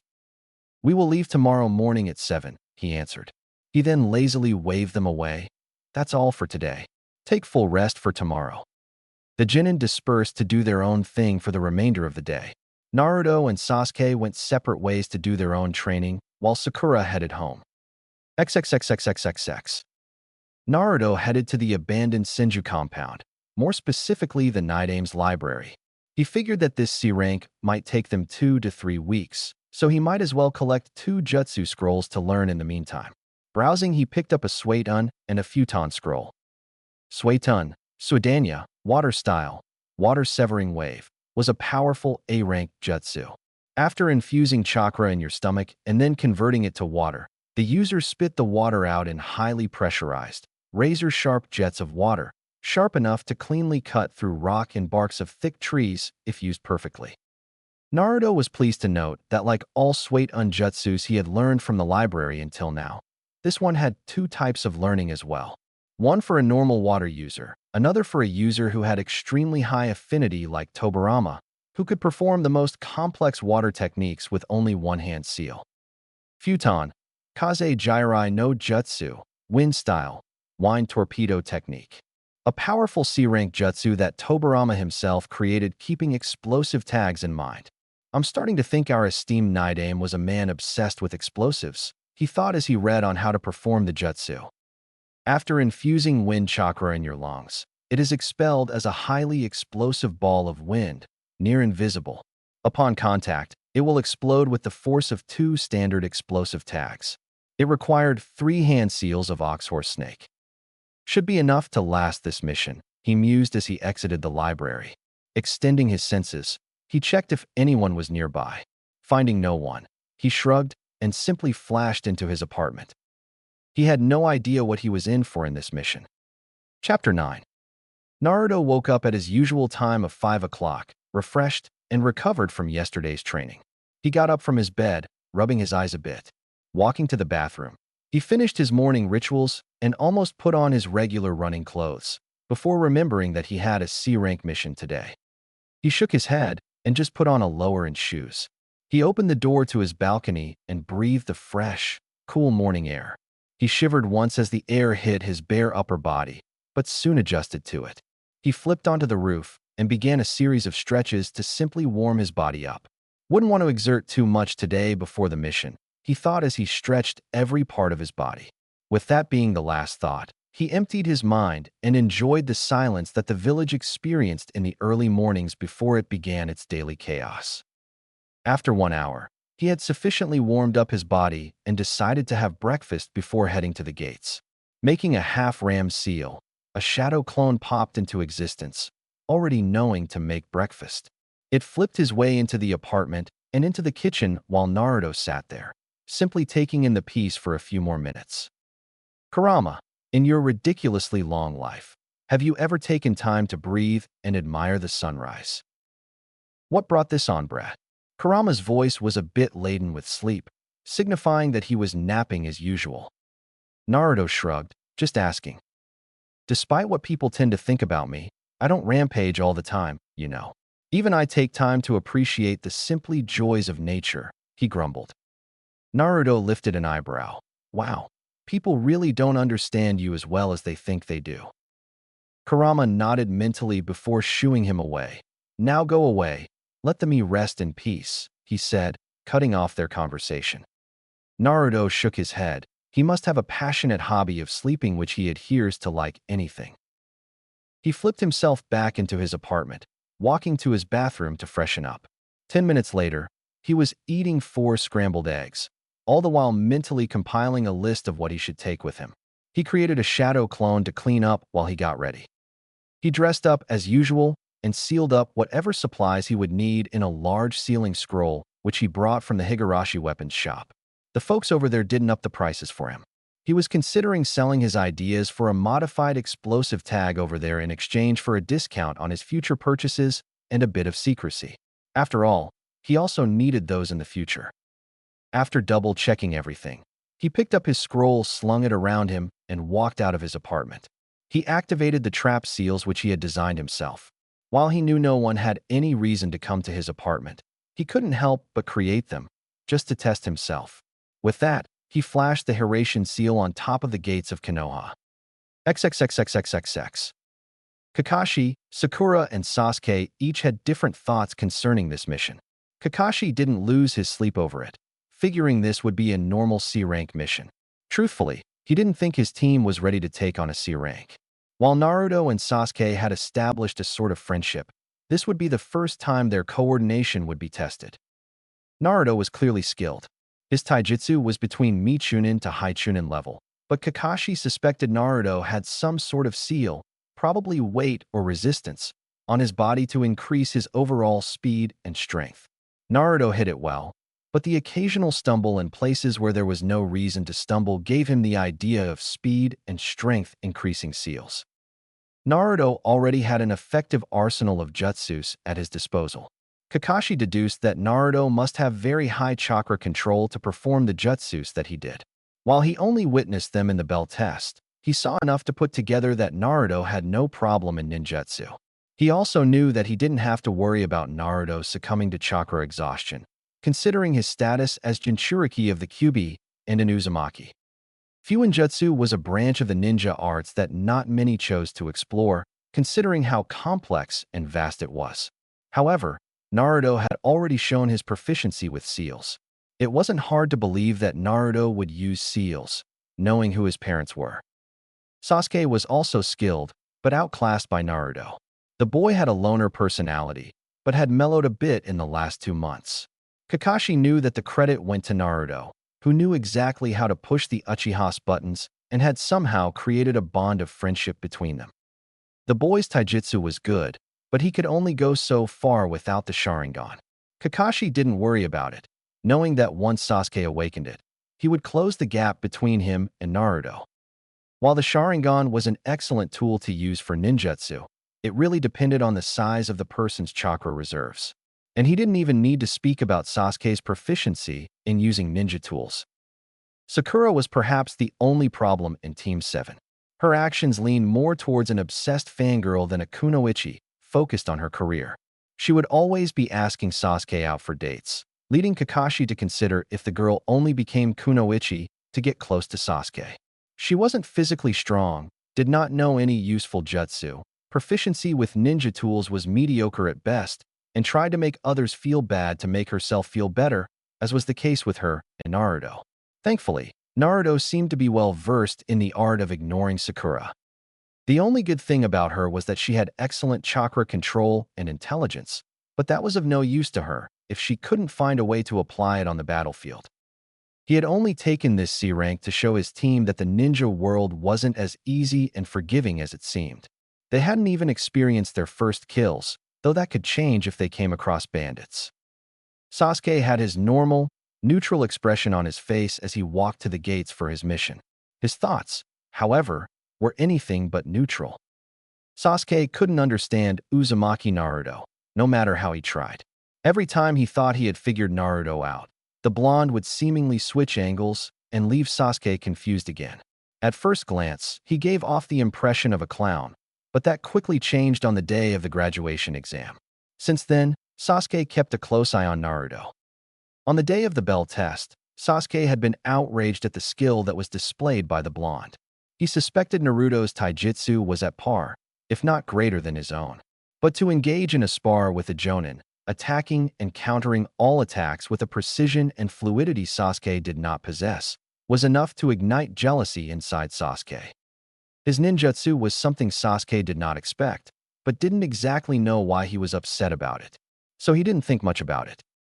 Sasuke had somewhat expected Fuinjutsu and immense chakra reserves from Naruto, having read up on the Uzumaki clan and their prowess in the art. He could accept that, but that was not the most surprising thing that happened to him. He had thought that Naruto would hold a grudge against him for how Sasuke treated him at the academy, but instead of giving him the same treatment, Naruto had extended a hand of friendship towards him, telling him that he was willing to put aside the differences between them in order to work together. At first, Sasuke had refused, firm on his belief that he will be only held back. But Naruto persisted, to the point that Sasuke agreed, if only to get him to shut up. And it was all right to work with him. Naruto invited him to occasionally have ramen with him at Ichiraku's.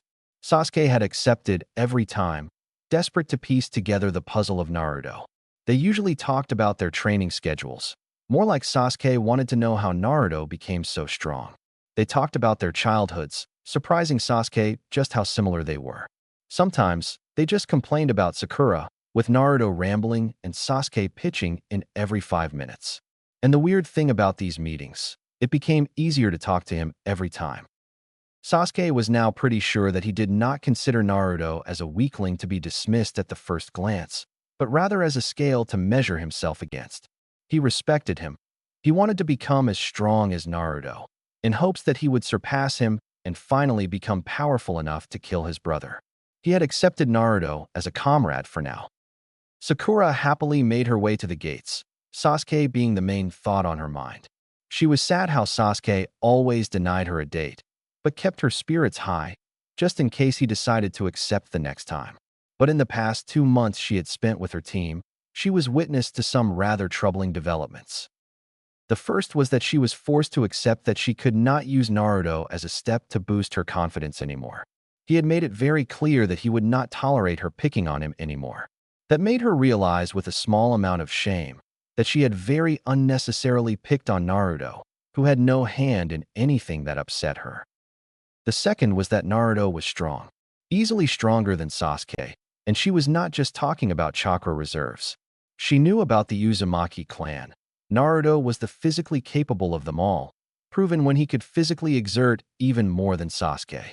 He would take much longer than her and Sasuke to get tired and recover much more quickly than both of them.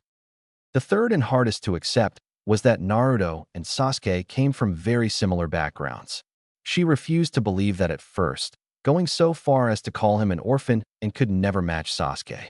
She was shocked, though, when Sasuke came to Naruto's defense. He admonished Sakura, saying that she had gone too far. He harshly reminded her that he and Naruto shared the fact that they were orphans. Since then, Sakura had felt tremendously guilty and had tried to act nicer towards Naruto. She wouldn't call them friends, though. They were far from that. She began to see Naruto in a new light. Though he always acted like he was indifferent, the subtle actions made it clear that he always cared for his comrades. She noticed that in the 2 months, Naruto and Sasuke had grown closer as friends. Sasuke too began to see Naruto in a new light. She saw that Naruto clearly knew that he was stronger than Sasuke, but he never rubbed it in the boy's face. Instead, he used this fact to encourage Sasuke to grow stronger.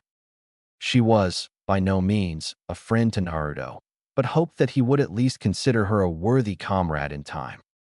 The two reached the gates exactly 15 minutes before 7. Sakura's eyes lit up as she saw the dark-haired boy.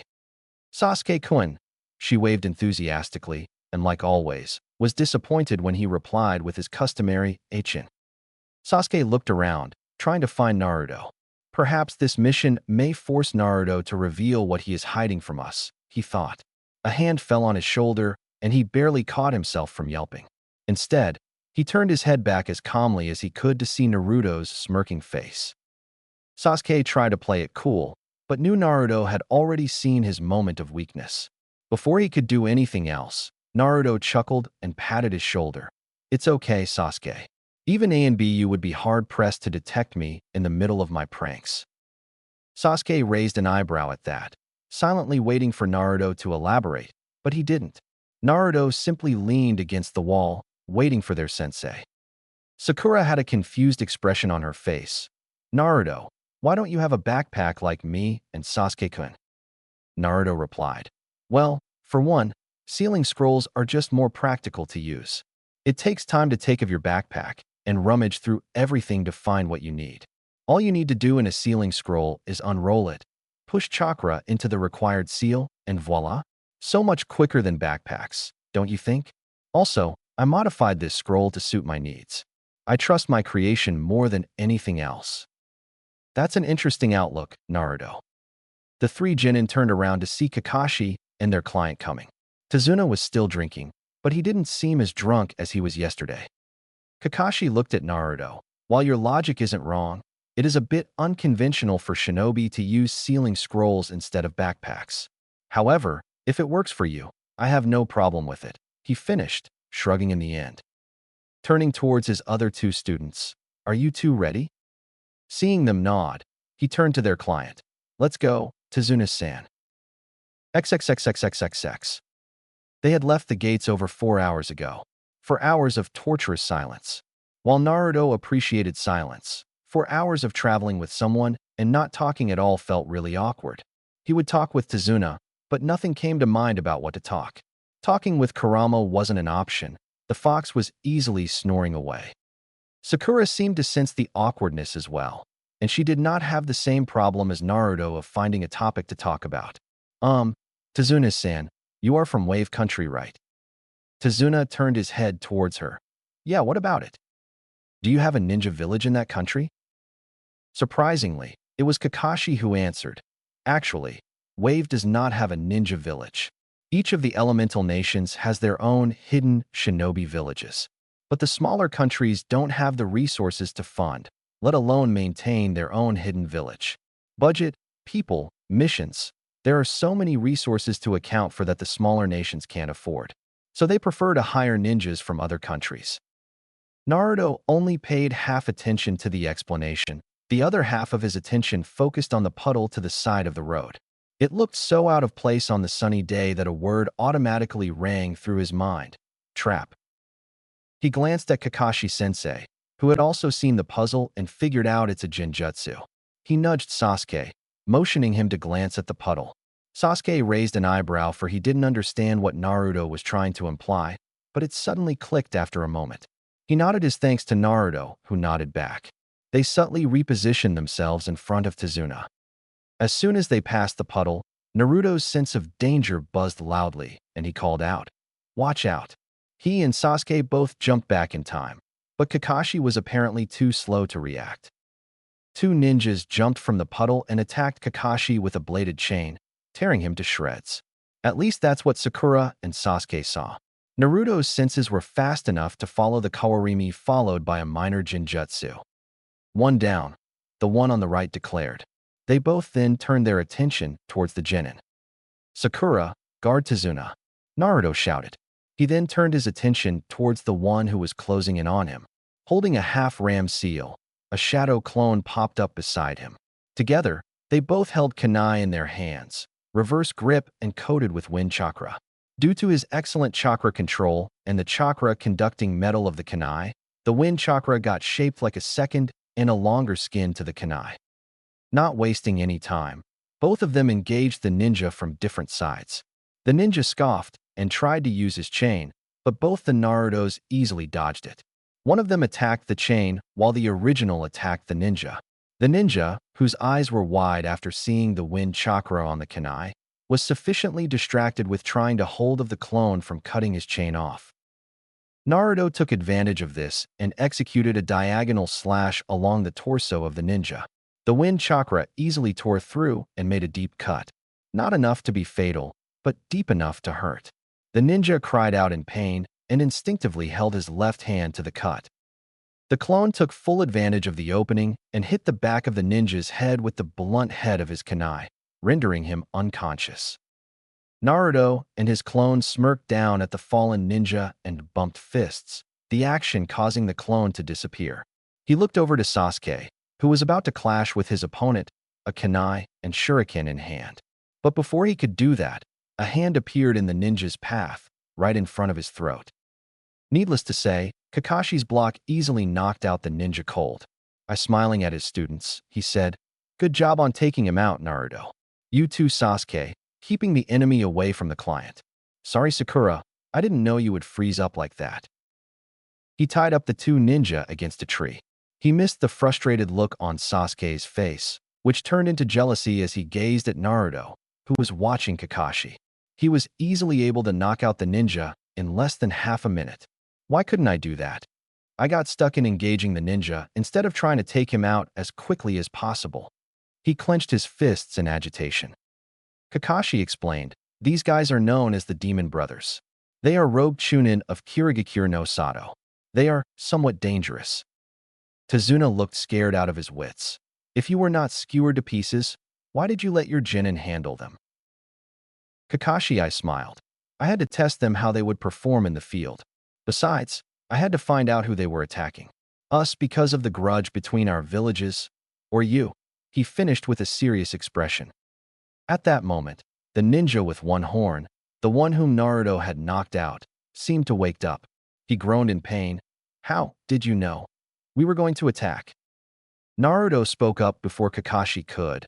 "A puddle on a completely sunny day, added to the fact it hasn't rained in weeks. Well done, genius," he sarcastically clapped.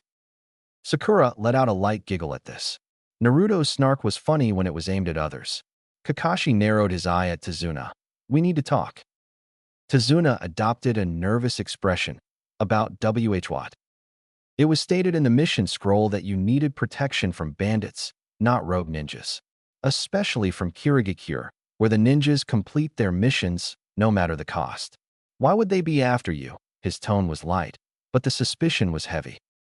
"Unless they were hired specifically to take you out," Naruto added his 2 cents, pointing at Tazuna. Tazuna tried to think up an excuse, but it was already too late. With a resigned sigh, he asked them, "Have you heard of a man called Gato?" Kakashi questioned with a thoughtful frown. "Do you mean one who is among the richest men in the nations?" "That Gato. I've heard of him," Naruto stated. Kakashi raised an eyebrow, silently asking to elaborate. "He is the owner of a shipping company. When I last read about him, he was among the top 15 richest in the nations. Suspected for criminal activity, But no proof, he said with his arms crossed. The very same, Tazuna agreed. Though now he is among the top 5. He came to Wave Country a bit more than 2 years ago. First we didn't think anything about it, but soon he had bought up all the shipping industry of our nation. You see, Wave Country is an island, so we are dependent on the shipping to get goods. But that wasn't the worst part. He used his monopoly to drain the country dry. The people live in poverty.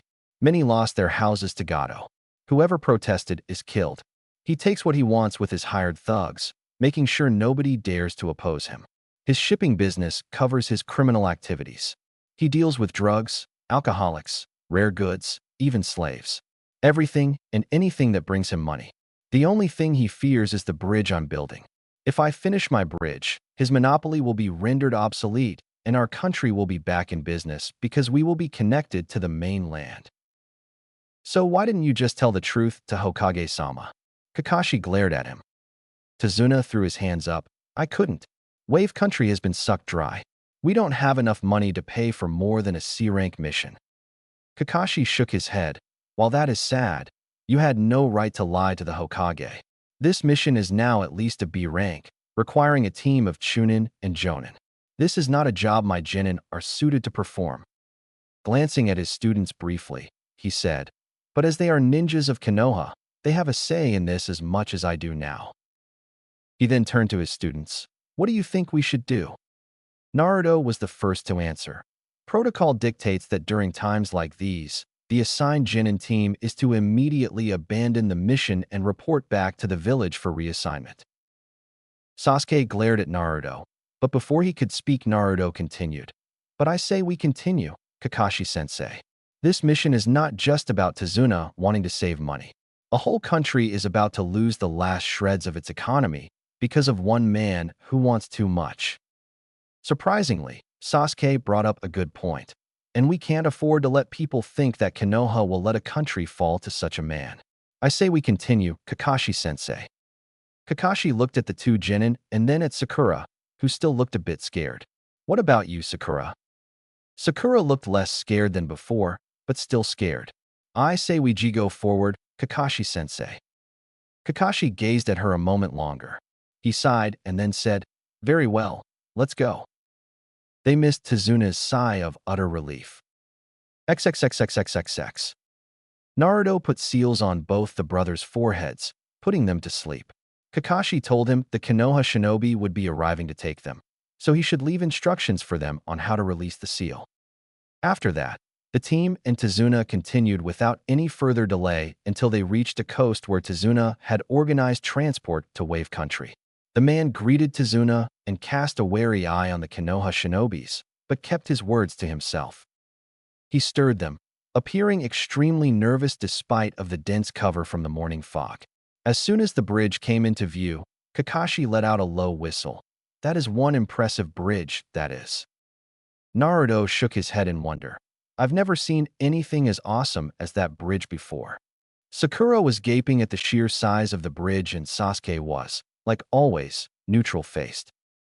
Once they reached the shore, the fisherman wished Tazuna best of luck to get home safely, while Tazuna thanked him for his help. Kakashi asked Tazuna, how long is your home away from here? A journey of about 1 hour and a half. Kakashi nodded and motioned for his team start walking, though he didn't know the reason why he suddenly felt a sense of foreboding. Glancing towards his team, he wasn't entirely surprised to see that only Naruto seemed to share his wariness, eyes darting around, ready to react at the slightest notice. And react he did. Without any warning, a shuriken flew into a bush on the side, courtesy of Naruto. Sasuke and Sakura jumped at that, along with Tazuna. Kakashi just narrowed his eyes. What is it, Naruto? Naruto walked to the bush, a kunai ready in hand. Though he was confused when he only spotted a white rabbit, scared to the bone. Sakura scolded him, Baka, look what you did to the poor rabbit. But Kakashi and Naruto were too busy concentrating on the fact that they spotted a white rabbit. A snow rabbit whose fur is white? In the spring? The absence of brown fur indicates it was raised in captivity, were the thoughts going through the Jonin's head. He suddenly realized its purpose. His shout ran out a second after Naruto's danger sense kicked in. Down! Everyone dropped to the ground. just in time to avoid a giant, spinning from cutting off their heads. Naruto saw that Sasuke was able to bring Tazuna just in time. Everyone stood up and turned towards the tree in which the sword was buried, a man standing on the handle. He had black hair and brown eyes. His slashed kiri headband tilted upwards to the left side of his head, signifying his status as a missing nin. He wore mist-stripped pants and hand warmers that extended to his biceps. Kakashi's voice took a tone of mock surprise. Well, if it isn't Momochi Zabuza, rogue nin and former member of the Seven Swordsmen of the Mist. The now identified Zabuza raised a non-existent eyebrow. So you have heard of me. The man's posture radiated confidence and power. I'm going to ask you to hand over the old man to me. You do that, and you get to escape with your lives. Kakashi had a bead of sweat running down the side of his face. This is really bad. Zabuza is a high A rank missing nin, bordering S rank, which easily upgrades this B rank to a high A rank. Naruto had similar thoughts running through his head. Damn, our luck must be really bad if we have to face off against a swordsman of the mist. I don't stand a chance against him, but we have no choice other than to fight. Damn it. Naruto took out 2 kunai from his hip pouches, held in reverse grip and ready to engage, but Kakashi held a hand in front of him. Everyone stay back. He is not someone you can take on. It'll be tough, even for me. Unless I use this, he said, lifting up his Hitai-8 and exposing a blood-red eye with 3 tomos in a circular pattern. Zabuza gave a dark, amused chuckle. The Sharingan. This early Kakashi? I'm honored. I've read about you, back when I was in ENBU. The man who is said to have copied over 1,000 jutsu, Sharingan no Kakashi. Sasuke's head whipped around to stare at Kakashi, more specifically, at his left eye. How does he have the Sharingan? It's supposed to be an Uchiha clan dojutsu. Did he steal one on the night of the massacre? Before he could think of anything else, mist slowly started to surround them. In just a few moments, the mist was so thick it was hard to see 2 feet in front of them. Suddenly, an incredible amount of killing intent filled the air, causing all of them to tense up. But Naruto relaxed after a moment, having gathered his wits. This was nothing compared to what Kurama put him through. Sasuke and Sakura were another story. Sasuke was frozen in his place, while Sakura was barely keeping herself from crying. The killing intent seemed to relax, and Kakashi's voice rang out. Don't worry, Sasuke, Sakura. There is no way I will let my comrades die. Kakashi had released his own killing intent, easing up some of the pressure. Turning back, Kakashi said, he'll come after me first. Zabuza is a known master of the silent killing technique. Before you know it's over. Naruto whispered back, but sensei, aren't you at a disadvantage here? The Sharingan is not meant to see through dense fogs like this. You would be needlessly wasting your chakra. Kakashi had to admit Naruto had a point. Before he could say anything, Zabuza's voice came from all around the mist. 8 points. Liver, lungs, spine, clavicle vein, jugular vein, brain, kidneys, and heart. These places, if hit too hard or cut too deep, are a one-hit kill. Where should I strike first? Naruto formed a single bird seal. Futon, Tappa. Wind style, breakthrough. The burst of wind he expelled blew away all the fog, revealing Zabuza standing a few feet away from the group, sword in hand. Now it is better for you, sensei. Naruto smiled, kunai held in reverse grips. He had already released all his resistance seals. Zabuza clicked his tongue in annoyance. Annoying brat, he canceled out my jutsu. How the hell does a genin know wind manipulation anyway? Naruto saw it. Zabuza was staring at him with annoyance, but before he could react, Kakashi appeared behind his back, slashing at him. Zabuza collapsed in a puddle of water. Mizu Bunshin, huh? Naruto and Kakashi thought simultaneously. Zabuza appeared behind Kakashi, slashing him off. A flicker of surprise was visible when Kakashi, too, collapsed into water. Kakashi came up behind him. Nice try, he mocked. Zabuza chuckled. So you copied my jutsu, hiding in the trees and waiting to strike. Clever. He swung his blade towards Kakashi, who ducked under it, and slashed his own kunai as a counter. However, the force behind Zabuza's blade was much more than Kakashi anticipated, and almost went down to his knees. Zabuza did not hesitate in giving a chakra-enforced kick to Kakashi, who was unable to dodge in time. Gritting his teeth, he crossed his arms and blocked it. He was rewarded with promptly being sent flying over into the water. Surfacing, he instantly knew something was wrong. The water was too heavy.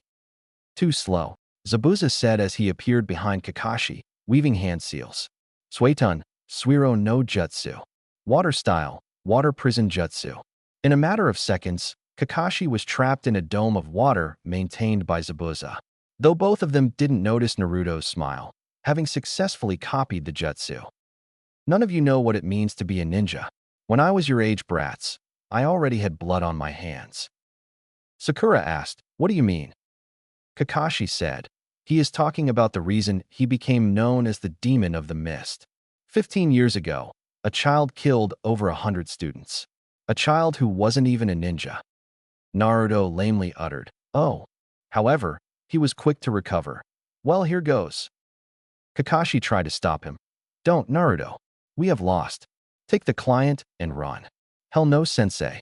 We are not going without our team leader. You still owe us some real training." Naruto was about to use the water chain jutsu to disrupt Zabuza's control on the prison, but was forced to dodge the water clone that tried to take his head off. His heart was pumping, his adrenaline levels rising, his mind entering battle focus. He complimented Zabuza. "Using a jutsu while maintaining another one? That's some really impressive chakra control." He easily weaved between the slashes. Zabuza, the clone, chuckled. "Thanks, kid. You aren't too bad yourself, dodging my strikes like that."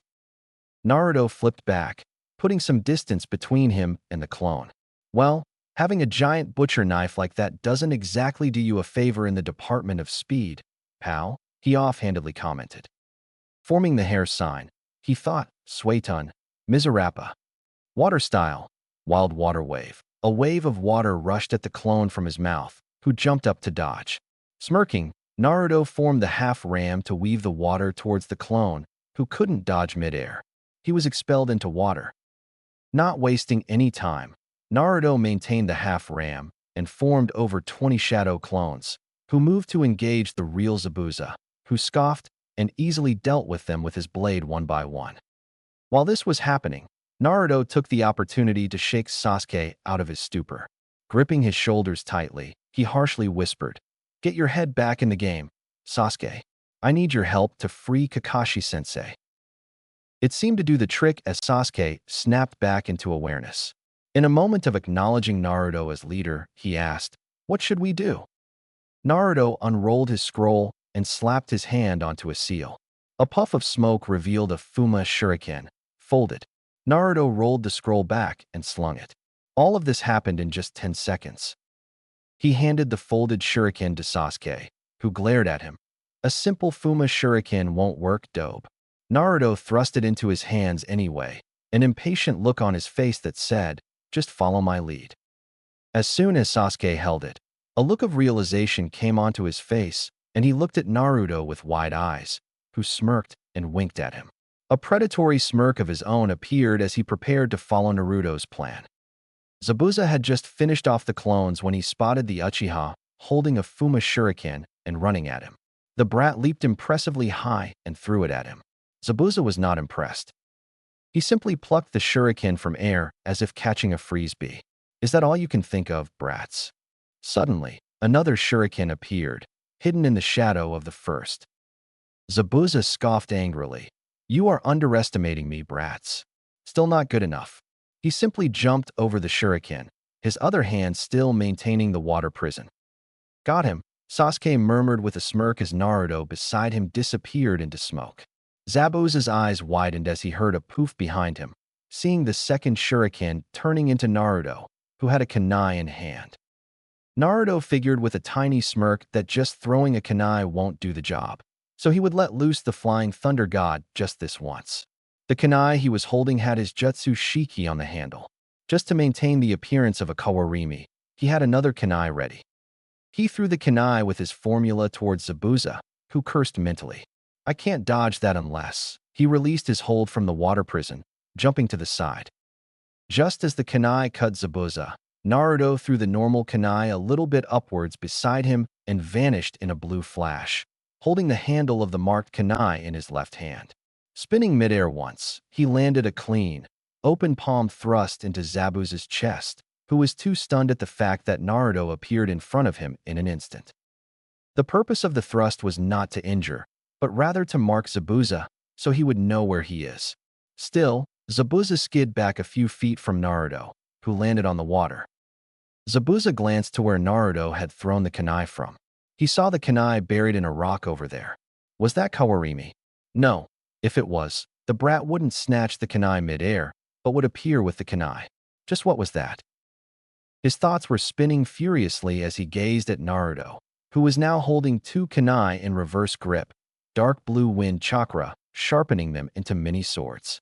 He can use Futon and Suiton ninjutsu, has enough chakra to use the shadow clone jutsu without worry. His chakra control is good enough for him to water walk. And he can use wind chakra to sharpen his kunai? Is he a genin for real?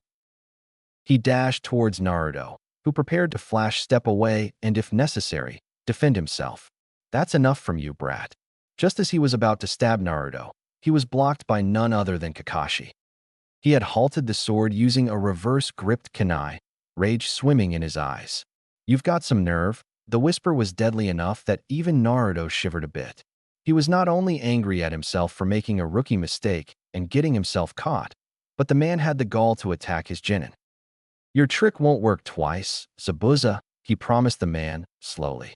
Without turning his gaze away, he spoke to Naruto. Brilliant plan, Naruto. Distracting Zabuza by getting Sasuke to help you. Excellent job, Zabuza scared. I lost concentration for a moment and canceled the technique dash. Don't give yourself too much credit. You were forced to cancel it. Kakashi's sharp voice cut it. Naruto nodded, and seeing his work was done, he put the kunai away and stepped back to Sasuke, who jumped a bit at his suddenness. He observed Kakashi, who had jumped away from Zabuza and was using the power of the Sharingan to its full effect. Immediately, he put his index and middle finger into the water, eyes on Kakashi's hands and senses on his chakra. He carefully sensed how chakra was being molded inside Kakashi. After a chain of 44 hand seals, two identical water dragons appeared, taking each other out. Zabuza moved in to engage Kakashi with his blade, while Kakashi parried back. They continued this for 2 minutes, after which Zabuza jumped back, starting a new series of hand signs. Kakashi wasted no time in copying them, and Naruto wasted no time in using his own style to copy Kakashi. Sasuke was in a daze, seeing the power of the Sharingan so close. Did he really copy all the hand seals? My moves. He is, Zabuza thought, before they were interrupted. Reading them, Kakashi said, finishing Zabuza's thought. Did he read my mind? He is really pissing me off with that damn eye of his. Kakashi finished, for Zabuza, continuing to copy Zabuza's hand signs. Continuing with his hand seals with Kakashi copying Zabuza, the man yelled, "All you're doing is copying me. You can't beat me with those cheap circus tricks, you monkey bastard." Kakashi, yelling the same thing, continued to copy hand signs. Zabuza came to a slight stop, seeing an image of himself behind Kakashi. What is that, a jinjutsu? Zabuza thought.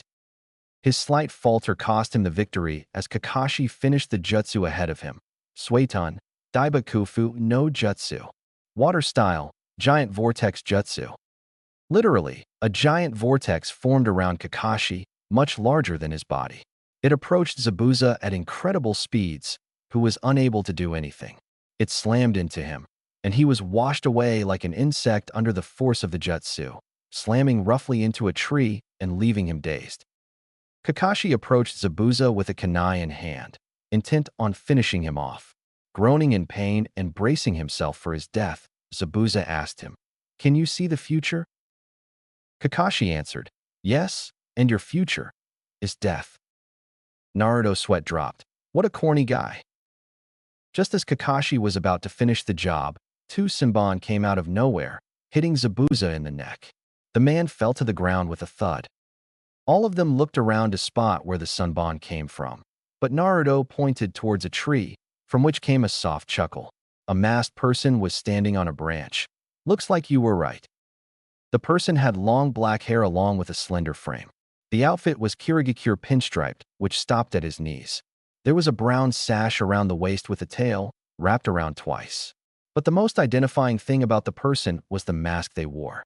It was white with thin, curved eye holes and a red wavy design in place of the mouth, as well as the Kirigakure symbol etched in the top. The person was a hunter nin. Naruto couldn't quite place the voice as female or male. It was unsettling. He would assume it as a male, though. "I thank you for your help," he said as he jumped down. Kakashi knelt and checked Zabuza's pulse to see if the man was truly dead or not. Finding nothing, he concluded that Zabuza was dead. "I have been hunting him for quite a while," he said. Picking up the body, he prepared to shunshin away when Naruto's voice rang out. "Wait." The hunter nin turned to face Naruto's narrowed eyes. "As a hunter nin, isn't it your job to dispose the bodies on the spot?" The hunter nin saw the suspicion in the blonde's eyes and explained, "This body holds many secrets. The village would like to know them before doing that." With that, he was gone. Kakashi pulled his headband down. "Well, that is over with," and promptly fell face first into the ground. Sakura rushed to him. "Kakashi-sensei." She turned him over to see that his eye was closed. "It's probably chakra exhaustion, Sakura." She turned towards Naruto. He explained, "The Sharingan is an Uchiha Kekkai Genkai. It is not meant for him, and as such, consumes his chakra faster. He just needs time to recover." Tazuna spoke up. "Well, in that case, let's hurry to my house where he can recover safely." Naruto nodded and created 3 shadow clones. One of them hinged into a stretcher while the other 2 put the exhausted Jonin on it and started walking. Sasuke walked beside Naruto. "Hey Naruto," the said boy looked at him. "How did you know about the demon brothers before they attacked us? And what was that earlier, putting your fingers in the water?" Naruto turned to him, confused. "Haven't I told you before that I am a censor?" Sasuke's eyes immediately narrowed at him. "What?" Naruto sighed. "This will take a while. XXXXXXX."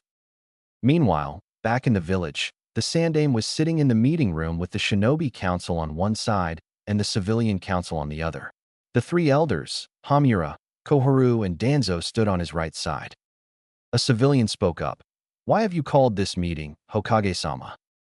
Hiruzen did not reply to this, eyes closed, an expression of deep thought. At last he spoke.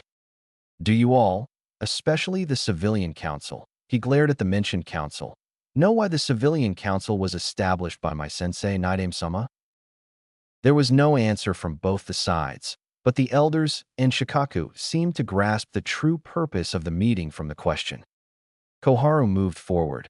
"Hokage-sama, you can't dash." She was silenced with a wave of killing intent. It made one thing very clear in everyone's heads. He is in a bad mood today. To assist the Shinobi Council in times of war. Last I checked, Konoha hasn't been at war for the last 15 years. Therefore, your entire existence is debunked.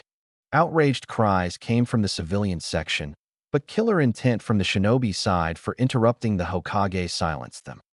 The Hokage glared at them. "If anyone interrupts me one more time, I will have that person executed." Understood.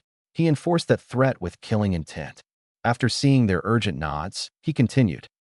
"The only reason, and I have checked the records thoroughly," he said, motioning to the big pile of paperwork beside him, "that the only reason they exist is because of political mongering and bribing some members of the Shinobi Council." His eyes swept the entire room, intensifying the tension. "My hands were tied after the Kyuubi's attack and the Uchiha massacre. The Civilian Council took advantage of this and began to take charge of more important tasks by bribing the Shinobi side," he said while glaring at the 2 elders, who didn't even look into his eyes. Until they finally managed to get their hands on the Shinobi Academy, the most important stage of the Shinobi's career, changing the syllabus and actually lowering the standard of Shinobi, the council gradually became more corrupt. "Tell me if I'm wrong," he finished, practically glaring at everyone and daring them to disagree. Danzo grit his teeth.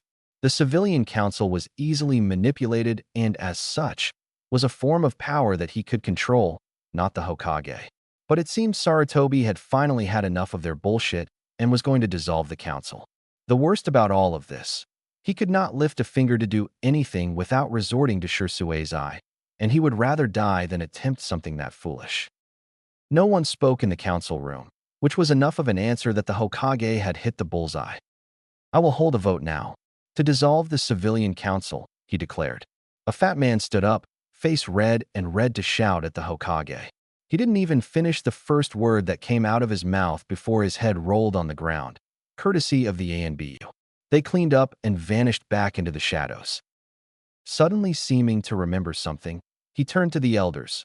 Before I commence the vote, the elders will not be voting, seeing that their position only allows them to advise and, as such, have no say in any final decision made by the Hokage.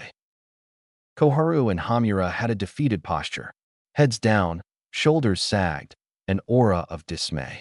Danzo simply stared ahead, not showing any emotions. Sarutobi had caught them totally unawares with this maneuver.